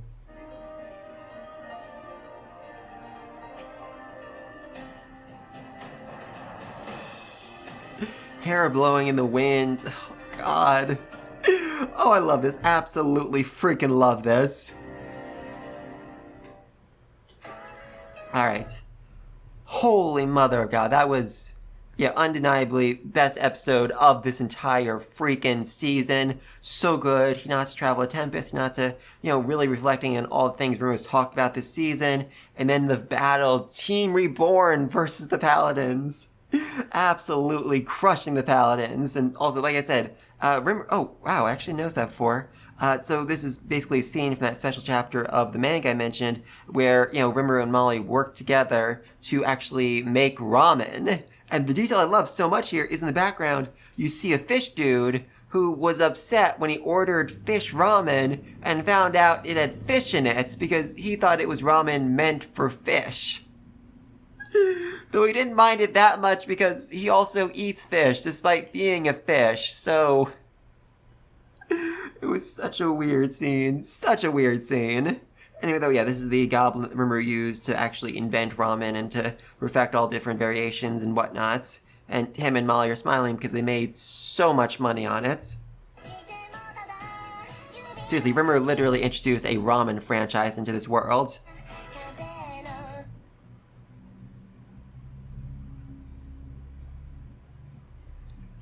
Next episode, Barking Up the Wrong Tree.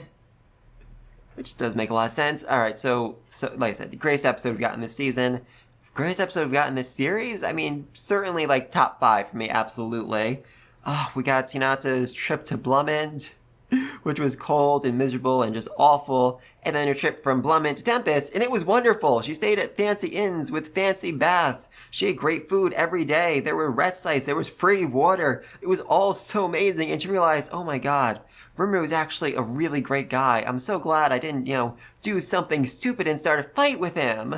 Only for her to find out that she had in fact started a fight with him. Or at least the people that work under her started a fight with her, which means, by transient properties, she started a fight with him. Holy mother of God, that was fantastic. That was absolutely fantastic. And the fighting, Team Reborn, that was so well done. I mean, obviously not like top tier animation, but they really put the work into it for such a small scene, for such a small battle. Alright, fantastic. Absolutely fantastic. A lot of people have been complaining, we've gotten this far, 6 episodes in, that not a whole lot has happened, but this episode more than made up for it, and it really set the stage for the rest of these fights, the rest of these battles. Rimuru versus Hinata, Shion versus Renard, Rimuru's 4 people against Hinata's 4 people, and don't forget, it was also mentioned that the 3 battle stages are now in Falmouth, participating in the Civil War, which means they're going to end up facing off against Diablo, Gapta, and whoever else was sent there, so... Oh, that's going to be fun. That's going to be a lot of fun, but please let me think down below. Was this the best episode of the season? Was this the best episode of the series? What do you think? And until next time, peace! Hello, one and all. This is my review, reaction, and cut discussion of That Time Reincarnated Slime, Season 3, Episode 8. And right off the bat, I want to talk about something. I am seeing so many people online complaining, oh, this is all one big misunderstanding. It's so stupid. They could just talk things out. And no! Do you people not know what a misunderstanding is? I mean, seriously. This isn't just like, oh, Hinata tripped into Rimuru and he thought it was an attack, so he's fighting back. No, this is a very carefully laid out plan by the 7-day clergy, basically saints, demigods of the church, the Illuminati who secretly run the West, and Cerberus, the organization that secretly runs the underworld of the East. All of these people, all these huge power brokers, wanted Rimuru and Hinata to kill one another, and they laid out a very carefully designed plan to make this happen. Now, could Rimuru and Hinata talk this out? Theoretically, yes, but... why would Rimuru listen to her? Seriously, she's already tried to murder him once, she already had a hand attacking his town once, and now she's back with an entire army to attack a second time. If she just goes, yeah, this wasn't my plan, I just kind of stumbled upon this, he's not gonna believe her. He'll 100% think this is a trap and that she's waiting till he turns his back to attack him or something.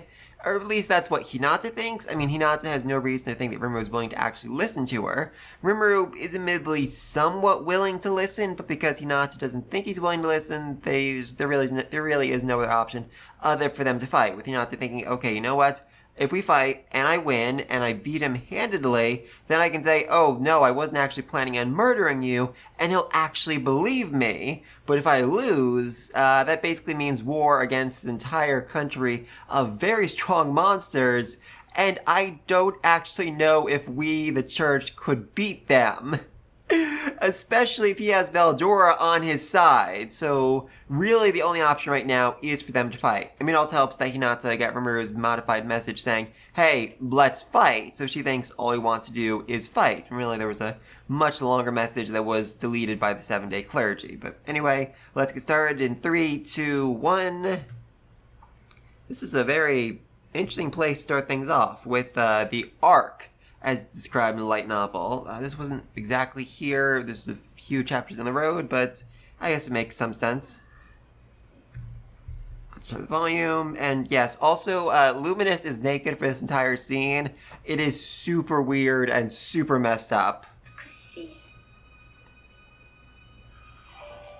Yeah, like I said, super messed up, because the arc is literally made out of, like, holy energy, and it is literally burning her to death every time she touches it, but yeah, she's a weirdo. She's absolutely a weirdo. It does make some sense in context, but overall, she's just really weird.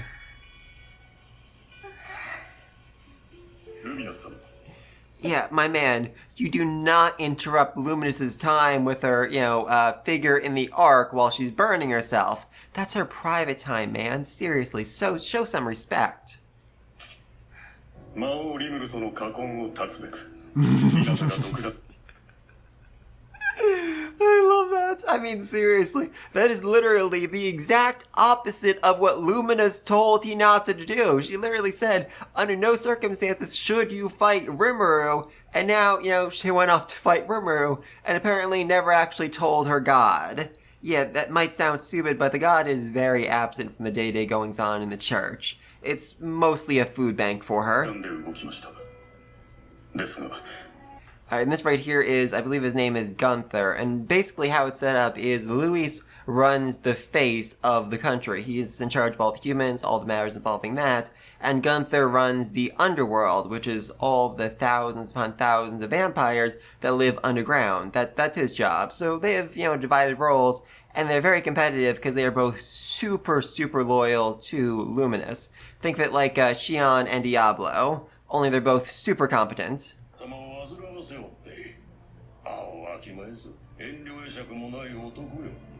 Also, gotta say, I always love the butler look. It's so classy and fancy and loyal. It's so amazing. It's something I really want to play whenever I get a chance to do D&D again.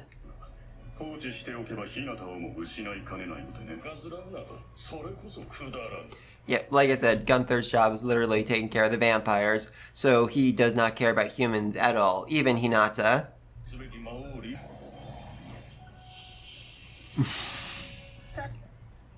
Seriously, I love it. Gunther took the time to put a robe around her, and then she evaporated it and just made her own clothes from scratch. What was the point of the robe, Gunther? Are you just that loyal of a butler? Oh, that's so extra, and I love it. Yeah, their army of highly trained paladins is just getting their butts completely kicked by a bunch of goblins. Semi-immortal goblins, but still goblins. God, this is embarrassing. And this dude right here, Guard, super ticked off about it. And he's about to get way more ticked off. Yeah, that's how I describe light novels. Xion literally jumps across the battlefield and lands here with a giant puff of smoke or dust.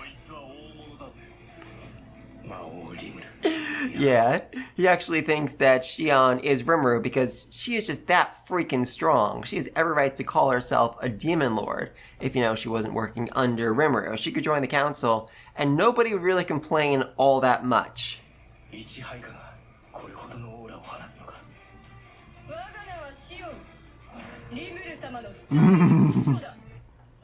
Yes, she really emphasized, I'm the #1 secretary to the great demon lord Rimuru.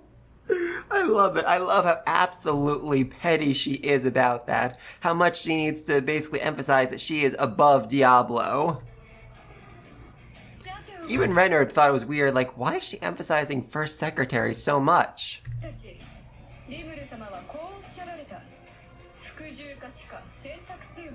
Yeah, I don't think Rimuru actually said that. I don't think he actually... I think word in his orders, like, take them alive as best you can, but, only kill them if they're a risk to you, if they could threaten you, which...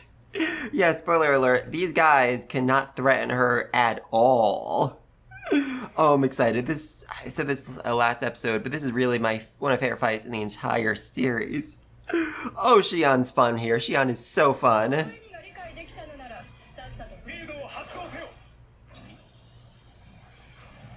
Yeah, this right here is basically the ultimate weapon of the church. Holy Barrier, same thing they put around Tempest during the attack on it. It basically slowly drains a monster of their magicals, making them weaker and weaker and weaker until they ultimately just die, and they can't escape from it either.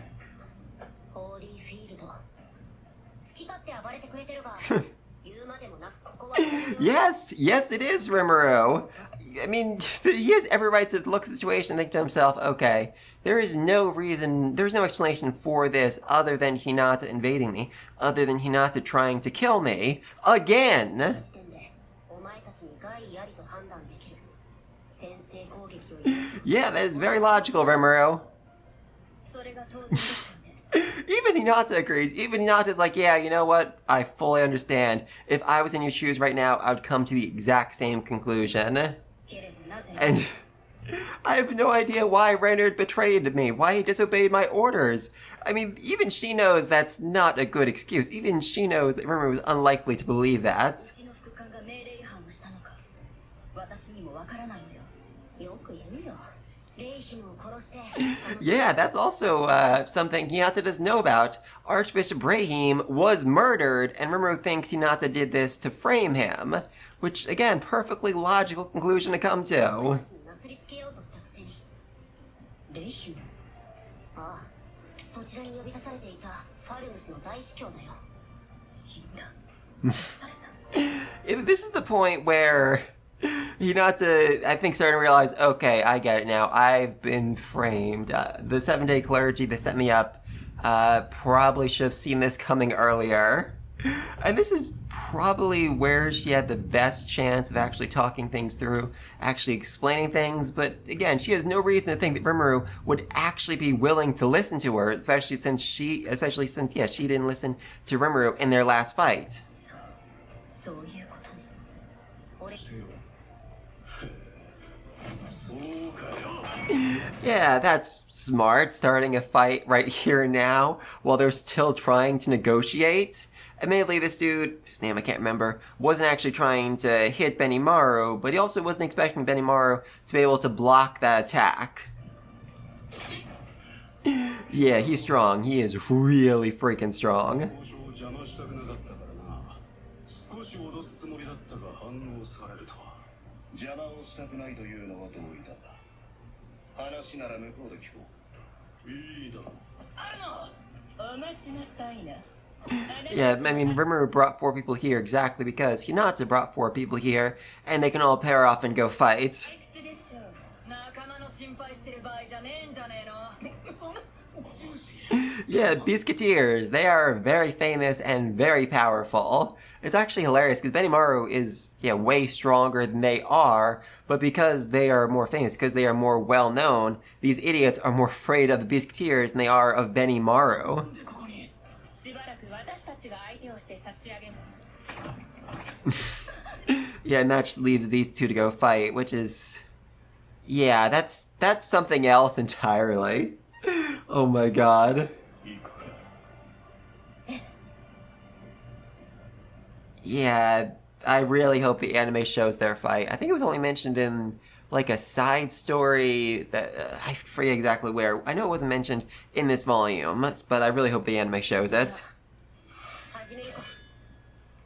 Also, fun fact, Rimuru's sword right here is not his actual sword. Just a, regular old sword like this right here. Now, why do I have a sword, you ask?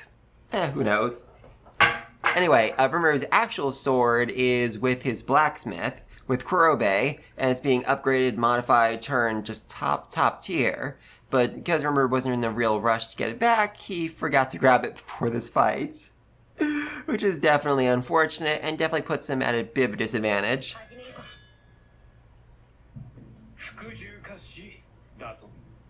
Also, wait, why are these guys in the barrier with her?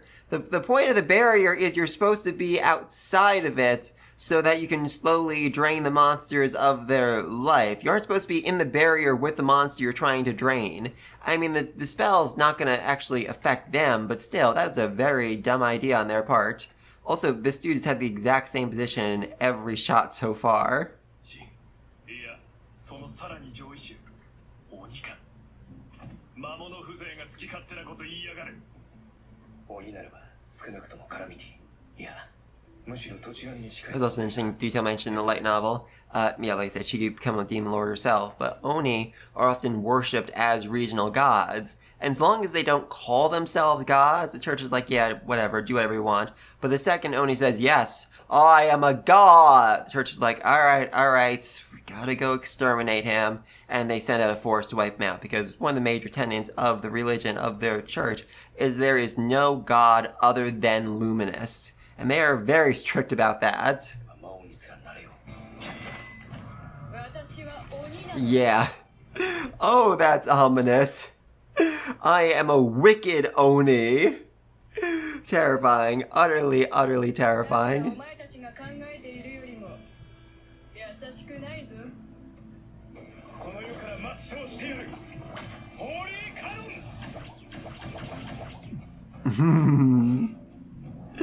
Oh, this is gonna be fun.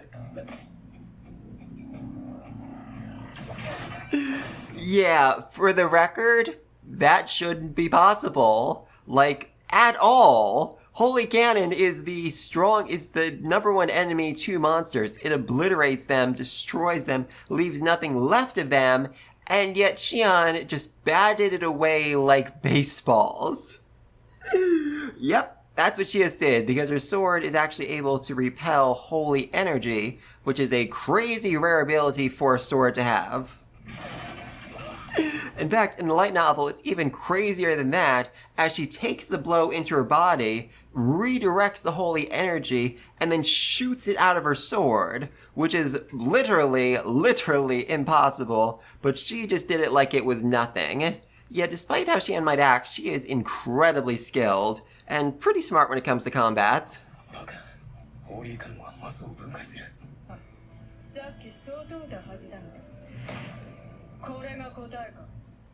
That's terrifying. That is truly terrifying. Also interesting how they're cutting back and forth between the Rimuru and Hinata fight. There's actually some pretty decent animation and sword fighting right here. Wait, also, what the freak? Okay, why is Hinata using the Dragon Buster sword? That makes no sense. I mean, that's a sword given to her by the Seventh-day Clergy. In the light novel, she threw it aside as soon as the fight started and took out Moonlight, a legendary class sword given to her by Luminous, which can just utterly obliterate any monster it even so much as scratches.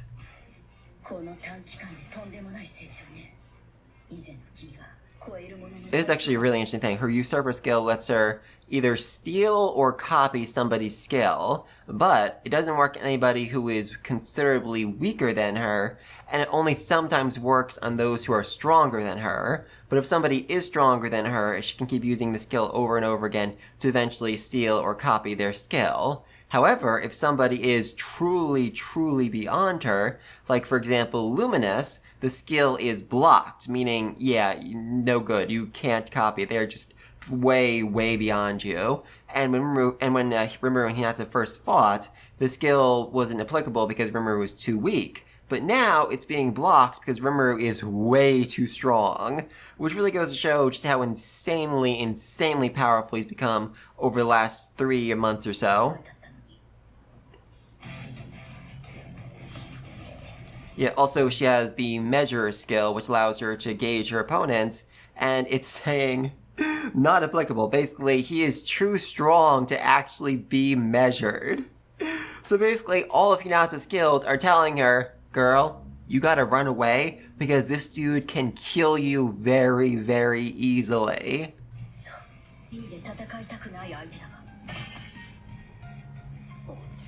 Yeah. At this point, Rimuru is thinking, okay, so she wants his revenge. She actually wants to talk things out, but nope, now she's taking out her good sword and her spiritual armor, which is actually a really cool thing. Basically allows one to more or less merge with their spirits and use the full force of them. It also requires an insane amount of magicals, so they can't wear it all the time. And Hinata's own spiritual armor is actually the original, actually the real spiritual armor. Whereas everyone else's is basically like a copy of it.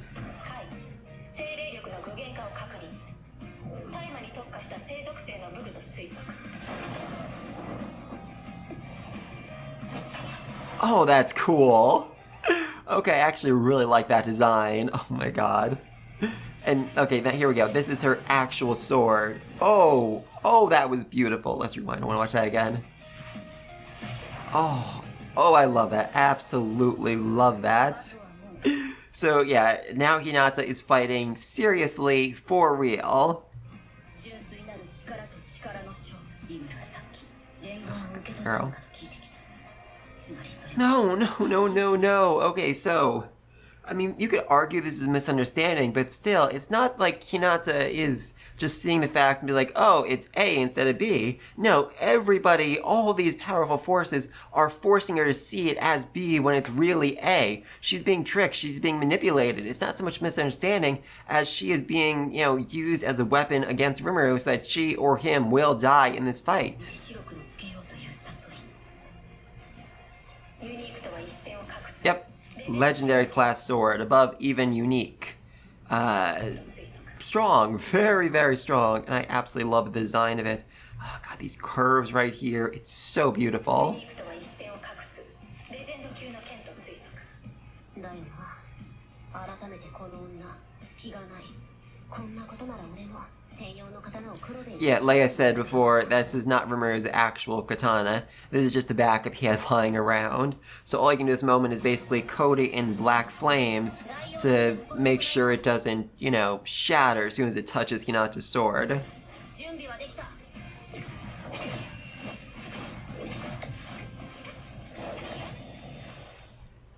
And back to Shion. Again, all of you guys should be outside the barrier. Makes no sense why you're in here with Shion.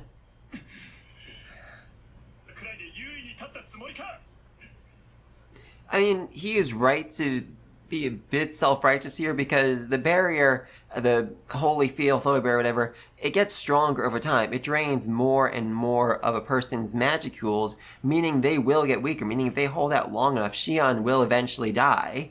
Now, the question is, will they live that long? Probably not. いいか、私はリムル様より本当はこう命じられている。 Yeah, she literally said before, submit or die, when really his orders were, avoid killing as much as possible. なるべくならお前たちを殺さぬようにと。今なら殴らずに置いてやるし、なんなら特別に私の I love this contradiction because, I mean, before she literally threatened Gobsa with having to eat her cuisine as punishment, whereas now she's offering it as a prize. And that means nothing to these people. It's hilarious. どうだ？料理。我々ホーリーナイトは魔物と That is like a huge tenet of the paladins, of the religion. Do not negotiate with monsters. Also the reason why Hinata refused to negotiate with him or refused to listen to what he had to say the first time they fought. には応じない。まあ聞きゃい。そこで一つ提案なのだが。惑わされるな。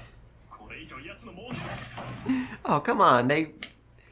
Okay, in the light novel, he actually said, don't let her honey words into your ears. And then Shion blew off his ear.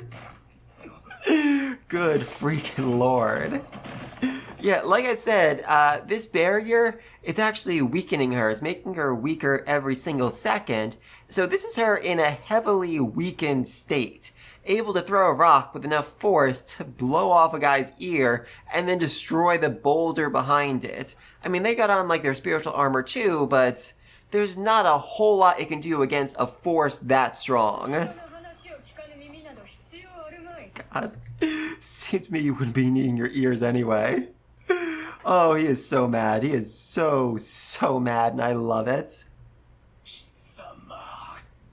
Yeah, this is the point where Renard realizes, okay, maybe she isn't actually trying to murder us. Maybe she isn't actually all that bad after all. 提案とやら聞くだけ聞こう。いいか？今からお前たちの最大の攻撃 And that is certainly an offer. Hit me as hard as you can, and let's see what happens. に向けて放ってみろ。耐え切ったら私の勝ちだ。おとなしく私たちの軍門に下るがいい。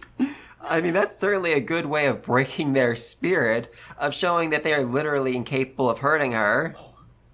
まさか本気で私たちを殺したくないのか。 Yeah, so Renard's having doubts, whereas Guard is like, okay, yeah, we're gonna kill her. We are so going to freaking kill her. Yeah, this dude right here has a lot of anger issues, and he's missing part of his ear as well. その手は Seriously, that was that's such a well-placed shot right there. Oh, that's amazing. 待てギャルド、少し話うるさいわ。さっさとやるぞお前ら。俺に霊力をくらえ。インフェルノフレイム。 Yeah, this certainly wasn't the attack that Xian was oh god, I love that smirk so much. This wasn't the attack Xian was expecting. I think she was expecting Obliterate, but this is a terrifying attack. It is the ultimate spiritual magic that calls forth an elemental lord and is way, way stronger than a nuclear cannon, one of the strongest spells in Rozo's, Ramen's, whatever his name was, magical arsenal. So this is powerful. This is insanely, overwhelmingly powerful. And Xian is smirking in its presence. Oh, I love this girl. Yeah, so, and she's actually being very, like I said before, she is really smart when it comes to battle. She isn't just like, alright, let me hit this thing. No, she's taking steps. Multi-layer barrier to keep her safe, all-seeing eye and magic sense to properly examine the spell and understand how it works. And then her optimal action skill to literally cut it in half. Cut in half the strongest spiritual magic there that exists. Yes. That is what she just did. Now, two things I want to mention here. First off, even though she did all of that, the attack still hurt her quite a bit, but she has ultra speed regeneration, meaning she healed in like 3 seconds. And secondly, what she just did there was use her optimal action skill, which is part of Master Chef, meaning she gets whatever results she wants just by thinking about it. Yeah, let's sit on that for a second. She can basically do whatever she wants. She can basically make anything happen that she wants to happen just by thinking about it. And the main way she uses this is to make her cooking taste better. So even if the food looks awful, because she has this skill, she's able to essentially make it taste delicious. In the same way, she's able to rewrite the laws of reality, rewrite nature itself mid-combat to basically nullify any attack coming against her. So yeah, if you're not able to overwrite the laws of nature better than she can, it is literally impossible for you to beat her in a fight. So surrender. Literally, there is no option other than surrendering at this point.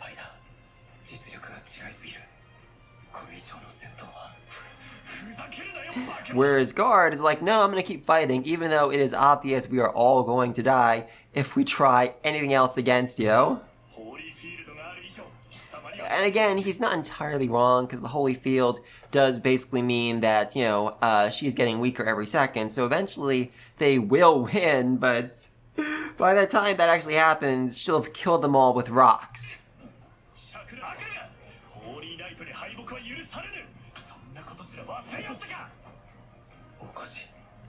Yeah, he's aware there's something very, very off with Guard. This dude was a paladin. This dude wasn't always this angry.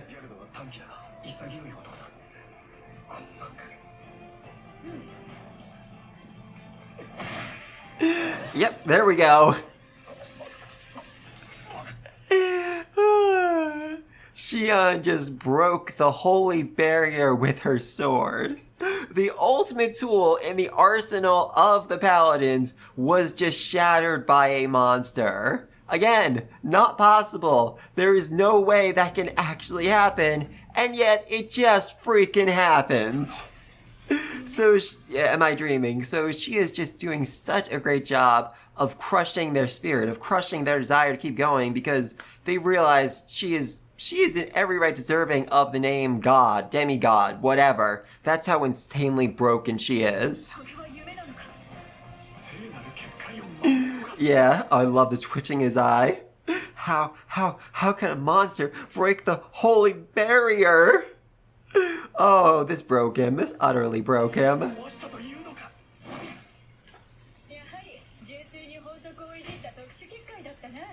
Yeah, like I said, the barrier changed the laws of nature, and Xion can do that as well, so she just rewrote the laws of nature that the barrier was changing to break the barrier. Yes, that might sound insane, but like I said, this is all part of her master chef skill. The skill that she prayed to be able to be a better chef basically turned her into a god who can overwrite the laws of nature itself. Oh, she is so broken. She is so utterly, utterly broken. Honestly, even Raphael is a little bit afraid of her and what she could actually do. No joke. 辞書の書き換え確定結果がそんなバカな自分の望む結果を出せれたとありえんこんな化け物が Yeah, okay, guard's broken. Huzzah! And Renard is about, yep, Renard's about to follow. At least he's a bit more, dignified about it. Putting down his sword, kneeling respectfully like, please, just treat our men fairly. Oh yeah, everyone else is... Oh yeah, battle's over, by the way, in the background. While Xion's been fighting, the goblins managed to take out every single freaking paladin. Yeah, that's kind of important here. I mean, if you had actually traveled down the highway instead of going through the woods, you would have realized how kind he was and how well he treats his people and everyone who comes to Tempest. Yes, that was the plan, to talk things out, but then you guys invaded.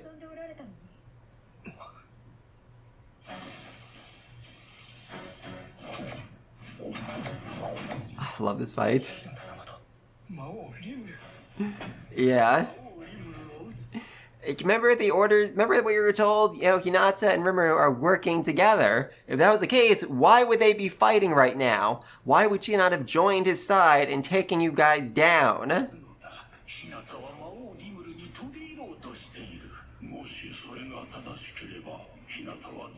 That's not what happened. She's not rushing to stop you. She's fighting to protect you.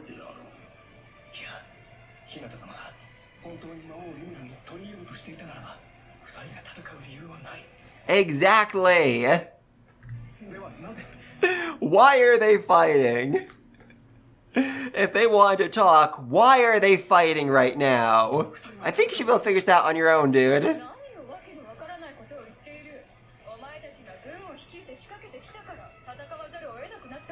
Yes! Yes! You screwed over Hinata! You're the reason why she's fighting! You're the reason why this ended in violence, why she might die in this battle! Even though you love and are obsessed with Hinata, even though you literally left your family behind, cut all ties with them to join the Paladins and aid her, you screwed her over, man! Oh god, Renard!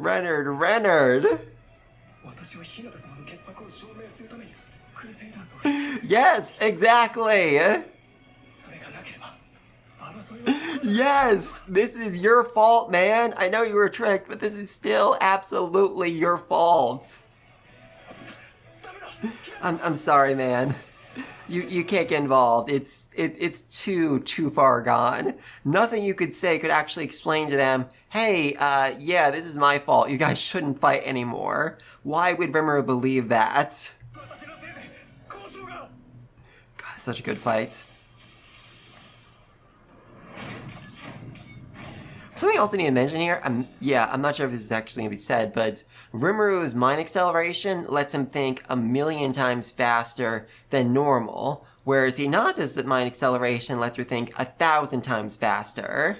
1,000,000, 1,000. And yet Hinata is still able to keep up with Rimuru, is actually able to beat him back fairly easily, because that is how freaking skilled she is with a sword. Which does make sense. She's been a paladin for, I think, like a decade at this point, whereas Rimuru's been training with a sword off and on for like a year. I mean, he's had a lot of other things to focus on, so it's not like he's, doing sword practice every single day.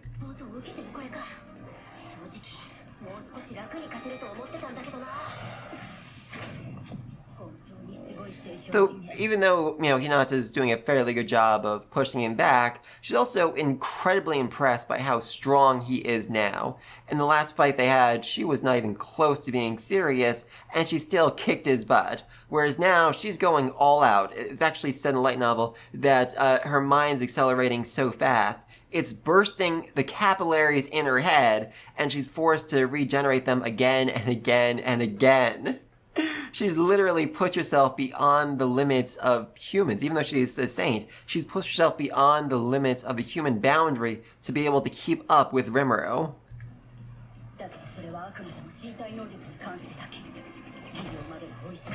Yeah, though she also acknowledges that in terms of actual sword skills, he's not particularly great.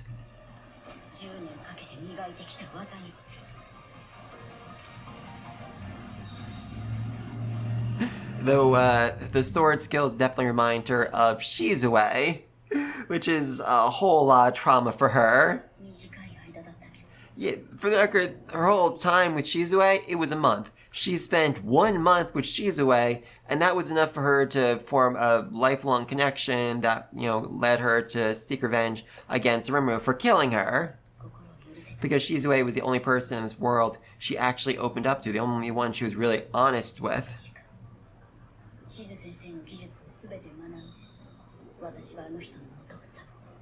There's actually so much sadder than that. No, you weren't afraid of losing her, you were afraid of being rejected by her because, oh girl, you've got so much guilt rattling around that old noggin of yours. Seriously, Hinata, see a freaking therapist. You need it. You absolutely need it.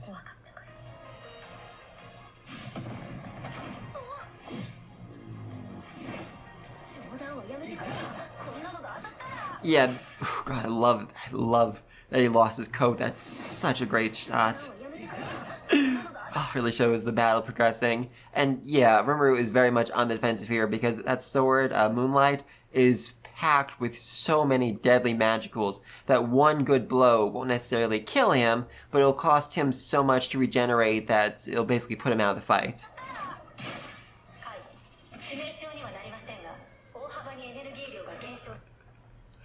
Oh my god, Ape.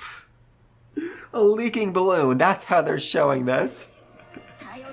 Oh, that was beautiful. I love you, Raphael. I love you.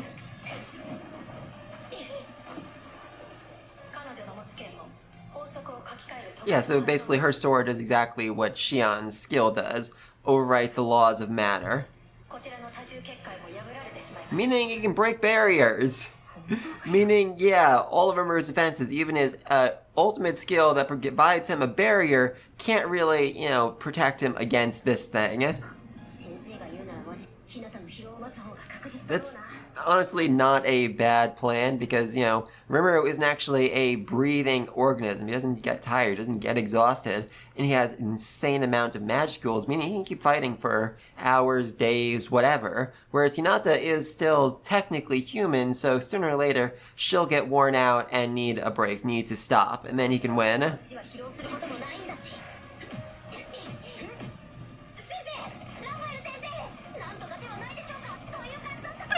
Hurry up and think of something.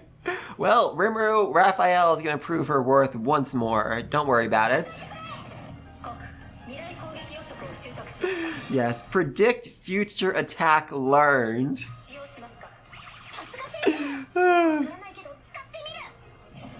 Okay. Yeah, so now Rimuru can see the exact paths of the attacks, where they're coming, which ones are feints, which ones are lethal, and can counter them perfectly.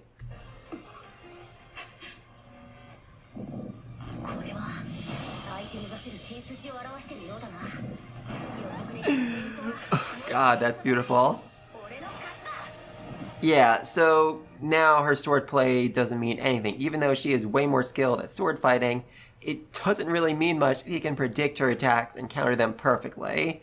Also, the craziest thing about this skill is that it's not something Rimuru earned. Rather, Raphael, watching Hinata, basically allowed her to copy Hinata's computational prediction skill. Meaning Raphael learned a skill by watching somebody use a skill. That is so insanely broken, Raphael. Seriously. God, I love you. 私の予測演算よりも正確。 That's the other insane thing. So Hinata's skill, compute prediction, allows her to predict sword swings and all that, but Raphael, just watching the skill in action, allowed her not only copy the skill, but actually improve upon the skill. Seriously. 思考が読まれている気が。 Love it, absolutely. Hey! Oh my god. They're being brought forth as prisoners. Just the expressions are amazing. Renard's guilty, Xian's proud, Guard is just so royally ticked off. I love it. Yep, Benimaru 1-2. Easily. Oh god, this dude's actually crying about how badly he was beaten. Oh, one more. Yes, yes, yes! They included it. They actually freaking included it. So yeah, she was rather charmed by her fight with Zoe. If I remember correctly from light novel, I think he tied her up, and I think that's her thing. Oh, I so wish we could have seen that animated, but still, just that one shot is so perfect. Yes, she is blushing so much. And yeah, Hinata, you must realize at this point, you've lost, your people have lost, and they can't hold a candle to Rimuru's army. 体制は消したみたいね。ならば、あなたの戦いを。ただし先に言っておくわ。この技はとても危険なの。 Yeah, she can't really hold back this next attack, and basically, her argument here is like, I'm gonna hit you with my strongest attack, and I don't want it to kill you, because if it does, your monsters, the people behind you, they're gonna go on a rampage, and in my weakened state post-attack, I won't be able to beat them, meaning they'll kill me, they'll kill my paladins, and then they'll go on to basically wipe out all of humanity. So I'm warning you now so you can put up your defenses so that this way the attack will only somewhat hurt you and put you out of the fight, and then I can be the winner. It's kind of an insane thing to offer, but Rimuru wants this fight to be over more than anybody, so he'll gladly accept the deal. それでも私の提案を。 It's honestly kind of hilarious. This is literally basically what Xion just proposed to the paladins. Oh, beautiful. カイ、日向坂口からはマスターを殺す意志が感じられません。君ならそう言ってくれると思っていた。 Oh, that smile. I mean, Hinata is actually really beautiful when she's happy. She's very rarely happy. ただし、これで恨みっこなしだ。お前が負けたら、もうこの国に手出しをしないって誓えよ。わかった。 Yeah, that's all he wants. Literally just like, stop messing with my nation. Stop attacking my people. Whereas Hinata's like, okay, he's gonna want my head. He's wanting to kill me. He's gonna want to publicly execute me something. No, all Rimuru wants is for you to leave him alone and stop attacking him. Seriously, this is the second time you've marched an army to Tempest. No more. No third attacks, please. 約束するわ。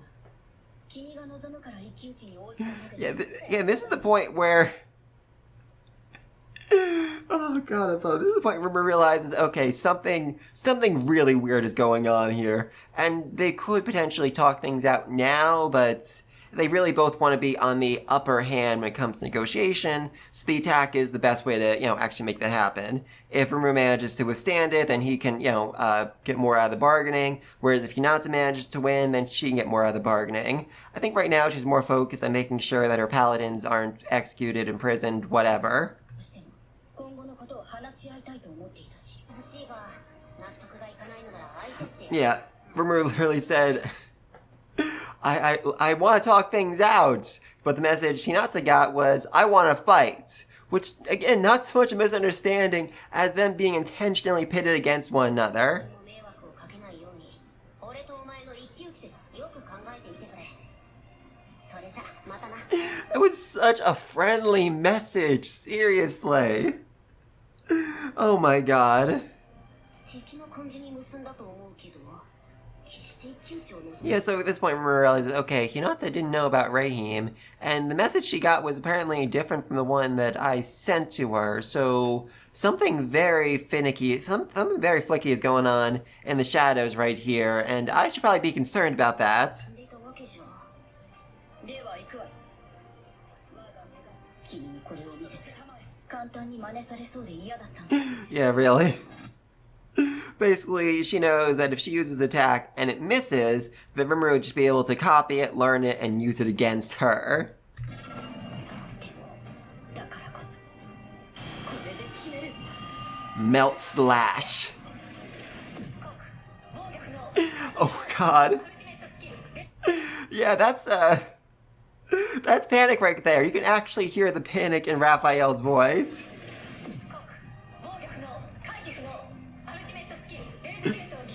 Yeah, only option is to literally sacrifice an ultimate skill to stop the blow.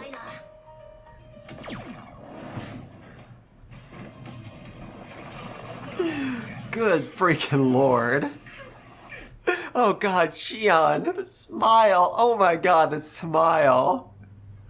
Oh, that's beautiful. Also just goes to show why these two are the leaders of their respective factions. Nobody else, even if all the other paladins joined forces, they couldn't come close to landing this heavy of a blow against Rimuru. Oh, that's beautiful. I actually wasn't expecting the episode to go this far. Of course, Benimaru.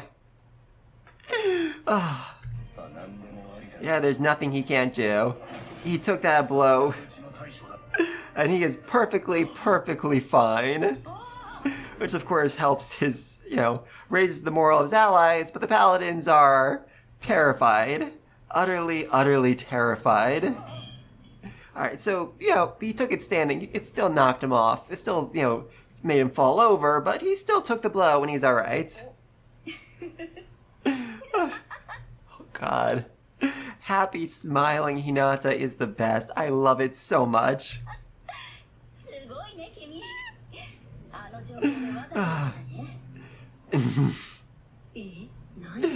Yeah, I'm sorry, Rimuru. Raphael kinda tricked you. Yeah, right there. Rimuru, this idiot right here. You could have avoided the attack. You could have blocked the attack. Instead, you took it head on.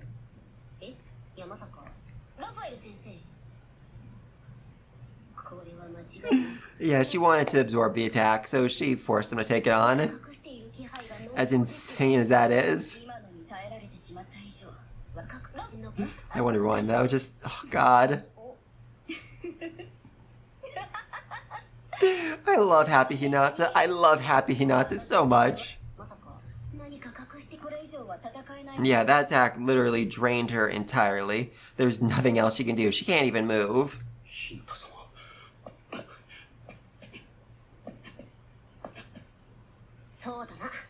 Oh boy. No, no, no, no, no, no, no, no, no, no, no.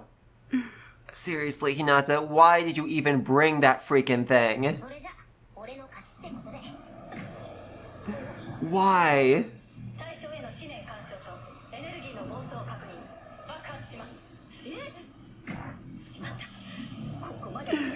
Yeah, that's the magical super dragon killing sword right there. It's a bomb. It is absolutely a bomb, and to take out Hinata and possibly Rimuru if the fight didn't end with one of them dying.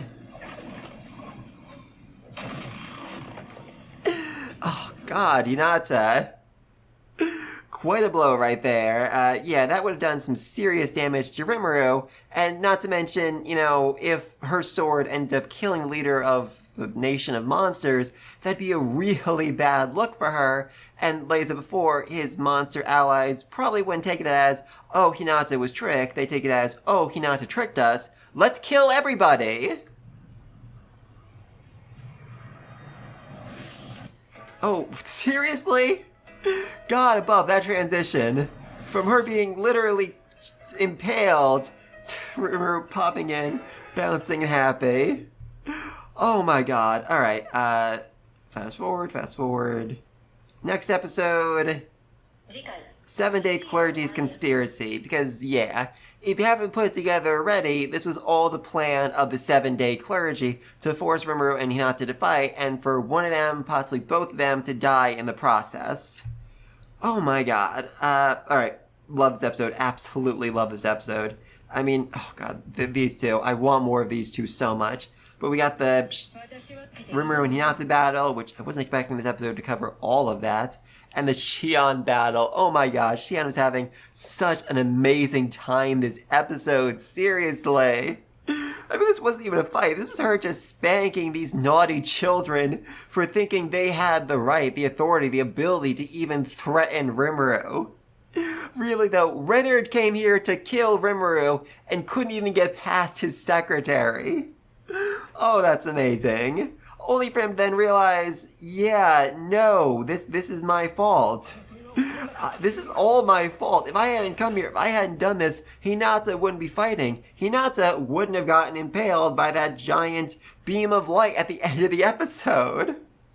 Oh, fantastic. Absolutely loved it. Sorry, was this all a misunderstanding? Again, I think there are some ways it could have ended with a talk, but at the same time, why would they talk? Why would they believe one another in this moment? I mean, as far as Rimuru knows, Hinata just marched an army into Tempest to attack him.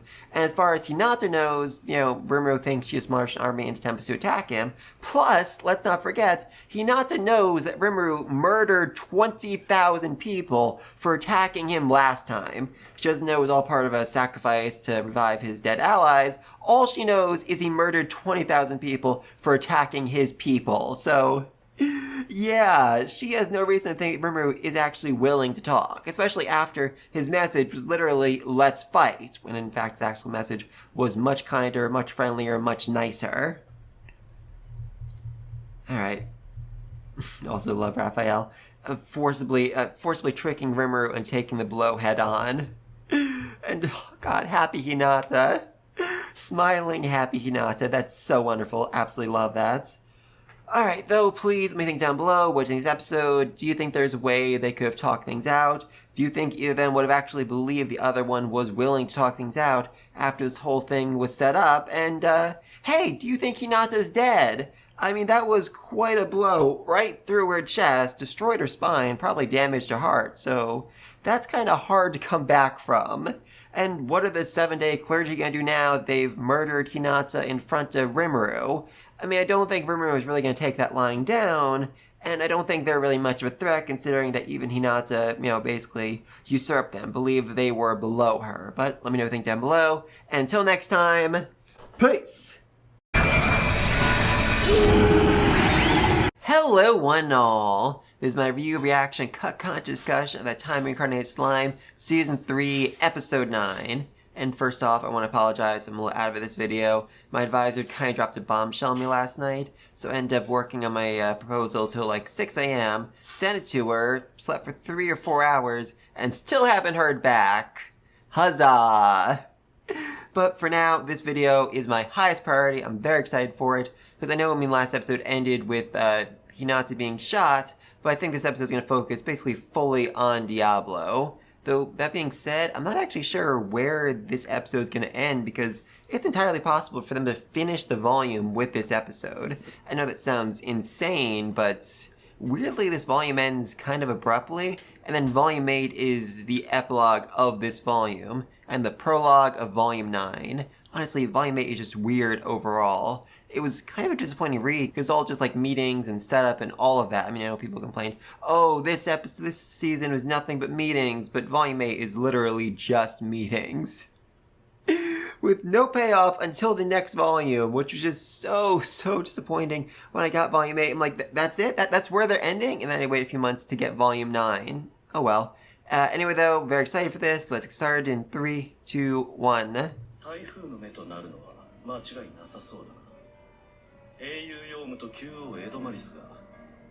Yeah, so this is the big story they're coming up with. Basically, oh yeah, all that money that was supposed to go to Rimuru to pay for reparations was actually stolen by the king and by Yom. How insidious. But also, like, they stole like $1 billion. What are they even gonna do with $1 billion? That's too much money to even spend in a lifetime. Oh, that's insane. Anyway, though, yeah, that's the story they're cooking up, and they're spreading it to tick off the nobles and the peasants and the commoners and all of that. And it's particularly effective because a lot of people, especially those like more inwards into the country don't actually see the point of Yom, don't actually see the point of having people who are good at fighting monsters. I kid you not, that's actually something that's said in the light novel. Basically, they're so far away from the forest and the danger and all of that that they don't actually think they need to be protected. Despite the fact that 20,000 of their soldiers were just murdered like 2 months ago. Oh, people suck.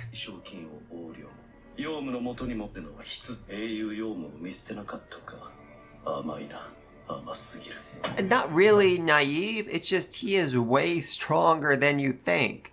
Backing up Yom while still facing off against Hinata, super easy for him. Super easy for him. He didn't even call back Geld. He literally had one of his best fighters stay on construction because he figured it wasn't necessary.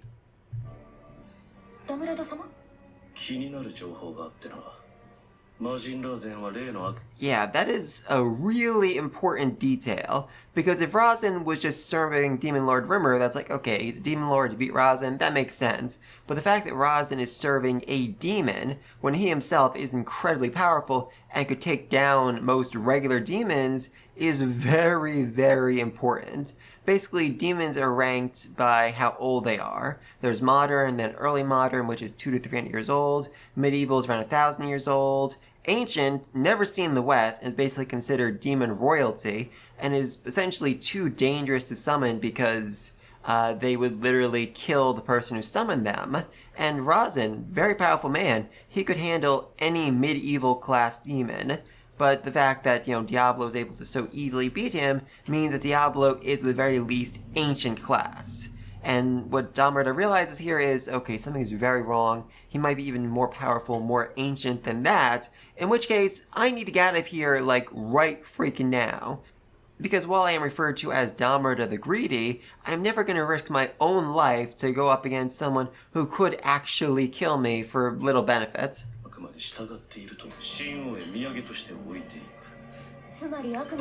Yeah, basically. So essentially he's like, I probably can't handle this, but just to, keep appearances, just to tell the elders in the West, hey, I did all I could, he's leaving behind super strong, super skilled demon hunters. And if they fail, hey, no skin off his back.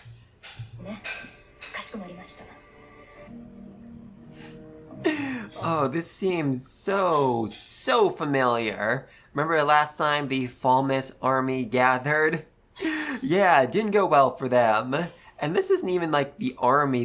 This is literally like, okay, everyone who was too dumb or too unskilled to take part in the original invasion of Tempest. We're just gonna gather them all together and hope for the best. Also over here on the left, whole bunch of journalists who are here to witness, the evil demon being slayed and the saints emerging victorious. Speaking of saints, we got the 3 battle sages, Sar, Glenda, and Grigori right here, guarding the king.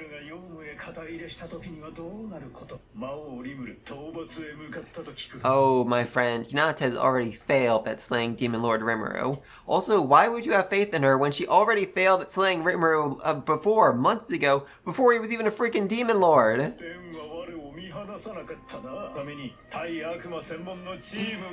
Yep, specialized team of demon hunters. Remember, people, these are the best of the best. They are elite soldiers who are specifically trained to kill demons. Keep that in mind.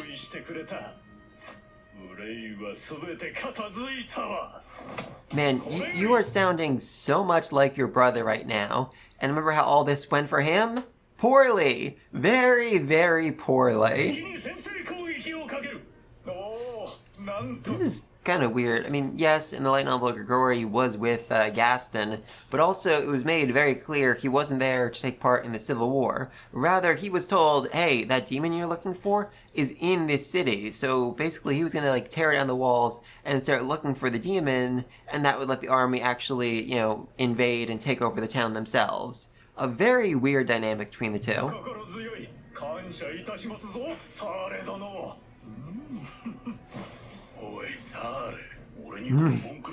Yeah, simpletons, I mean, it might sound rude, but like I said, these are literally people who were too dumb to actually join the army. お前の獲物はレイヒムを殺したっていう悪魔だ。何？奴は援軍としてヨウムのそばにいるって噂だ。行ってお前が誘い出せ。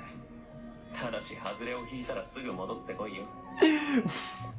Wow, that's actually colder than I expected. Literally saying, like, hey, if the demon isn't there, just leave these idiots to basically get slaughtered by Yom. They are not your problem. God, Sar is devious. なるほど、心得た。 Kinda like him now. 捨て石にでもなってもらおうじゃないの。 Yeah, Glenda kinda sucks. You haven't realized that yet. She absolutely freaking sucks. I mean, she's kind of being forced to obey the orders of the people who summoned her, but at the same time, her own personality is just garbage, complete garbage. Oh boy. Oh god, this music. Yeah, Diablo is in a very good mood right now, because basically Rimmer's orders were, don't kill anyone not involved in this, which she, and Hakuro as well, interpreted as, kill everyone who was involved in this. And he wants revenge. He absolutely wants revenge. As he says, the only time he ever felt true fear was when he thought Rimuru would fire him. And that is unforgivable. The fact they embarrassed him in front of Rimuru is absolutely unforgivable.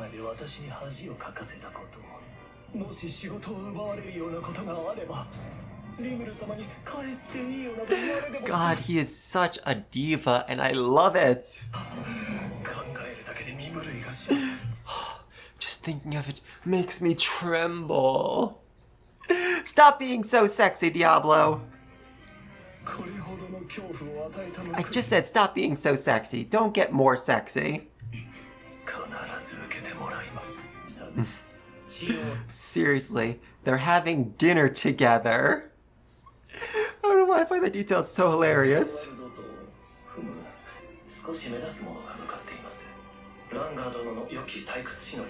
Oh god, Ranga. I'm not sure we'll actually see Ranga this episode, but just keep an eye out. He is going to be so much fun.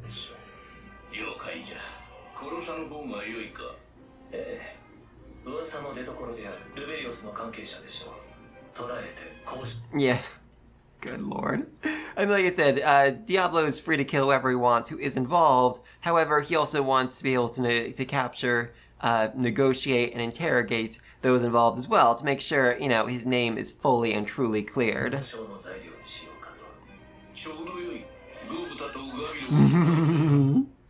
Oh, I love the dire wolves. They are so adorable.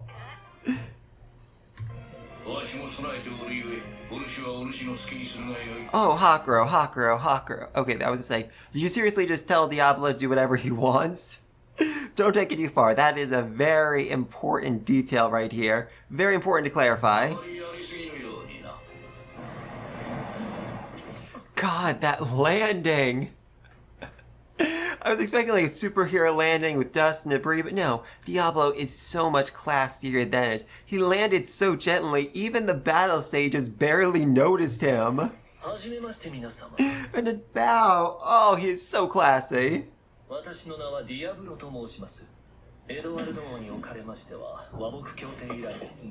Yeah, seriously, full like 5 seconds be like, wait a minute. Something's not right here. There's someone new here. Where'd he come from?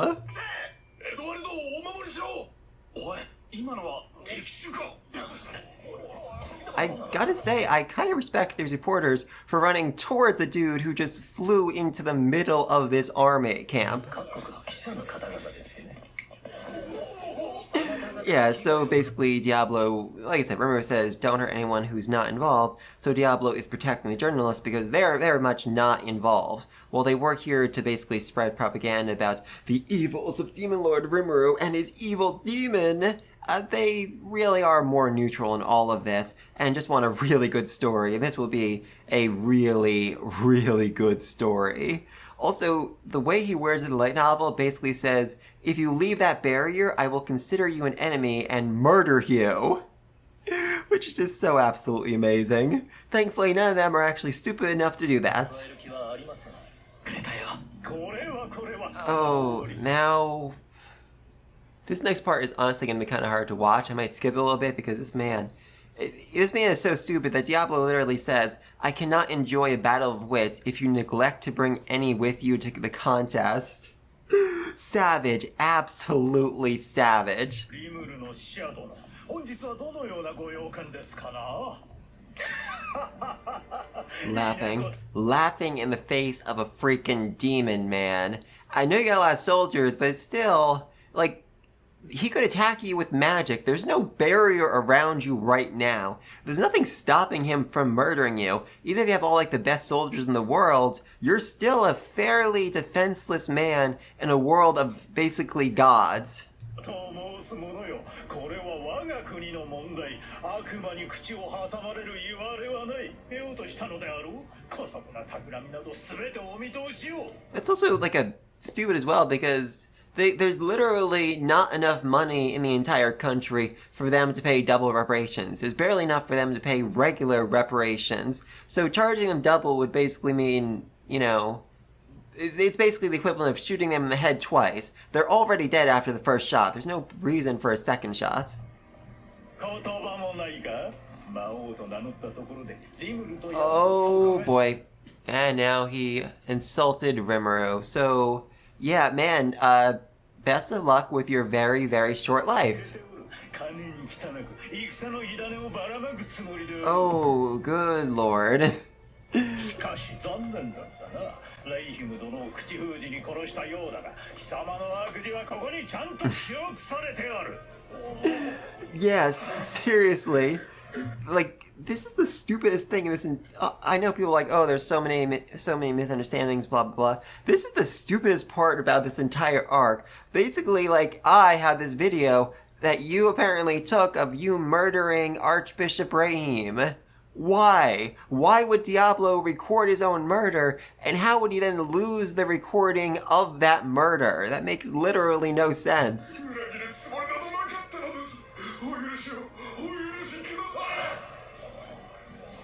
それが一体どのような証拠になると？ So, yeah, that's basically saying that Lady Glenda was the one who murdered him, or was in the room with Diablo when he murdered Rahim. Either way, that makes no sense. Also, how would a demon infiltrate Lubelius? Sar, you are a battle sage. I know you're kind of stupid, but even you should realize there's something very wrong about that.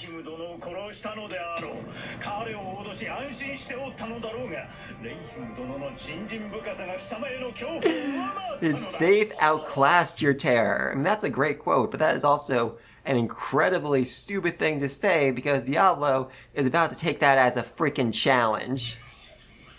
それは素晴らしい。茶番はやめだ。知恵比べを楽しむにも。お前ではレベル Yeah, I cannot enjoy a battle of wits with someone as simple-minded as you. I mean, I think I like light novel better. I cannot enjoy a battle of wits if you neglect to bring any with you. That was so much more brutal, but yeah, either way, it gets the point across. よろしい。 Oh god, that shoulder shrug. Alright, let's see what happens. Oh, that was テ awesome. ストして差し上げましょう。本当に人間が私への恐怖を克服できるのかを。ですが忠告は一つ。私は今まで一度も敗北したことはある。 That is actually well, that's first off technically untrue, but also very important for what he's about to say later on. I mean, technically, I think Diablo has lost at least once, but it's important that he hasn't lost in a while, basically. Yeah, that's the thing. Weirdly enough, there are way more demons and archdemons in the east than the west. There's some explanations for it, but I think it might be because, you know, basically Guy has staked the west as his territory, and most demons know, yeah, I'm not gonna mess with freaking Guy, the primordial red. I'll just hang over here in the east. It's way safer, even though they have some very well-trained demon hunters over in the east.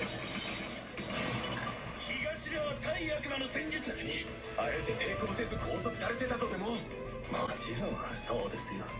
せっかく努力して Yeah, this is honestly terrifying for them because demons, they bluster, they brag all the time, but not once they've already been put into a trap, not once they've already been captured. The fact that Diablo is remaining calm while tied up like this with holy element chains is incredibly off-putting. 悪魔めの傲慢をあの世で食いるがいい。 Yeah, you can see him sweating. You can see like the sweat on his brow. Like, okay, this is not right. This is not normal. He should be a bit more panicking right now. I know I'm a professional, but I'm starting to get a little freaked out here. 悪魔め、その傲慢をあの世で食いるがいい。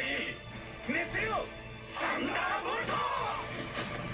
Oh, oh, that was beautiful.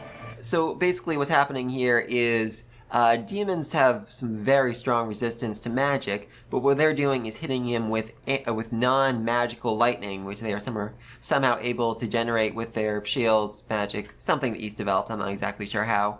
And this means that his physical body will be destroyed. And once the demon's physical body is destroyed, they're sent back to the spiritual world, hell, wherever they come from.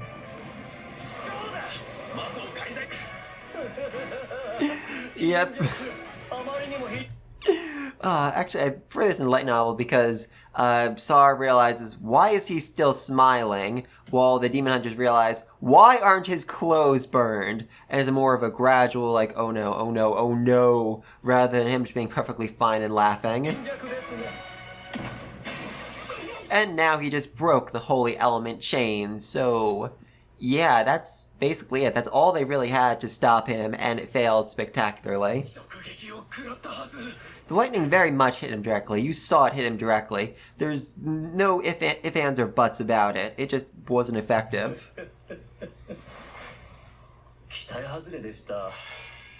貴様、化け物め。 I always find it weird when people are like, you monster in this series. Like, yeah, this is a world full of monsters. I mean, demons aren't technically monsters, but still. It doesn't really feel like the same insult it is in our world. では、テストを開始しましょうか。 Yep.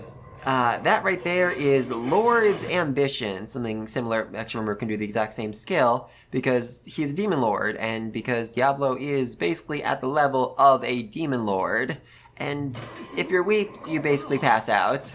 That's how it works.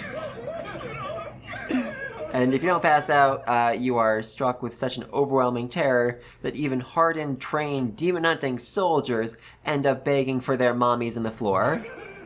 なんだ、あの悪魔は何もしていないように見えるが。 Thankfully, all the journalists are protected from this by the barrier. そう、なんなんだこの威圧感は。おやおや、はったりですか。 魔王覇気を操る。 I love this. He's like, that's a bluff. There's no way that could be Lord's Ambition. It's like, man, does it really matter what it's called when it just knocked out all of your soldiers except for you? I don't really think the name means much. 魔王子となった魔物のに。 Yeah, this is actually a really interesting detail. Basically, demons aren't as strong as everybody seems to think they are.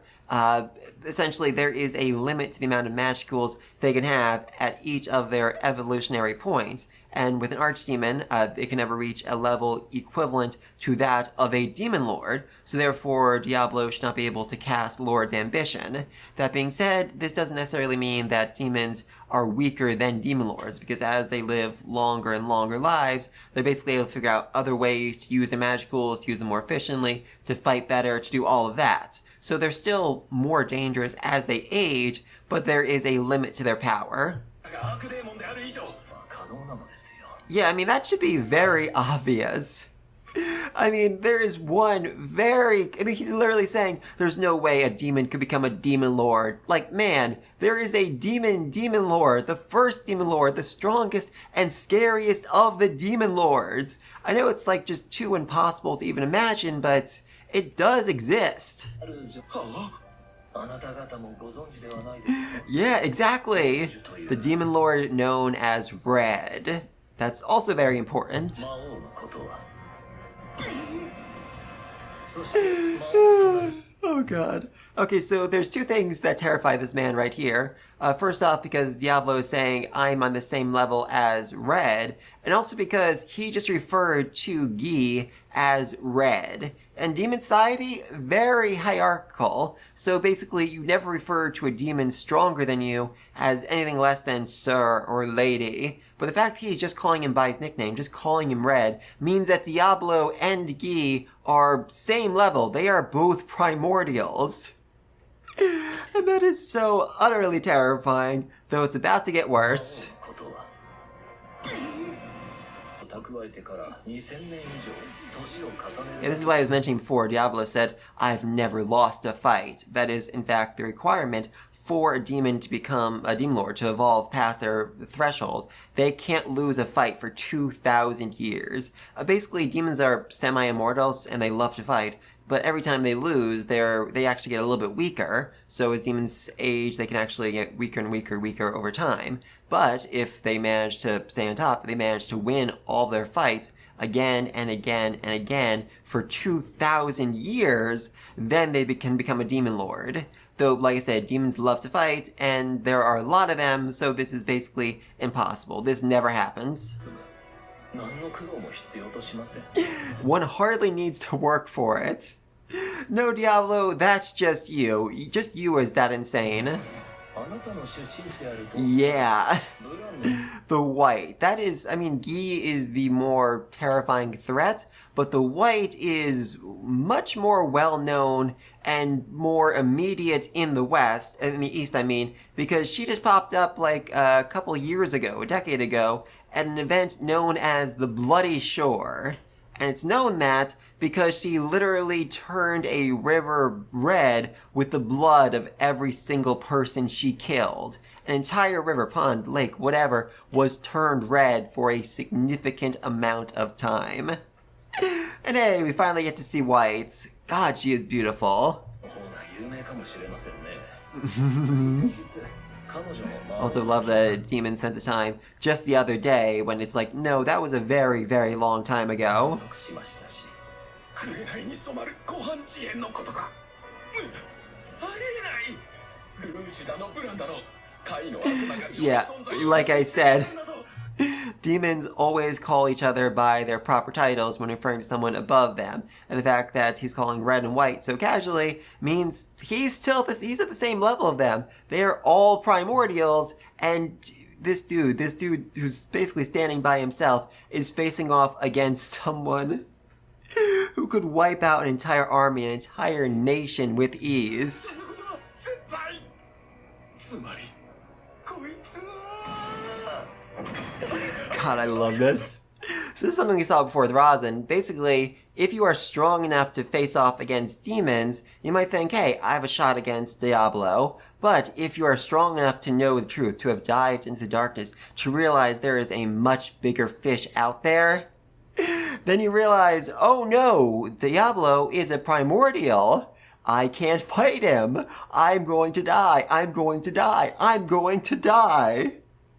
And it's just such a great moment every time it happens. Just like that threshold of being strong enough to know how utterly and completely outclassed you really are. ありえるかこんなことあるはずがない勝てるわけがない And it broke him. 命だけは Utterly and completely broke him. Seriously, this is a proud demon hunter right here, and he's gone. He's completely gone. おや Actually, in the light novel, he actually threatened to slit the king's throat if Diablo would spare his life. 合格したのですからぜひとも楽しんでくださいお許しを私は金で雇われただけなのですどうか命だけはならば下がっている Diablo's actually disappointed. He's like, hey, I wanted to fight a little bit. Because, like I said before, demons love fighting. 邪魔者どもを片付けるはいふーんなかなかやるようだね Love this dude just carrying the king away. Like I said in the light novel, he literally threatened to murder the king for Diablo. Also, I'm sorry, Sar, but the only reason why you're so confident right now is because of how little you know about demons. He doesn't actually pass the threshold of knowledge, meaning he doesn't realize exactly what Diablo is. Red, white, whatever. Those are just words. I don't really know what those mean. 偉大なる我が王リムル様の忠実な Seriously, imagine taking down a squad of demon hunters and then describing yourself as a loyal butler. I mean, that's Black Butler thing. That's literally what we see in Black Butler. アトラーですよあくまでも正体は明かさないつもりかいじゃあブランダと工作を並べて何をおびえにしようが Like I said, his confidence is literally drawn from ignorance. He has no idea what he's doing, he has no idea about demons, and he is going to regret it very, very quickly.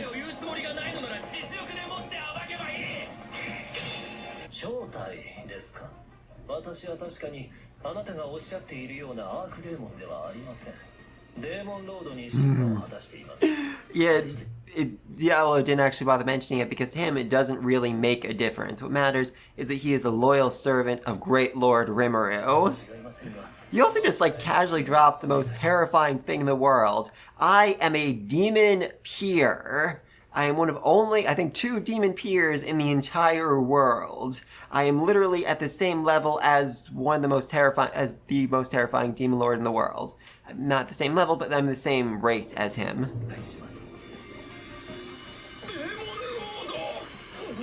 Yeah, really.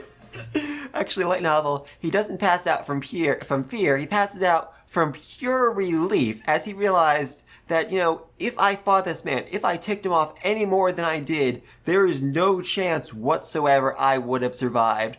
Thank the freaking gods I ran away like a coward. Yeah, like I said, Sar, ignorant, but he at least knows that word. It is legendary. It is something that people don't even actually believe really exists. It's the kind of thing you only find like ancient tomes vaguely mentioned.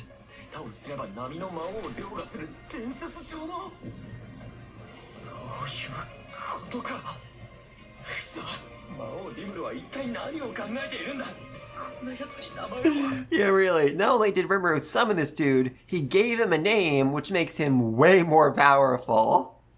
That is honestly insane and technically should not be possible.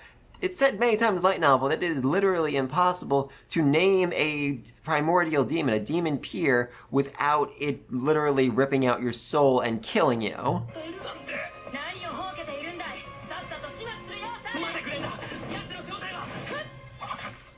Hey, perfect shot. I don't think that actually should have pierced him though. He has melee, cancel melee attack, so I think I should have just kind of like bounced off of him instead. Does anything really work on him? You're immune to magical attacks, you're immune to natural attacks, you're immune to physical attacks. Yeah, apparently Glenda doesn't know anything about demons. Apparently Glenda knows even less about demons than Star does, as she actually thought that was gonna work.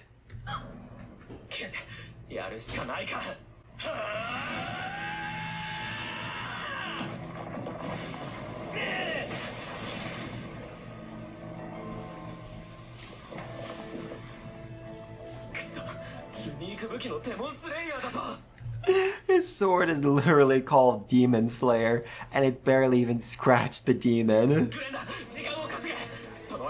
Oh, here it comes, here it comes, here it comes!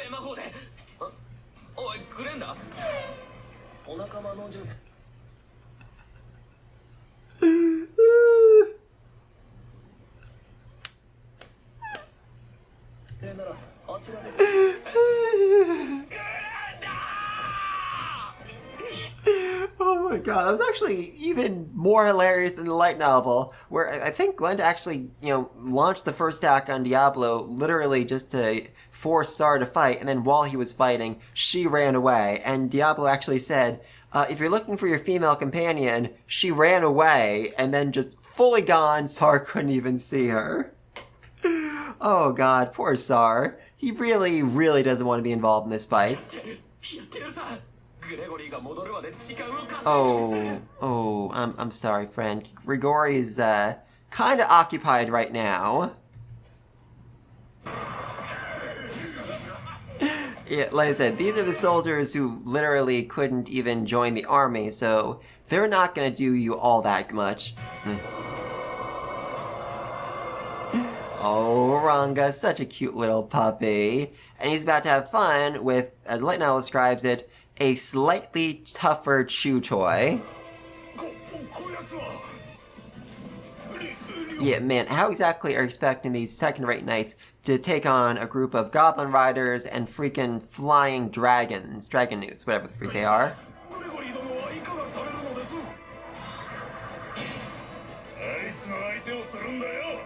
バイソン、ガルシア、お前たちは将軍を守る。 Yeah, so kind of utterly, completely useless right there.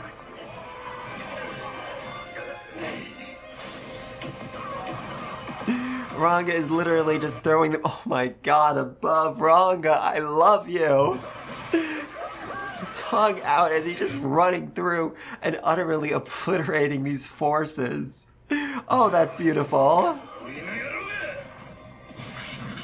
Alright, so that's the end of the 5,000 force army right here, and time to face off against Grigori himself, the legendary battle sage. Surely he will prove a tough and difficult opponent for the fearsome Ranga.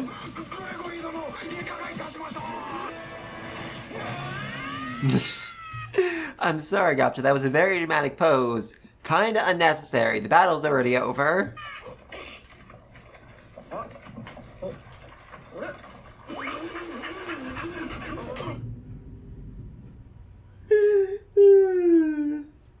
So yeah, Grigori's skill basically makes him invincible, but all that means is that Ranga gets to play with him a lot.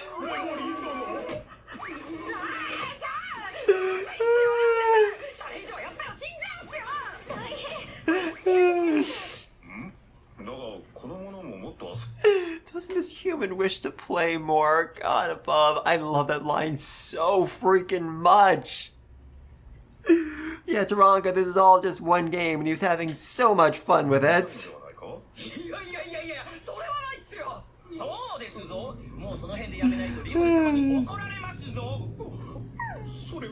Oh god. The shrinking, the tail wagging, that's so sad, that's so pathetic. Oh, Ranga's best boy. Ranga's absolute best boy. Yeah, really, what other choice they have other than completely and absolutely running away with their tail between their legs? Yeah, run. Actually, that line, we're supposed to beat them? How can we possibly do that? Apparently it goes down in history. It's like written up in the newspaper somehow. Beautiful. Also, I want to rewind just... Oh, the whimpering is so adorable. Because yeah, Ranga was having just such a great time, and now he's mad now he's worried that everyone's gonna be mad at him because he just, played a little bit too far. Oh god, I love it.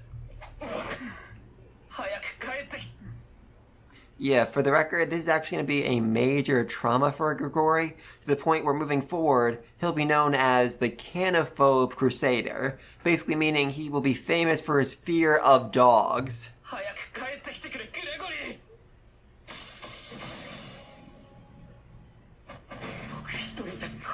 I'm sorry, man. Even if you, Glenda, and Grigori all teamed up together, you would have absolutely no chance of taking down Diablo. He's not even trying to take you seriously. He is literally just playing around and having some fun. He's basically doing what Ranga was just doing to Grigori. Yeah, that's the most terrifying part of this fight.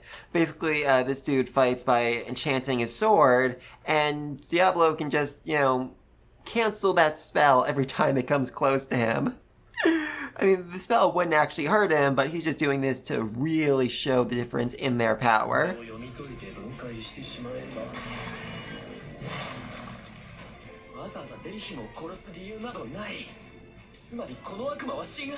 Yeah, I think that's pretty obvious, man. You really think a demon could break into the holy capital and kill your archbishop?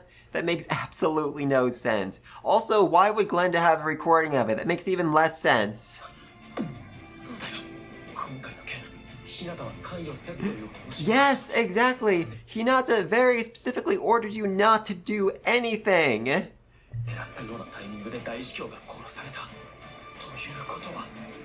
Okay, yeah, he put it together. He realized exactly who killed Rahim. And now they're here to lend a helping hand. Yeah, they aren't here to take down Diablo. They're here to kill every single person who has evidence of them, being the ones who killed Archbishop Brahim. And that includes all the journalists, the king, and Tsar himself. Yay! After that, it's easy enough to say, oh, the demon Diablo, he went on a mass killing spree, killed everybody, but don't worry, we came in and we finished him off. Praise, praise to the holy nation of Lubelius. I think the craziest part of their plan is that they are actually still planning on, not going to war with Rimuru despite murdering one of his subordinates, which is so insane.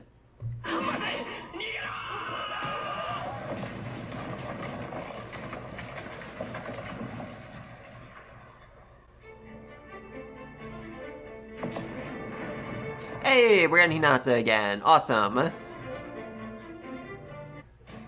Yeah, Hinata can't really cast a spell if she can't actually speak. And she can't really speak if there's, giant holes in her lungs. Yeah, sorry, Rimuru, that's not gonna work, because Hinata is somehow immune to magicules, meaning that her body basically disassembles any magic that comes in contact with her. This is incredibly useful for combat, but also means she can only be healed by healing magic, by holy magic. Since holy magic doesn't actually use magicules, it uses spirit particles, which are much harder to control and manipulate.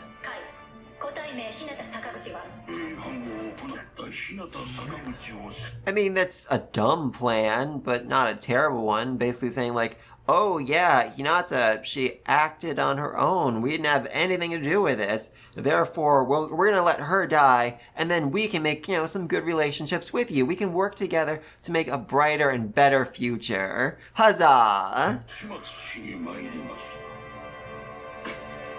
Of course, Rimuru is not gonna believe that at all. Oh, that was fun. Alright, fast forward, fast forward, fast forward. Next episode, God and Demon Lord. Oh, that's gonna be fun. Oh, I love this episode. I actually think this episode might be better than the last one. We actually got the, then again, last episode did give us the Shion fight, which I really loved, but seriously, Diablo just made these demon hunters suffer so much. He literally broke their spirit. Oh, and this idiot king kept trying to brag and say, oh no, I'm gonna win this, I'm stronger than you. Well, there was a demon literally right in front of him. He had no defenses, he had no protection. There was nothing stopping that demon from, hitting him with a very powerful spell before the Crusaders could put up a barrier or whatever. I just want to rewatch this scene again.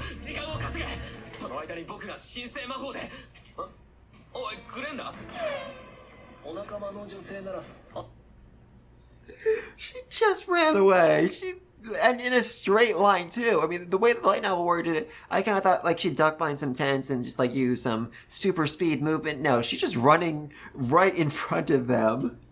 Diablo could very easily just shoot her in the back. And that foot stomp thing. You coward!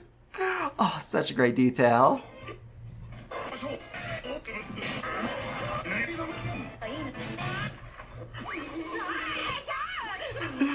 And a chew toy. He literally became a chew toy for this dog. Despite being one of the strongest humans in the world, he was little more than Ranga's chew toy. Oh, I loved it, but please let me think down below. What was your favorite fight this episode? Diablo versus the Demon Slayers, Diablo versus Tsar, or Ranga doing this over and over again? I kind of love that one, honestly. With things happen now that the 7-day clergy have seemingly murdered all the journalists and come to murder Hinata. Well, I say 7-day, we've currently seeing 5 of them. 3 with Diablo, 2 with Rimuru, so still 2 more in the wings, waiting to do something, I assume. Let me know think of all this down below, and until next time, peace! Hello, one and all! This is my review, reaction, and cut discussion of the Time Reincarnated Slime Season 3, Episode 10.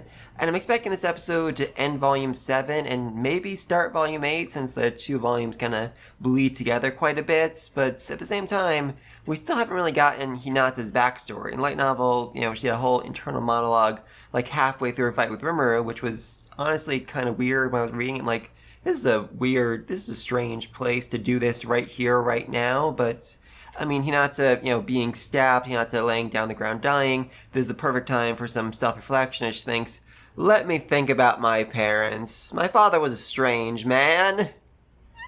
So I'm very interested to see what that is, and honestly how people react to her, because I'm seeing a lot of hatred for Hinata online, which is, not unexpected. She is incredibly stubborn and kind of annoying, but this is really the point where I think it turned around for a lot of light novel readers, where they started realizing, hey, I kind of like this girl. I'm not sure if her backstory will make the difference for anime onlys, but we'll see what happens. Also, we're starting off with 7-Day Clergy, and we're realizing, wait a minute, these are the dudes who betrayed Aldomon. And I think that means they might be behind all of this. If, Hinata's being backstabbed, Hinata's attacking without really wanting to, and Hinata's confusion by the message wasn't clear enough, these guys popping up is enough for Rimuru to realize, oh, I get now. These are my enemies. These are the people I need to kill. That makes things way easier. Alright, let's get started in 3, 2, 1. 残念ながらそうはいきません。 I mean, that is technically true, since Lumina said don't attack Rimuru, but at the same time, you're not in your country, or not in Lubelius, you are in Tempest, and you have to do what Rimuru says, because he is, the freaking leader here.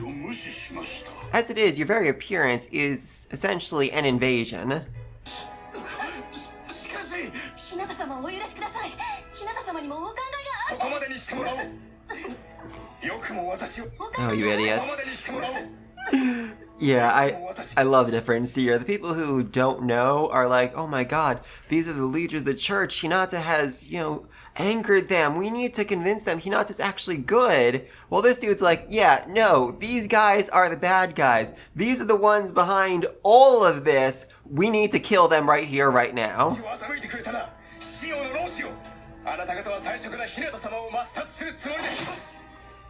Yep. Unfortunately, he was a bit too late with his realization. I mean, seriously, dude. You even straight up said, hey, this guy, the redhead, blanking on his name, he's acting weird. It's like he's an entirely different person, and yet you were not expecting to be freaking backstabbed, because, spoiler alert, he is in fact an entirely different person. The real man was killed quite a while ago. I mean... That's not a bad lie, and at the very least, it's enough to really cause some confusion among the Crusaders. Well, that is honestly genuinely disturbing, seriously. I was expecting kind of like an allusion to Fade, not for him to literally rip the skin off his face, which... honestly, might have been the skin of the real guard. It's entirely possible. Actually, in the light novel, some of you said, but Rimuru said, you are violating the laws of my nation, before thinking to himself, actually, this nation doesn't really have any laws yet. It's basically just, do whatever I say. Which is such a great moment as he was basically thinking to himself, I really need to establish some laws in the middle of all this. I mean, seriously, people are always like, oh, there's not enough battle in this series. This is not a battle series. This is a nation-building series, which has, like, one fight per volume. That's basically it.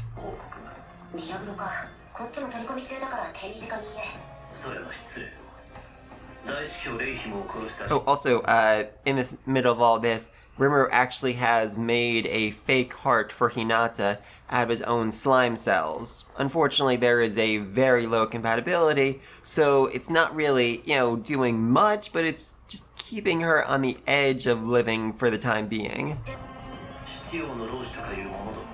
Oh, God, Diablo. Your timing is just so absolutely perfect. As he's basically telling Rimuru, yeah, these guys are actually our enemies. If you didn't have enough evidence, now we know for certain they are our enemies.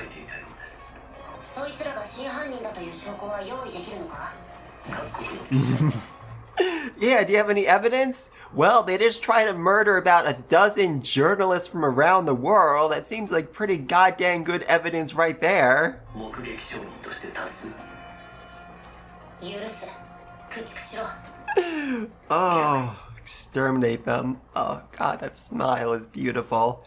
In fact, in the light novel, he said, rub them out, which is just somehow more brutal, but exterminate them just sounds so good right here. Especially with that smile.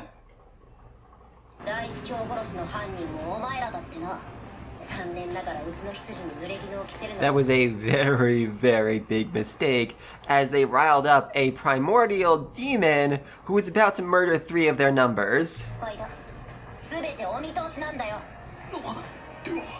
Yeah, okay, now the rest of them realize it. I mean, I think it should have been obvious when they stabbed Hinata or blew a hole in her chest, but now even these idiots realize, oh, okay, now I see what's going on.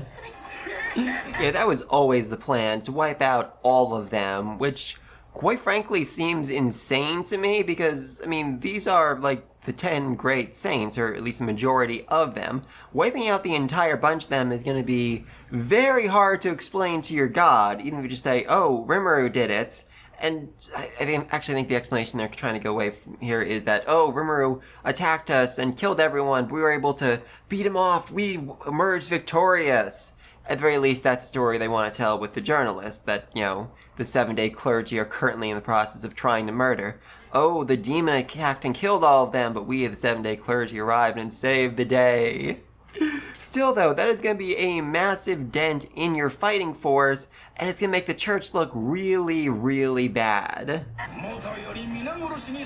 Yeah, from the very beginning, just kill all the witnesses because we look suspicious as heck here. Yeah, I mean, that is literally an unbreakable barrier that no monster could ever hope to escape from. It is impenetrable, essentially.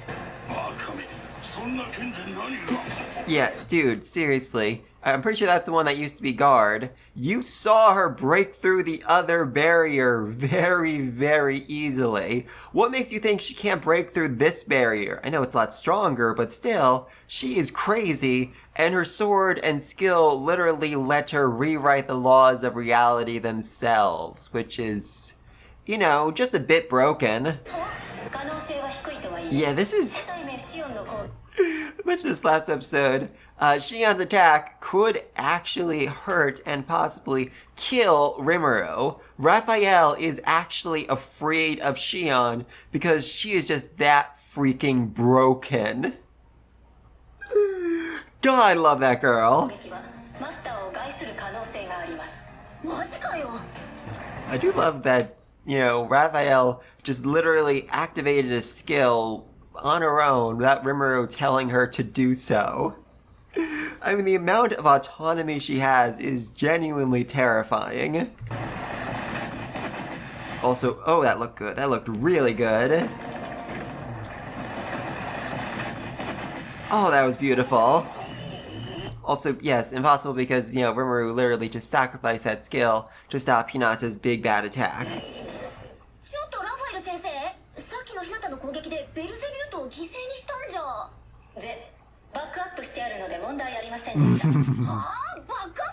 Seriously, Raphael, why would you not just explain that to Rimuru in the first place? Also, I do love just, God, I remember when this chapter of the manga came out, there was like a 2-month period where I saw people commenting again and again, this is so stupid, because of this stupid fight, Rimuru had to give up his ultimate skill Beelzebub, this is stupid, this is awful, this is terrible, this is such bad writing. It's like, yeah, no, of course Raphael would not let him lose a skill that powerful, a skill that literally makes him immune to, you know, projectile attacks. That'd be insane.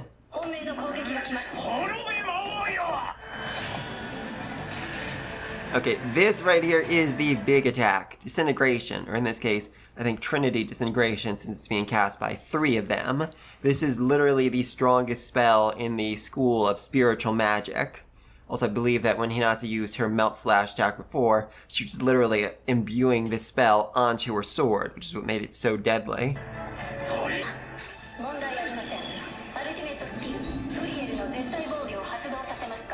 ウリエル？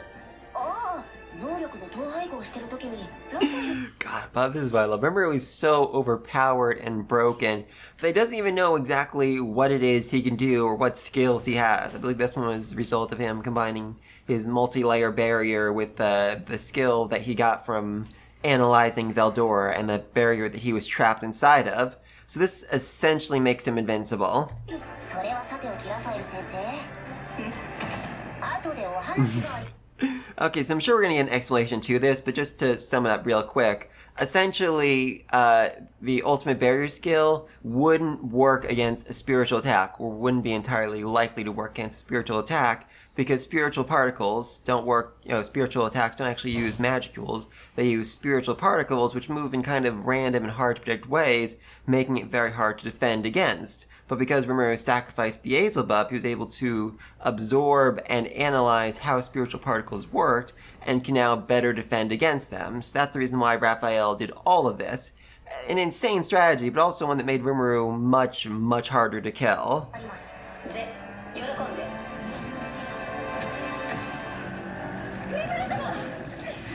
God, I love this attack. Okay, I mean, I saw a lot of people complaining last episode, like, oh, the animation is so bad, which I didn't think so, but seriously, this is where the budget went. They are doing some awesome attacks this episode, and I absolutely love it.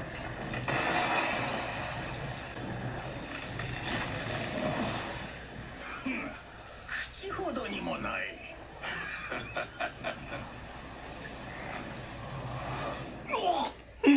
Yeah, oh god, that visual.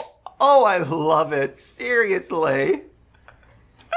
Not only is he perfectly fine, but he's holding up Hinata. That is so beautiful. Which does make sense that she was floating, and landing on the ground probably wouldn't be good for someone who has a hole in her heart. I mean, quite literally, her heart is actually very badly damaged.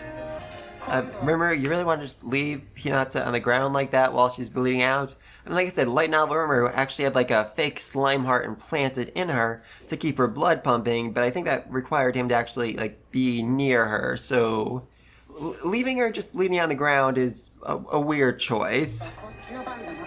今回は我らが飛行だが。 Oh, you think you can run away? That's so adorable.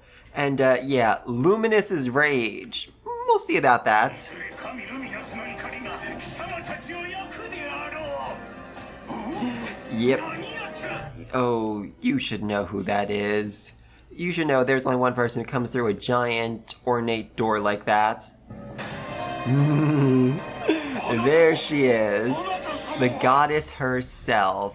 And to this point they realize, oh, we messed up. We really, really badly messed up. 魔王リムルよ。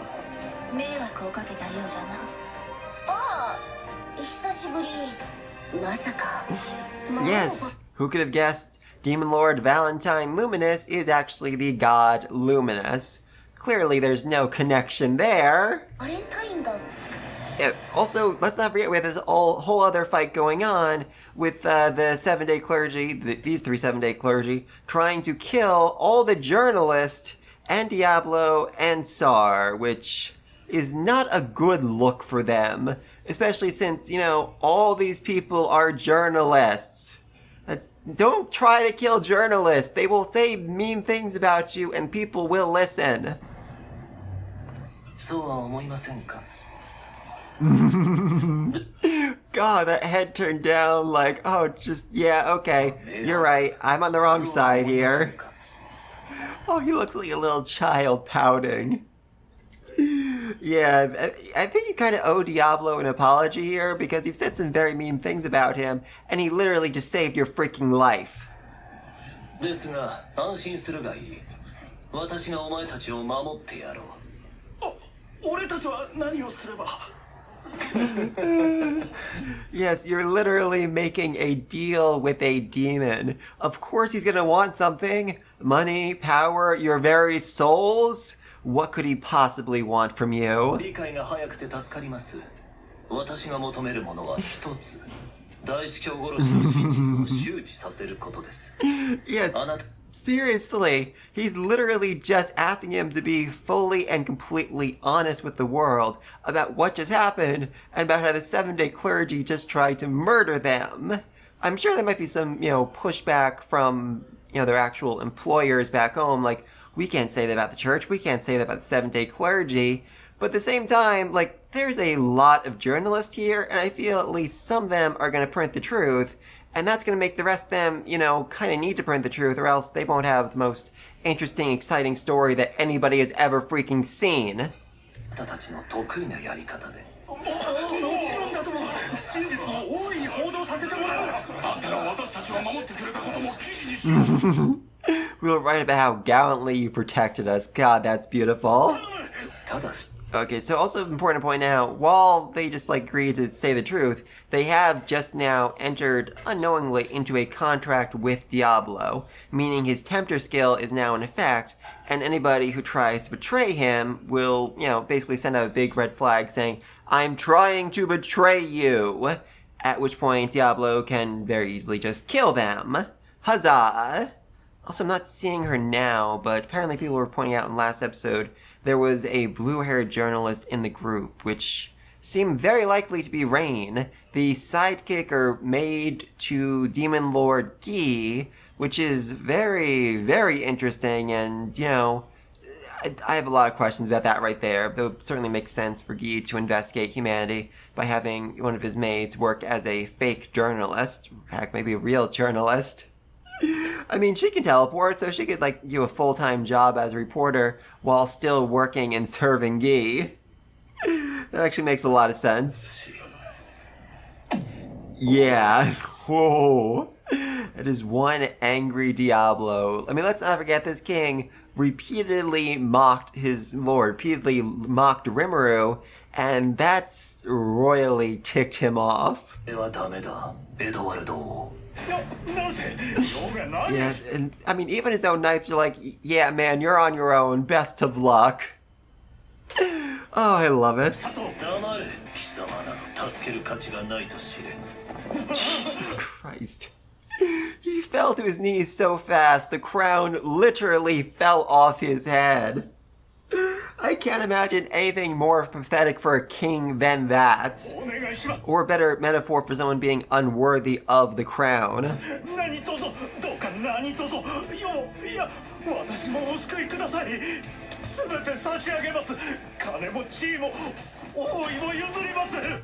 Literally crying like, I'll give you my throne! God above, he's pathetic. I know he's facing certain death, but man, have some dignity here. Yeah, I don't even think this was part of Diablo's plan when he started threatening the king. I think he just realized, oh yeah, the throne. I was supposed to get that for Yom, wasn't I? Alright, this works. Jesus Christ. Also important to acknowledge that these two are bickering while the 7-day clergy are literally charging up an ultimate attack right behind them. God, I love that.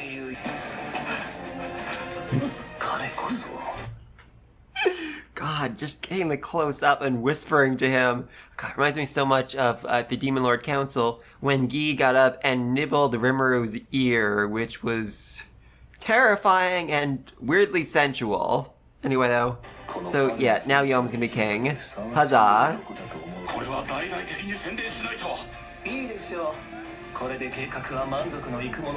Yeah, Diablo's like, yeah, this really wasn't how I expected things to work out, but awesome. Now Yom is gonna be king way faster than I originally planned. And I feel like there was something else I was supposed to deal with. Oh yeah, the 7-day clergy. I should get back to them. Oh, seriously. I mean, the animation in this episode is top-notch. Oh god, Diablo fully, completely unbothered by this attack. An attack so powerful it literally takes 3 people to cast it. 3 incredibly powerful people at that.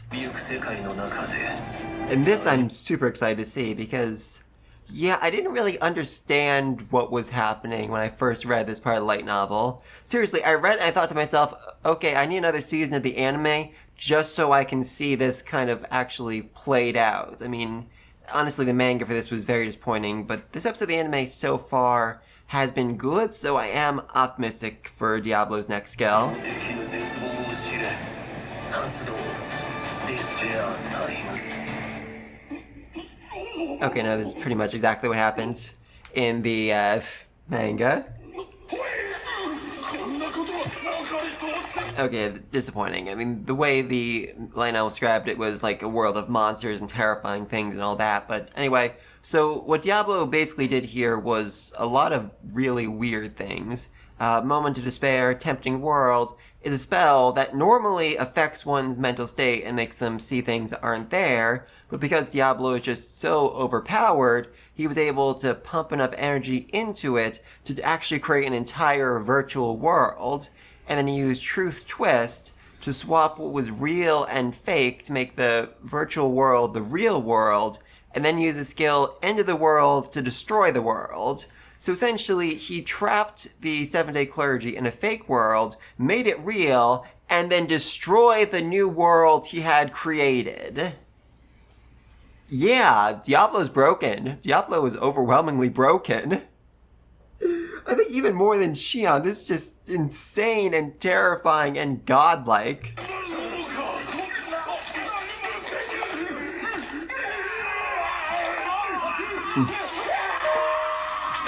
Okay, I take it back. That was actually way more entertaining than the manga. Just slowly being crushed like that so they're literally exploding into a pile of blood. That is beautiful. Oh, I love that. Jesus Christ, Diablo. Yeah, that was kind of insane, honestly. I know I complained that it wasn't as interesting as I was hoping it'd be, but it's still just insane what he did right there. Yeah, also, hilariously enough, the Paladins have no idea who Luminous is. They weren't even entirely sure if their goddess was real or not, and now she's literally standing before them. I mean, it'd be different if they had, like, statues of her throughout the church or something, but no. They have no idea what she actually looks like.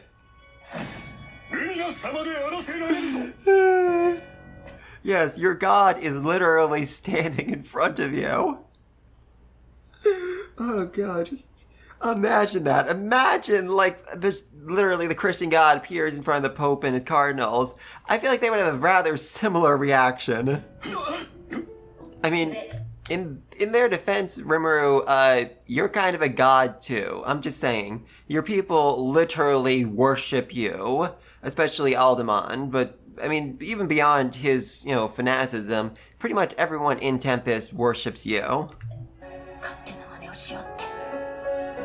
Which, this is something I've actually never really understood. I mean, Hinata came to Tempest even though Luminous told her not to. I get that Luminous is kind of absent from the day-to-day business of the church, but still, Hinata's been gone for at least a week. I think several weeks at this point. I feel like at some point she would have figured out, oh, something's going on here and I probably need to go deal with it. Okay, so we are getting the backstory like I figured, which, actually kind of, I mean, like I said before, I'm very interested to see how people react to this backstory and react to learning more about Hinata, especially after they find out what exactly she did back on Earth. Yeah, so Hinata did not have a good, first impression of this world, as she was literally about to be violated and then sold into slavery, so yeah, that does kind of explain a lot about her. Though she handled it incredibly well, I gotta say. And within like a minute, she figured out, okay, so I'm in a new world. This is a world where people have to fight in battle, and I need to kill these people. Good for her.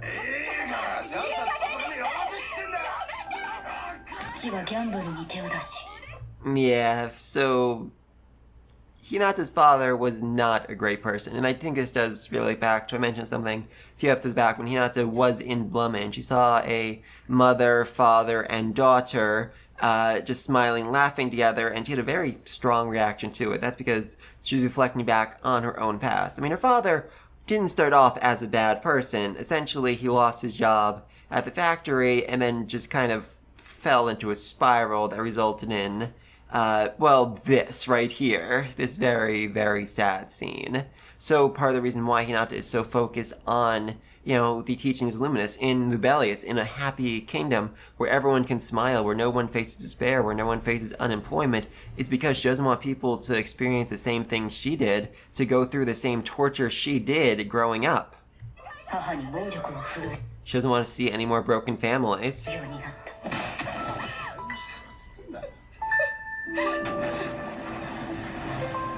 Yeah, this is how it was in the light novel, in the manga too, whereas the light novel just said, she left no evidence, but she pushed the man off a freaking cliff. How? Why? How do you get him to stand on the edge of a cliff so you can push him?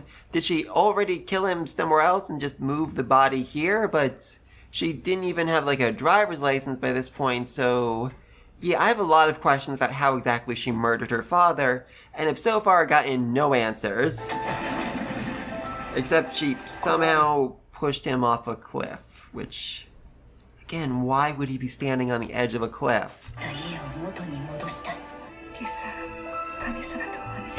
Oh, God. The actual broken glasses are part of his memorial. Oh, that is just so heartbreaking. Also, there's a spider climbing on the picture, which I guess is a sign of how, the house has fallen apart even, without him gambling and beating her. Also, again, just they were happy, they were smiling, they did have good times before the factory broke down and before he became an unemployed alcoholic, gambling deadbeat who'd beat his wife. Yeah, so after her father's death, her mother started praying a whole lot, with the light novel seeming to imply that she was praying for forgiveness for her daughter. At least Hinata wondered if that's what she was praying for, which seems to imply Hinata came home and is like, hey mom, I killed dad.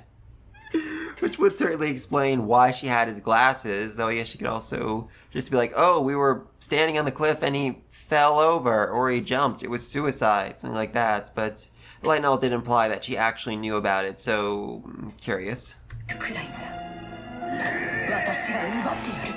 Yeah. So that's a big thing. Hinata, again, her father's company, her mother's heart, her father, all that was taken away from her. And so when she came to this world, her desires not to have anything taken from her resulted in her unlocking the skill Usurper, which allows her to take things from others.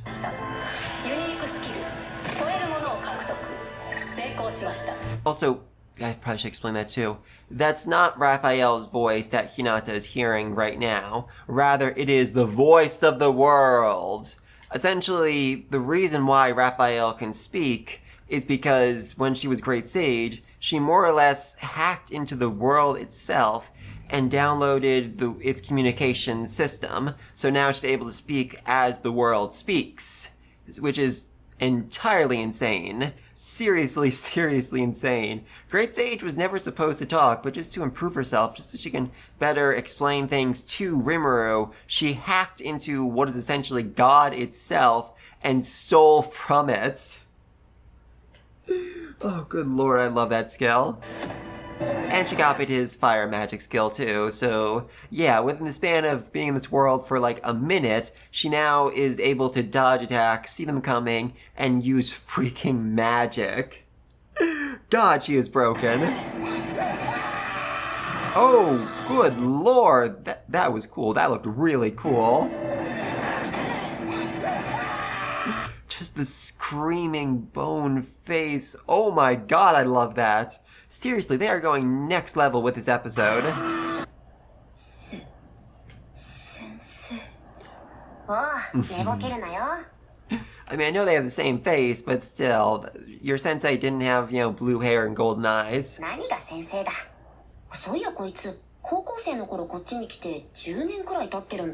so Hinata would be probably about 25, 26 years old. But Rimuru, never think about a girl's age. Especially when it's someone with as sharp as intuition as Hinata. Oh my god, she literally just had open heart surgery, and now she is just staring holes into him. God, I love that.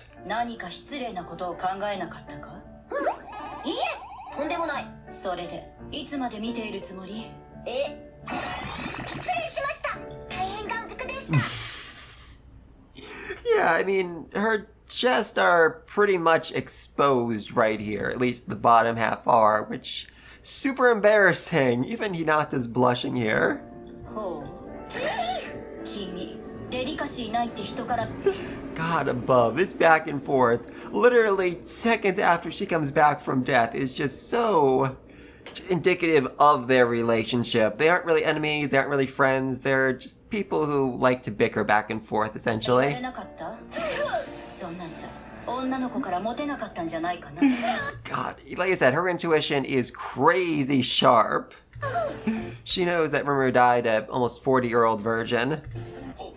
さて But yeah, we still have these three idiots to deal with, who have very clearly betrayed their god. And I feel like everything is going more than according to plan, since they've already made Yom king. I don't remember Rimuru's exact schedule, but I feel like he's really skipping a few steps here.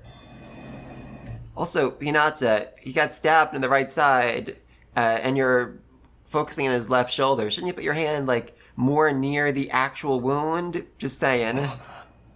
おじいよ私どもはルミナス様の御ため No, you did this for your own sake, you morons. You just were so focused on being her number one, on being the best, that you have spent decades, centuries, killing anyone who showed even a bit of talent that might upstage you. God, I love this skill. As the literal hands of God come down and crush them to death.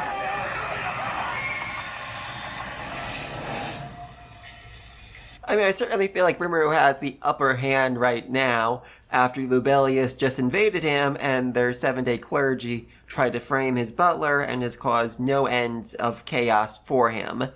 They really owe him a lot. Oh yeah, let's not forget, so far only 6 of the clergy have actually been killed. There's still Gran, the Sunday priest, the strongest of the lot. 何をしにここへ Cardinal Nicholas. Ah, this man right here is just next level Chad. 神は信ずる者の心の内 Yeah, which is honestly a hilarious thing to say. Like, the 70 clergy is literally like, oh yeah, our God isn't actually real. She's just like, Santa Claus, something we all believe in.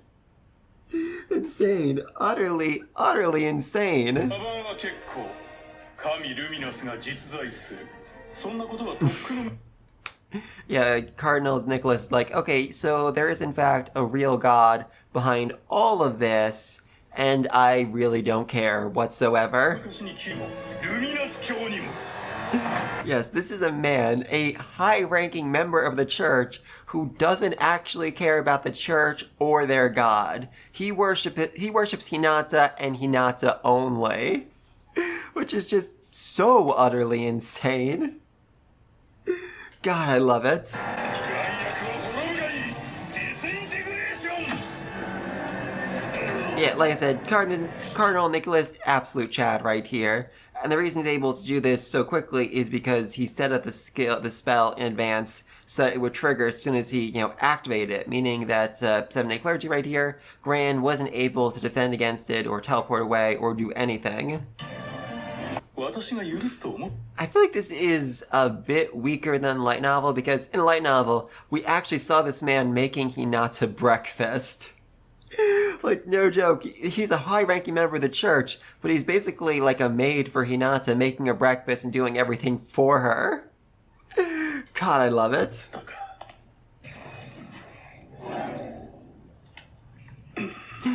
Yeah, so he's fine. Basically what Gran did was set up, or not really Gran, the leader of the Rozos did, was set up a fake body to serve as Gran, so that way he could work in the church and work outside the church at the same time. And if anything happened to him, if anyone betrayed him, like for example a cardinal, he'd be perfectly fine and keep on living. And while this dude is crazy strong, that was a very good surprise attack, and may have truly killed him even in his main body. ニコルスめ天使の襲来かねいいえ違うわおじいさまあの魔王は経済で世界を Yeah, so basically, this dude right here is the leader of what is essentially the Illuminati, and his role, the the role they all have is to control the world through its economy, except now Tempest is controlling the world through its economy, meaning that they're going to lose a lot of power if they don't do something about Tempest immediately. 支配するつもりなのよ。まさか。ええ、次こそはこの私。強欲のマリアベルの名に God, that is one creepy, creepy little girl. Mariabelle the Greedy. かけて。 It's at this point in the light novel that we learn a lot more about both these characters, but I will technically consider that to be a spoiler, so I won't mention it here. Oh boy, oh boy, oh boy. And this is where Rimuru really messes up. Well, not really messes up, but he probably should have figured that this was going to be a very bad situation for him to be in. ついに我の最終防衛ラインの出番だな。ああ、すまん。最終防衛ライン。 God, that scowl. Seriously, look at the way she is scowling at him. It is beautiful. さんの出番はなかったわ。何？せっかく気合を入れて待っておったというのに。 Don't say it, man. Don't say it, don't say it, don't say it, don't freaking say it. おお、魔王ルミナスよ。 Yep, right there. It's at this point that the secret of a 1,000-year-old religion just got exposed. Oh, God. Veldora. No, bad, bad lizard. どうだ。今度はちゃんと覚えて And る。 he is so proud of himself for actually remembering her freaking name. 魔王ルミナスよ。ルミナス様が。 Yeah, Lord Luminous is in fact Demon Lord Luminous, meaning your entire religion is focused on worshipping a Demon Lord. Which is going to be particularly, hard to hear for Reynard, given that the lie the Seven-Day Clergy told him was that Hinata was in league with Demon Lord Valentine, which, yeah, that was in fact true. The person that Hinata works for was essentially the person who murdered all of Reynard's friends. So, yeah, problematic. Oh, I love her sword. Absolutely love her sword. のクソトカゲが毎回わらわの邪魔をしよって。 Now, while she might not be a match for Veldora, she's one of the few people in the world who could actually hurt him. So, yeah, he has a right to be afraid.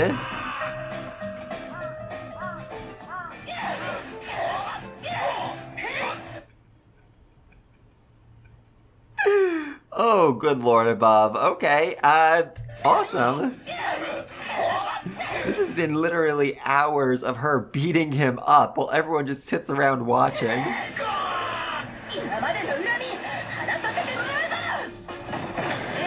Unfortunately, though, this did also remove one of my favorite scenes in the light novel and the manga, which was basically Rimuru handing Veldora over to her as, she's, shocked for a second. She's like, all right, I like you. You have a good head on your shoulders, Mr. Slime. And then she starts torturing him. エスドレイン。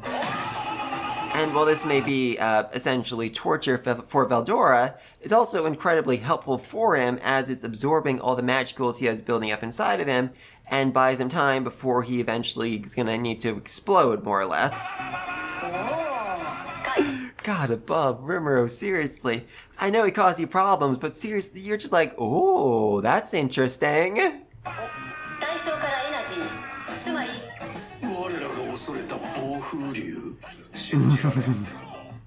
Yes, it's at this point where everyone basically decides, okay, we know our leader is actually a demon lord, but we also know that we stand no chance going against her, so she is essentially a god in our book. If she can fight the storm dragon Veldora that well, then she is basically just a freaking god anyway. かわいそうなような。 As it certainly... Okay, I think this is a different closing. Interesting.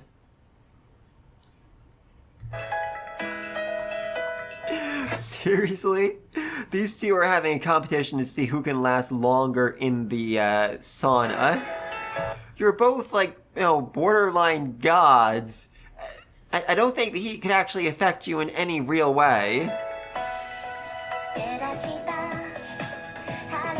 Oh god, I love the confused look on his face. He's like, what is this strange creature in the bath with me? It appears to be a duck. Why is there a duck in here with me?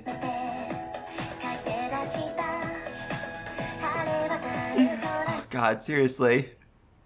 This I love. Just the Crusader laughing and smiling with these two. It's freaking adorable. But we also did cut out, we seemed to cut out a scene of Rimuru trying to sneak into, well, not really sneak into the female bath, basically be like, oh, I'm genderless, so I can show you how it all works, and join them, only for Hinata to be very, very much against it.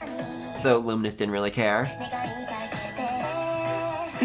Yeah, also, Luminous has a bit of a thing for Hinata, if that wasn't obvious. In fact, she actually praised Rimuru for creating such an amazing place where she could, stare at Hinata. That girl's kind of a perv, I gotta say. Seriously, are they actually cutting through all of this? Because this is one of my favorite scenes in this part of the series. Just the whole, welcoming, getting to know everyone, eating together. It's such a fun scene.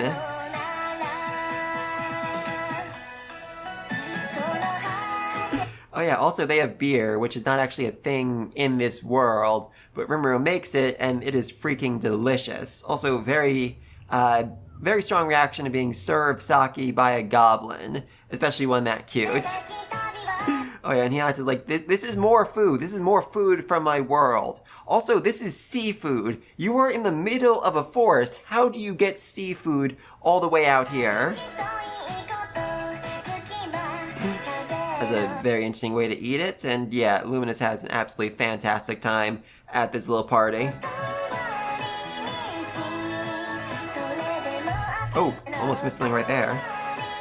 Oh, there is, yeah. So their battle was interesting and ended with, as far as I can tell, her getting tied up and having some very interesting feelings for this dude right here.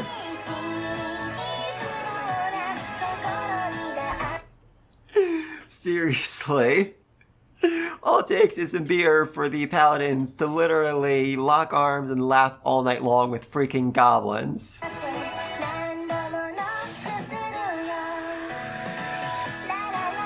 Yeah, also she drank so much she lost control of her transformation and became part snake. I think, oh god, is this the party or is the other party? Where girl over here literally turned into a tiger, full tiger, because she was so drunk and then was embarrassed next day because it was basically the equivalent of being seen naked. Okay, next time, reconciliation and agreement. So, overall, great episode. And the visuals and some of those attacks, other than, Luminous's attack, were fantastic. I loved all of them. And just overall, it was a great way of just showing everything, showing Hinata's backstory, her past, how this all came about, why the Seven-Day Clergy are the bad guys. Great wrap for everything. But I'm very disappointed in this ending, as they're doing a montage of just such a great scene of all of them partying up, having a fun time. Luminous actually teaches Rimuru how to get drunk.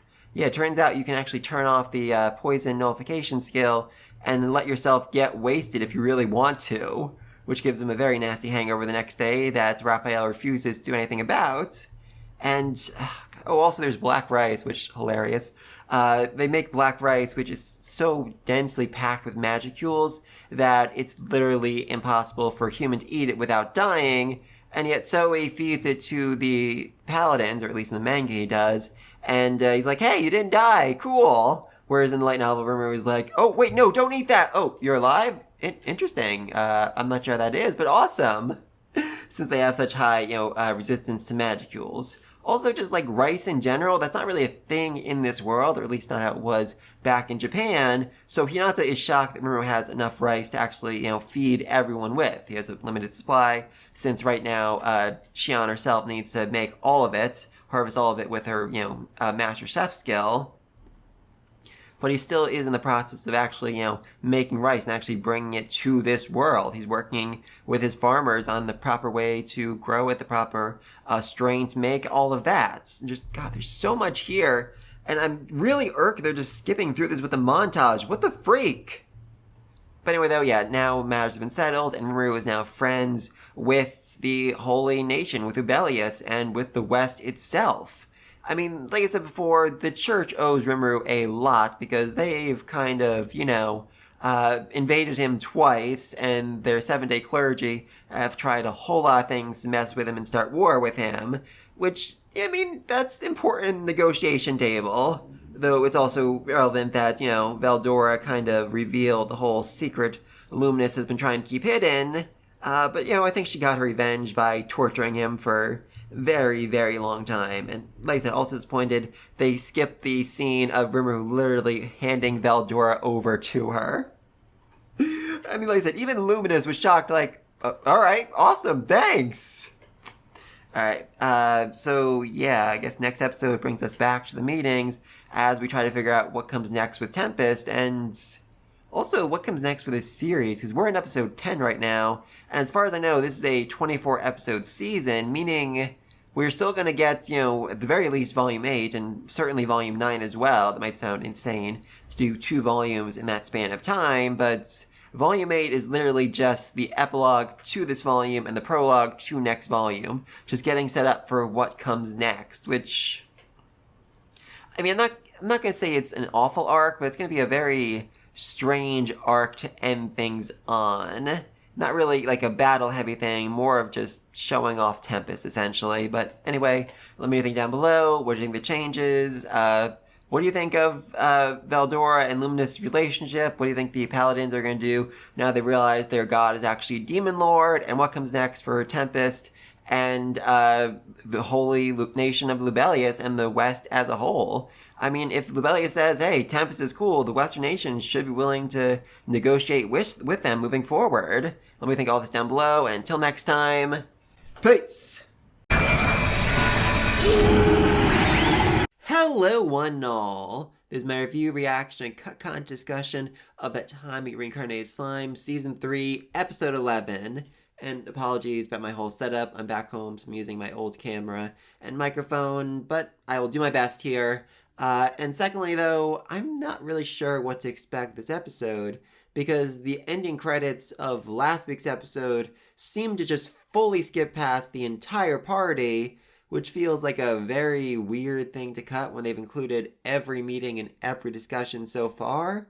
And then I saw preview images for this episode, and it looks like we're back at the party, so I'm not sure if that was just like, oh no, that wasn't a montage, that was just the end credits for the rest of the season, or what they were planning on doing there, but weird. Very, very weird. But either way, let's get started in 3, 2, 1.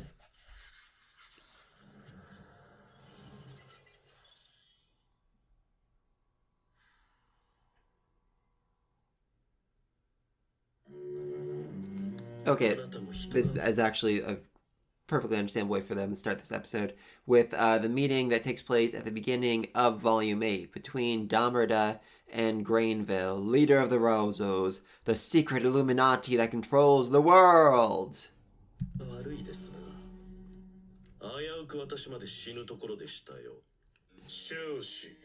Yeah, he had a fairly good idea there was something more going on with Diablo than just being a regular old archdemon, and he still sent Damerda to go face him, which... oh, that's insane. That's not a good argument. Yes, I led you into a trap, but you got away before it could actually spring on you. God, you're a jerk.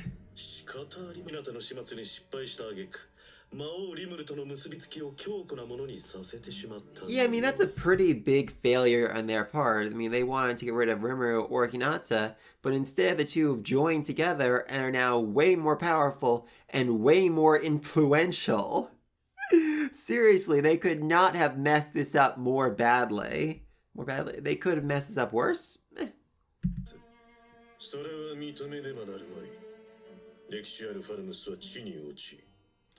Oh yeah, also let's not forget that. Their other plan was to stop Rimuru from taking over Falmus and, making it a puppet state, and he did just that. In fact, their plans actually accelerated his plans, as Diablo was very easily able to convince the, old king to abdicate and give the throne immediately to Yom, instead of, slowly and carefully trying to make that happen over the course of, years, basically.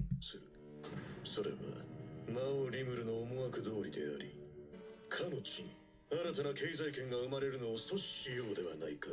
Yeah, sorry, man. You two are not on the same side here. Granville, you want to keep Rimuru from taking over the economy because you want to, basically rule the world through economic means, whereas Damarda is a merchant, and he can make a lot of money working with Rimuru. Well, not him exactly, because, Hinata probably saw his face, but other people under him can certainly make money working with Rimuru. とお待ちください。今後とも良き関係でいたいというのは本音ですが。まあいい。せめて我らの邪魔だけはしないでもらいたい。当然ですとも。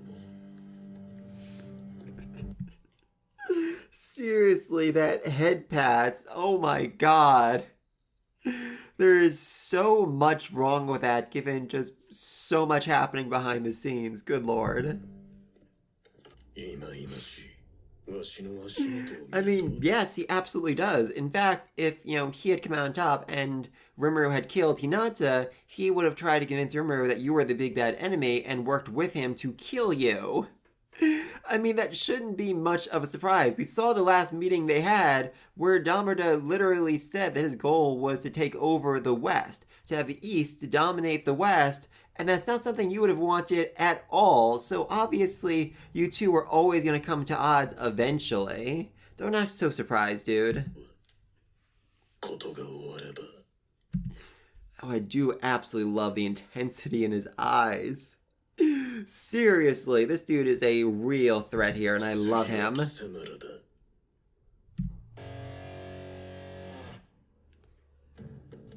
Okay, so they did skip the party and go right to the meeting. That feels... Like I said, I saw the pictures from the preview image of them actually at the party, so we're just going to get flashbacks to it. I mean, that could be a good way of actually, showing all this off. Interesting. I absolutely love this. They are a religious organization, and they've all basically said, yeah, no, we don't actually believe in the God that our religious organization worships. Instead, we worship you as our one true God. Good lord. That actually reminds me of Arifureta, Aiko-sensei. Her knights, the knights who were literally sent to seduce her, fall so absolutely and madly in love with her that they straight up abandon their god and just worship her. Oh, it's one of my favorite things about that series. I love it so much.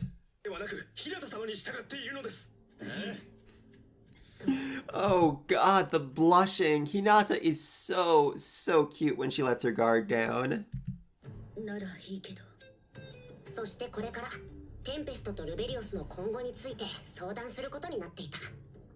正教会としては魔物の国を認めるわけにはいかなかった。Yeah, that's a big thing they have going on. Basically, the core tenet of their religion is do not trust monsters, do not negotiate with monsters, do not talk to monsters. And if they suddenly say, hey, there is a nation of monsters out there who are super friendly and nice, that is going to seriously tarnish their image and really shake faith. Like, imagine if tomorrow a city of demons just popped up and they were the nicest, friendliest people you'd ever met. They were super cool, they were super charitable, they were just awesome. The Catholic Church would have, a very hard time explaining, okay, I know we've said for centuries that demons were bad, but these demons over here, they're actually cool.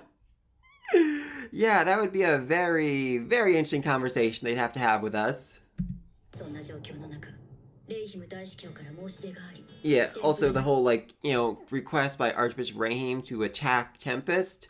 I mean, even though that was, the instigating incident, they were already planning on taking down Tempest somehow, some way. They knew it was a threat. They knew it, called into question their entire religion, so they already want to take down Tempest, and then Archbishop Rahim said, hey, I want to take down Tempest, and they're like, cool, that works great for us.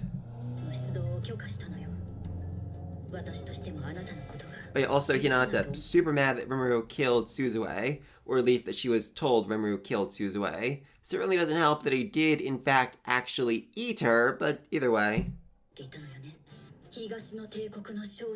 Yep, there we go again. Rimuru has been inspecting merchants for quite a while. He knew Clayman had merchants, and he knew that a merchant from the east suddenly came up to Falmouth and said, "Hey, check out all this great products we got from Tempest." Seriously. クレイマンのところにも出入りの商人がいたらしい。それが東の商人だったってわけだ。 That's another thing. When they raided Clayman's temple, they found that so much of the stuff that was there had to have come from the east. A lot of magical stuff that was clearly teleported in from the east, and a lot of food that wasn't being grown in, Clayman's actual nation, and the only one he could have actually traded with was the east, because you can't teleport food. It spoils it. そう。私は彼らからあなたがシズさんを殺したと聞かされたわ。今思い出しても腹が立つ。Yeah, don't feel God above. I love Xion just completely and fully tranquil and peaceful as Rimuru is letting his lord's ambition just flow out of him like that. Yeah, oh God, seriously, dude. You are a goddamn paladin. What is with that reaction? What is with that? Ooh! Oh my God. Important to note that this Lord's ambition even shakes Hinata. That is how overpowered it is.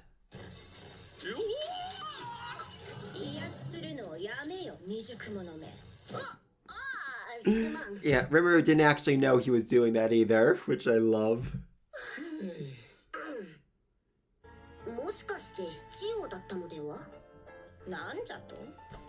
Seriously, I was actually ticked off. I read this line light novel last night. She is upset. She is angry that Rimuru is insinuating that the 7-day clergy could have done something behind her back. She just murdered them for moving behind her back and trying to kill Hinata. That was literally something that happened yesterday, and now she's being all self-righteous about it? Seriously?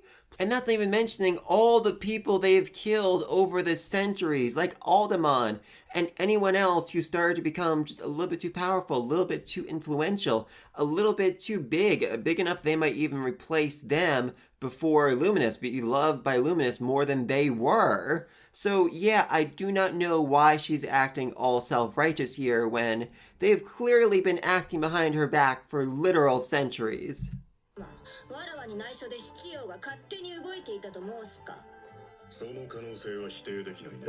Also, I love the fact that Lewis actually corrected her.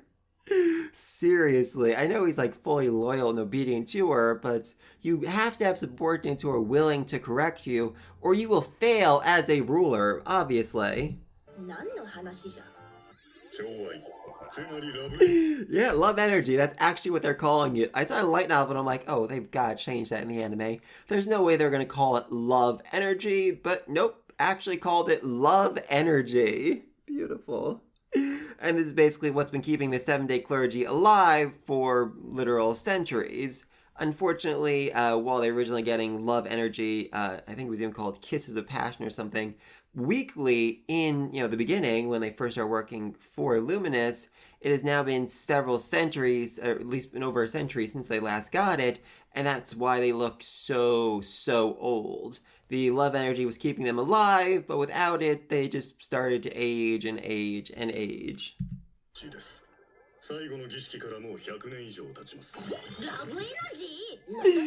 God, I love that reaction. Love energy!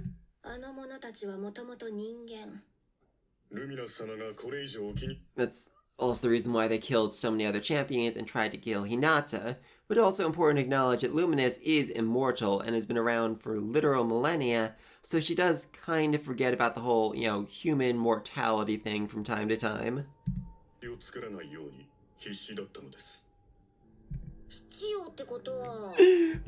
I love like counting on his fingers to 7. Remember, it's not that hard. It's 2 sets of 3. Seriously.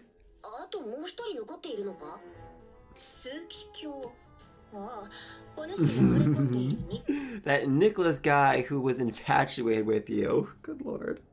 I love that Luminous pays no attention to the church whatsoever, but she still knows that this dude is infatuated with Hinata.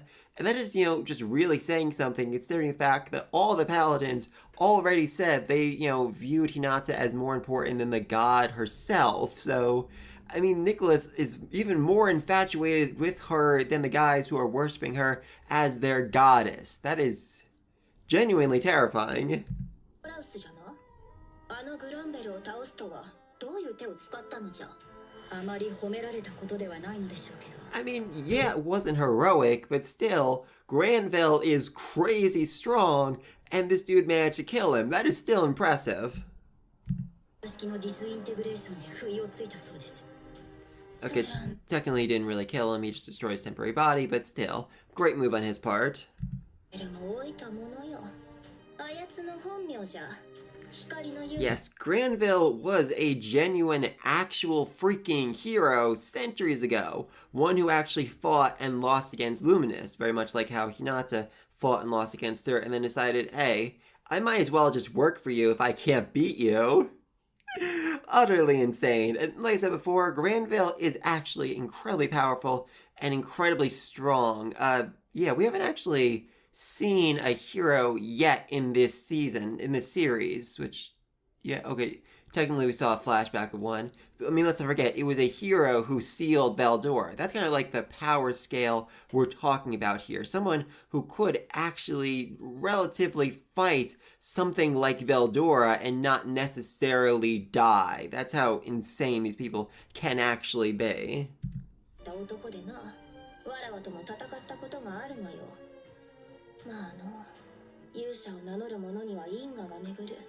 That's a very interesting thing. Anyone who calls themselves a hero, even if they aren't a real hero, are bound by fate to eventually get involved with a demon lord. In fact, back when Rimmer was first, trying to pump up Yom as the champion who slayed the Orc disaster, he wanted to call him a hero, and everybody said no, because if he did that, he would end up fighting a demon lord and probably dying. It's some weird rule of the world where the two always are forced to fight one another.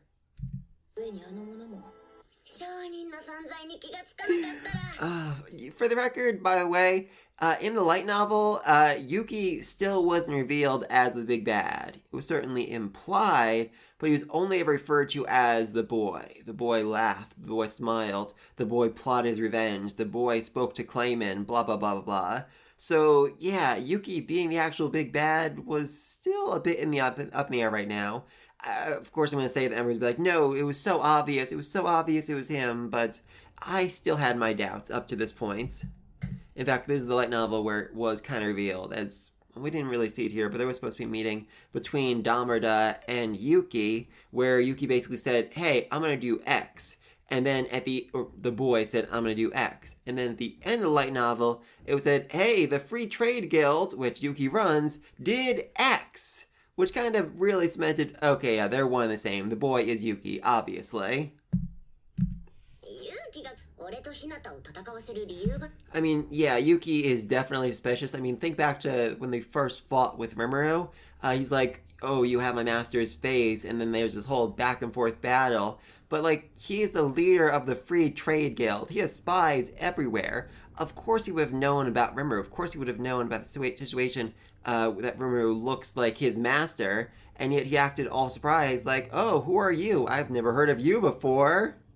It was all bits. And Rimuru knows it. He just doesn't know why he pretended it, why he did the whole bit thing.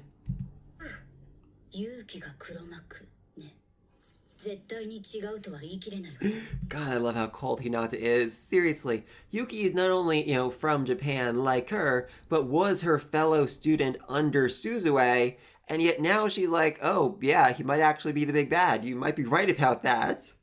It's not like they have, like, this weird relationship where they're constantly at each other's throats. She's just so cold and calculating that she is willing to believe that someone she trusts, that her senpai, could actually be the big bad. Yeah, also Rimuru's whole thing, like, from your own homeland? Rimuru, your people have killed at least 2 people from your homeland. Just because they're from Japan doesn't mean they're actually your friends.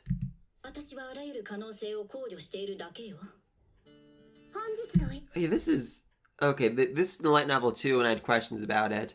scones and French fries with tea or coffee.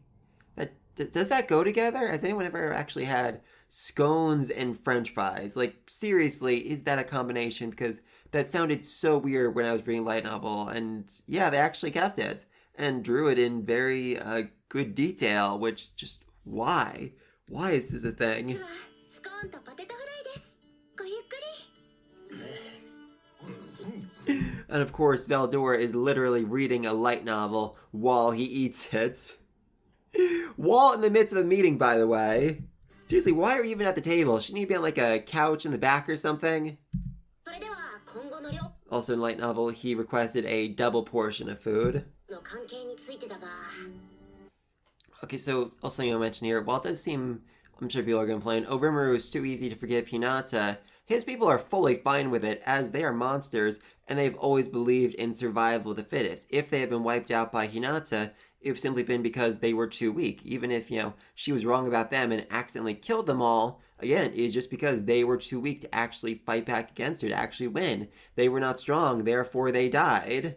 Also, yeah, Luminous really doesn't want to owe Rimuru a favor, especially because that could mean owing Veldora a favor, and that is the absolute last thing she would ever want. 中の形で賠償を行おう。手打ちはその後じゃ。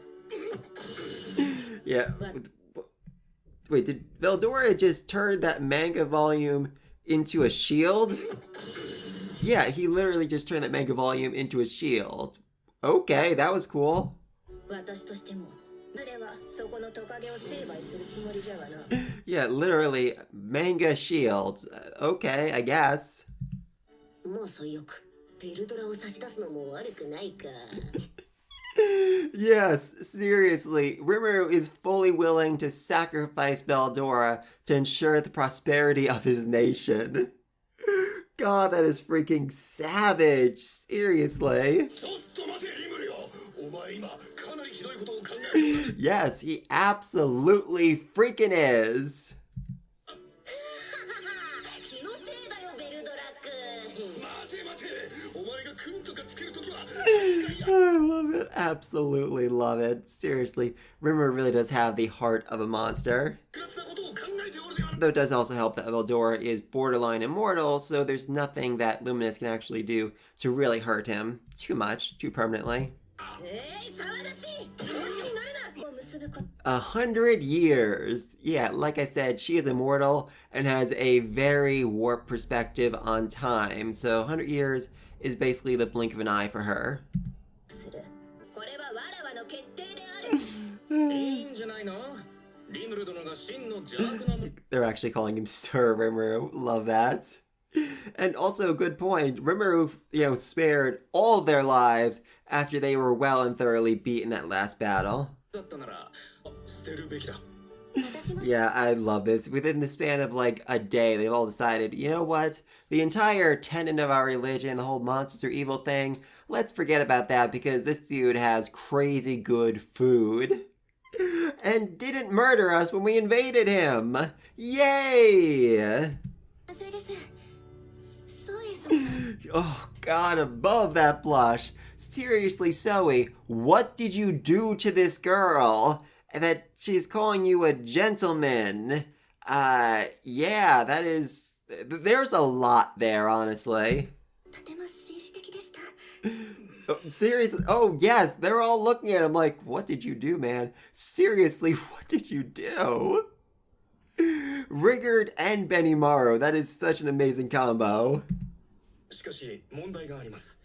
我らの競技をどう扱うのか。 Yeah, like I said before, the faith's full teaching is that monsters are evil, monsters are bad, never talk to monsters.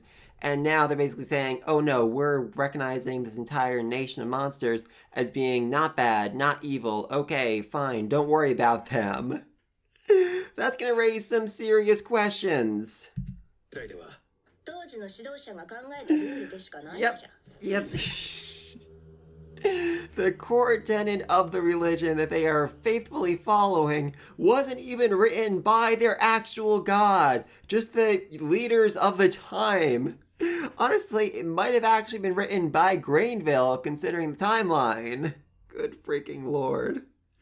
And yet they have lived through it thoroughly ever since then. I mean, they weren't even really like laws meant to be like followed faithfully forever. It was more just like a guide for living a good and, happy life, basically. Especially since back then monsters were way more dangerous and humanity was almost always on the verge of going extinct. 彼らは幸福に生きていけるのじゃ。 Yeah, which, I mean, that sounds like a super nice thing to say, like, oh, we're making sure they live happy lives.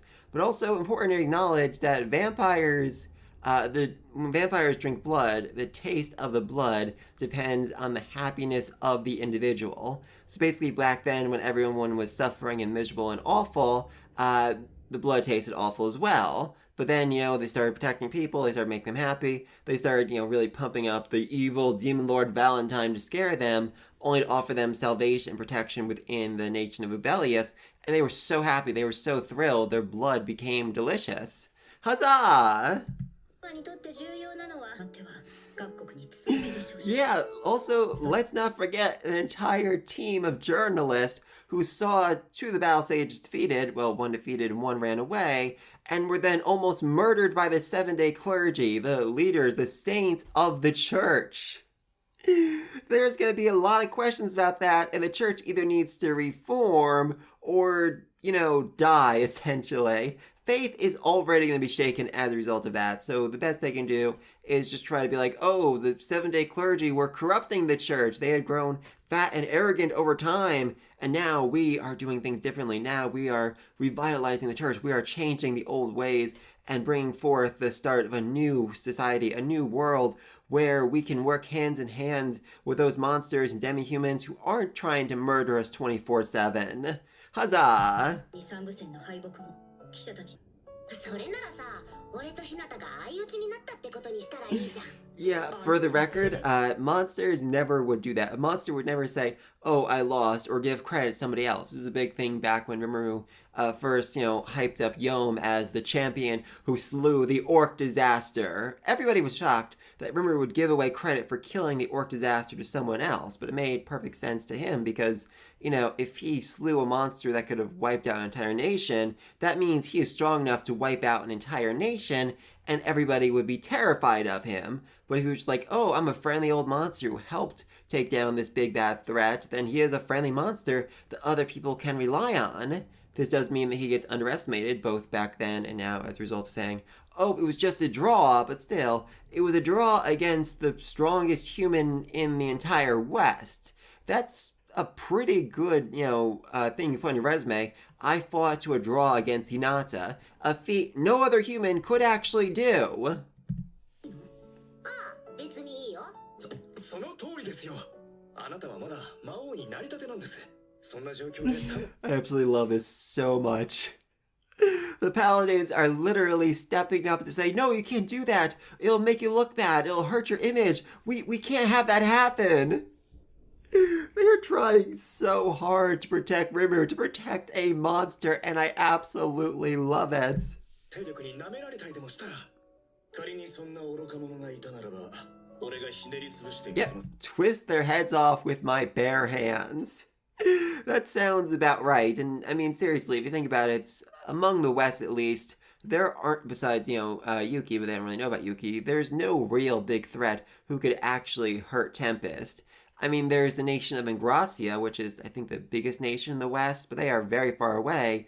And if the Luminous religion says, hey, Tempest is fine, they're very unlikely to actually start any problems with them. So, yeah, Rimuru is basically on top right now.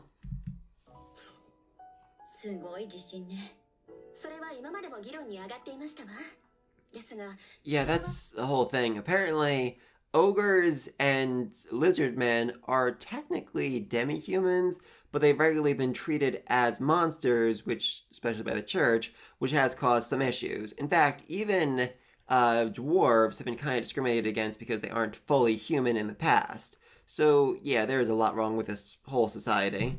偏見から来る差別であると私は Again with the blushing. Seriously, Zoe, what did you do to this girl?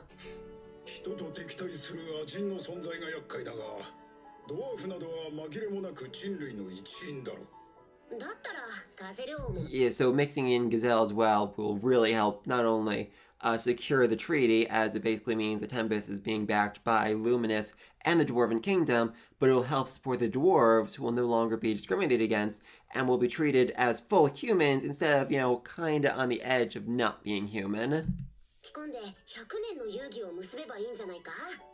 俺たちが人を襲わないという保証があれば少しは信用してもらえるだろ。そうね。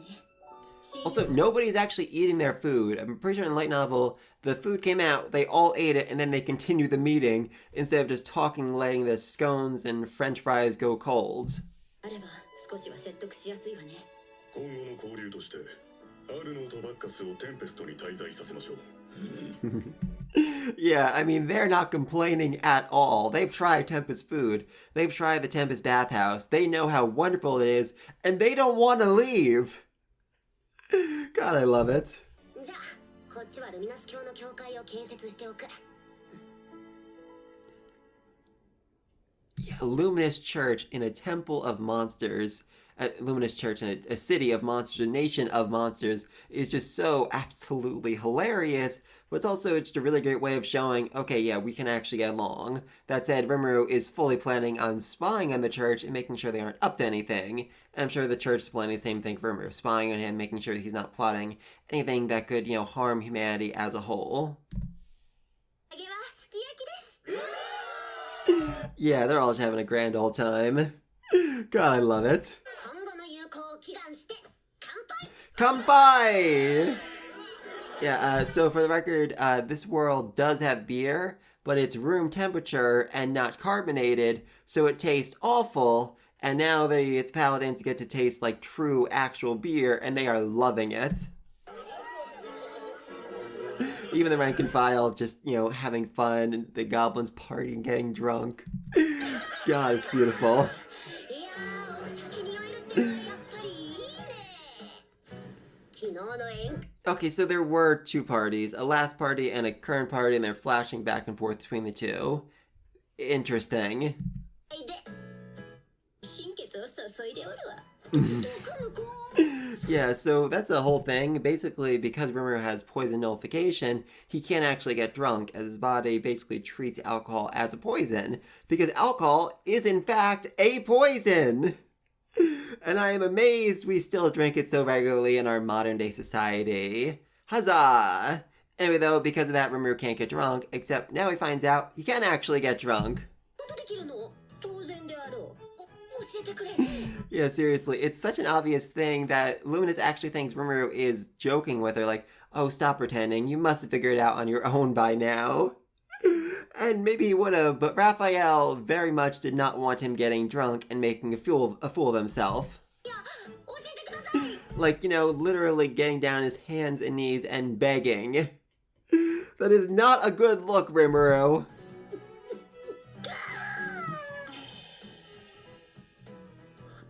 Oh god, the tears. Actual freaking tears. Oh my god, I love that so much. Seriously. Yeah, she actually finally gets to have white rice for the first time in the decade she's been in this world. Also, for the record, it is very hard to make white rice in this world. Even with an entire team, yes, I'm not kidding you, an entire team of engineers working on it. The only way Rimuru can actually get true white rice is to have Shion actually do the final harvesting and use her master chef skill to make it more authentic, to make it more similar to what he's used to back in Japan. というかね、白米って、あなたちょっと好き放題しすぎなんじゃないの？文句があるなら。 Oh, I love sassy drunk Rimuru. If you don't like it, I'll be glad to take it away. Oh, that's beautiful. But yeah, like I said before in a previous video, Hinata has been literally struggling to survive since coming to this world, and has seen the world, seen all the people struggling to just barely get by, and now Rimuru's like, yeah, I have an entire team of engineers just dedicated to making me white rice because I wanted it. I can do whatever the freak I want. I am god of this nation. 白米は返してもらっても、そういう話をしているんじゃないわよ。 She's so selfish. She doesn't want anybody taking away her rice. だけど、ここまで完璧にここまで暮らしやすい環境を作るとはね。もっと褒めてくれてもいいよ。ふざけない。 God, I love Drunk Rimuru, seriously. 勇気から噂は聞いたけど、生み出せる下地を作りたいのさ。 I mean, he can already replicate any manga he's already read before, as we see because Veldora is always freaking reading manga. So, yeah, I mean, he could basically create manga from scratch on his own. But I think what he wants to do moving forward is actually create like an industry for manga, actually create and raise up, goblins, people from this world who can draw and make and turn them into manga artists, and then start spreading out manga made and designed by people of this world, an entirely new art form that these people have never seen before. Yeah, really, he just literally said, hey, Church, I know you've been struggling to, keep people safe from monsters for literal centuries, millennia, but I'm going to make sure that monsters are never a threat to people again, and just let them party it up and have fun. Which might sound insane, but also entirely possible. He rules the Forest of Jura, which is like the main place where monsters actually come from. I mean, there's other places as well, but for the most part, the monsters that humans have to face off against come from the forest, so yeah, if he can make sure that those monsters aren't a threat anymore, he can basically establish world peace, which, awesome.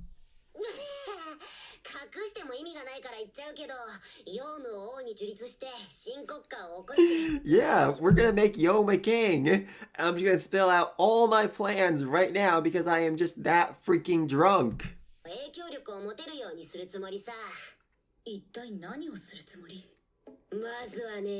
Well, I'm planning essentially world domination, but, without me having to do too much. Yeah, I mean, the Elf Nation, the Dwarf Nation, Blumend, and now Fulmus all basically are on Rimuru's side, all support him as a real nation, not to mention, Luminous, the entire religion itself, meaning humanity pretty much already accepts him, and Grassi is really like the last big holdout, I'd say.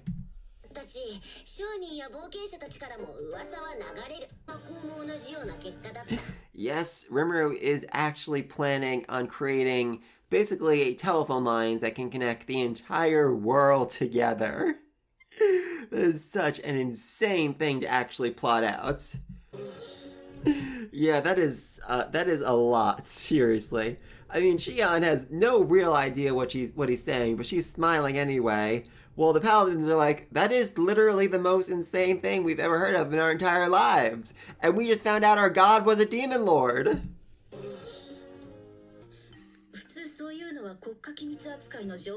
Yes, but Rimuru is very, very drunk, so he doesn't care.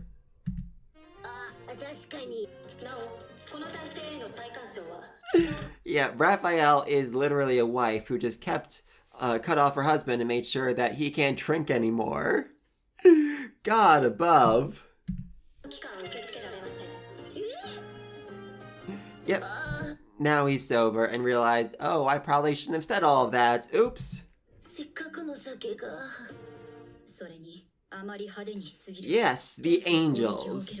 They basically show up every 500 years and destroy anything that's too technologically advanced.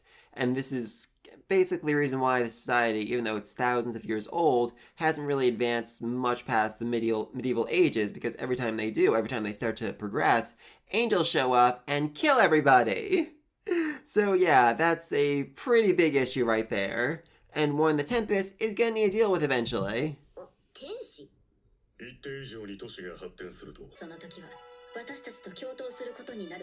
mean, it's not a bad plan. These are literal angels who are trying to stop the advancement of civilization. That's a threat to everybody, and taking them out would be just super beneficial for everyone. I mean, that's the entire reason why her city is actually underground, is to make sure the angels can't attack again. Not her nation, Lubelius, but the vampire city is actually underground, deep underground, to make sure that nobody, no angels or flying lizard, could actually burn it to the ground a second time.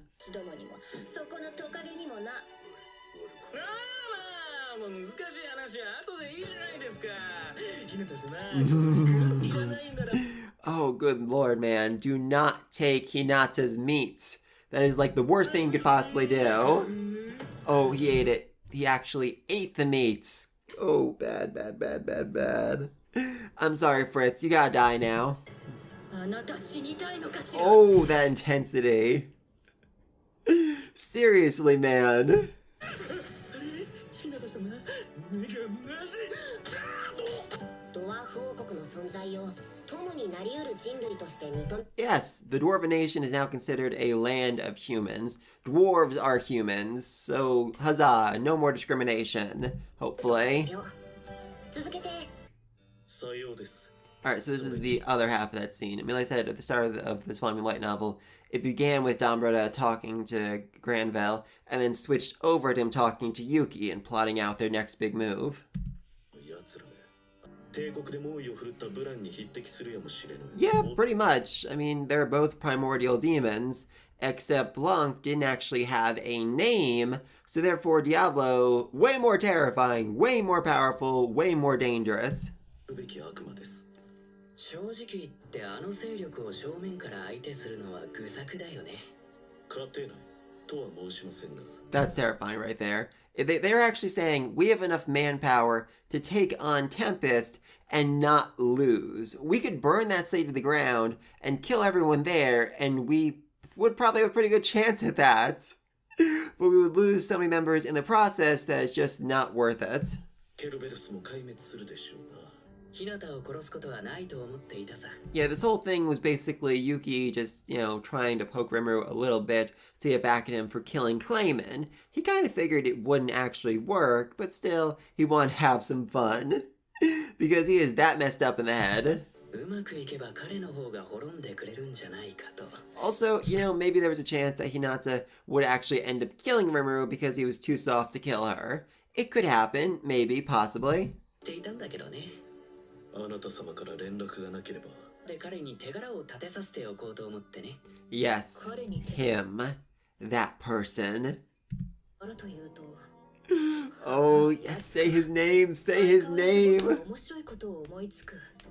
だろ Oh, we're about to meet one of the best characters in this entire series, and I'm so freaking excited for it.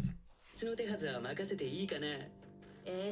So yeah, Yuki's secretary is in fact the former Demon Lord Kazalam, who was killed by Leon, who now wants revenge against him. But now that, Clayman's dead, they're kind of forced to adapt and use this female host, this female body, this homunculus, and so therefore they're going by Hagli moving forward just to, really embrace the role until they gain enough power to actually get their revenge.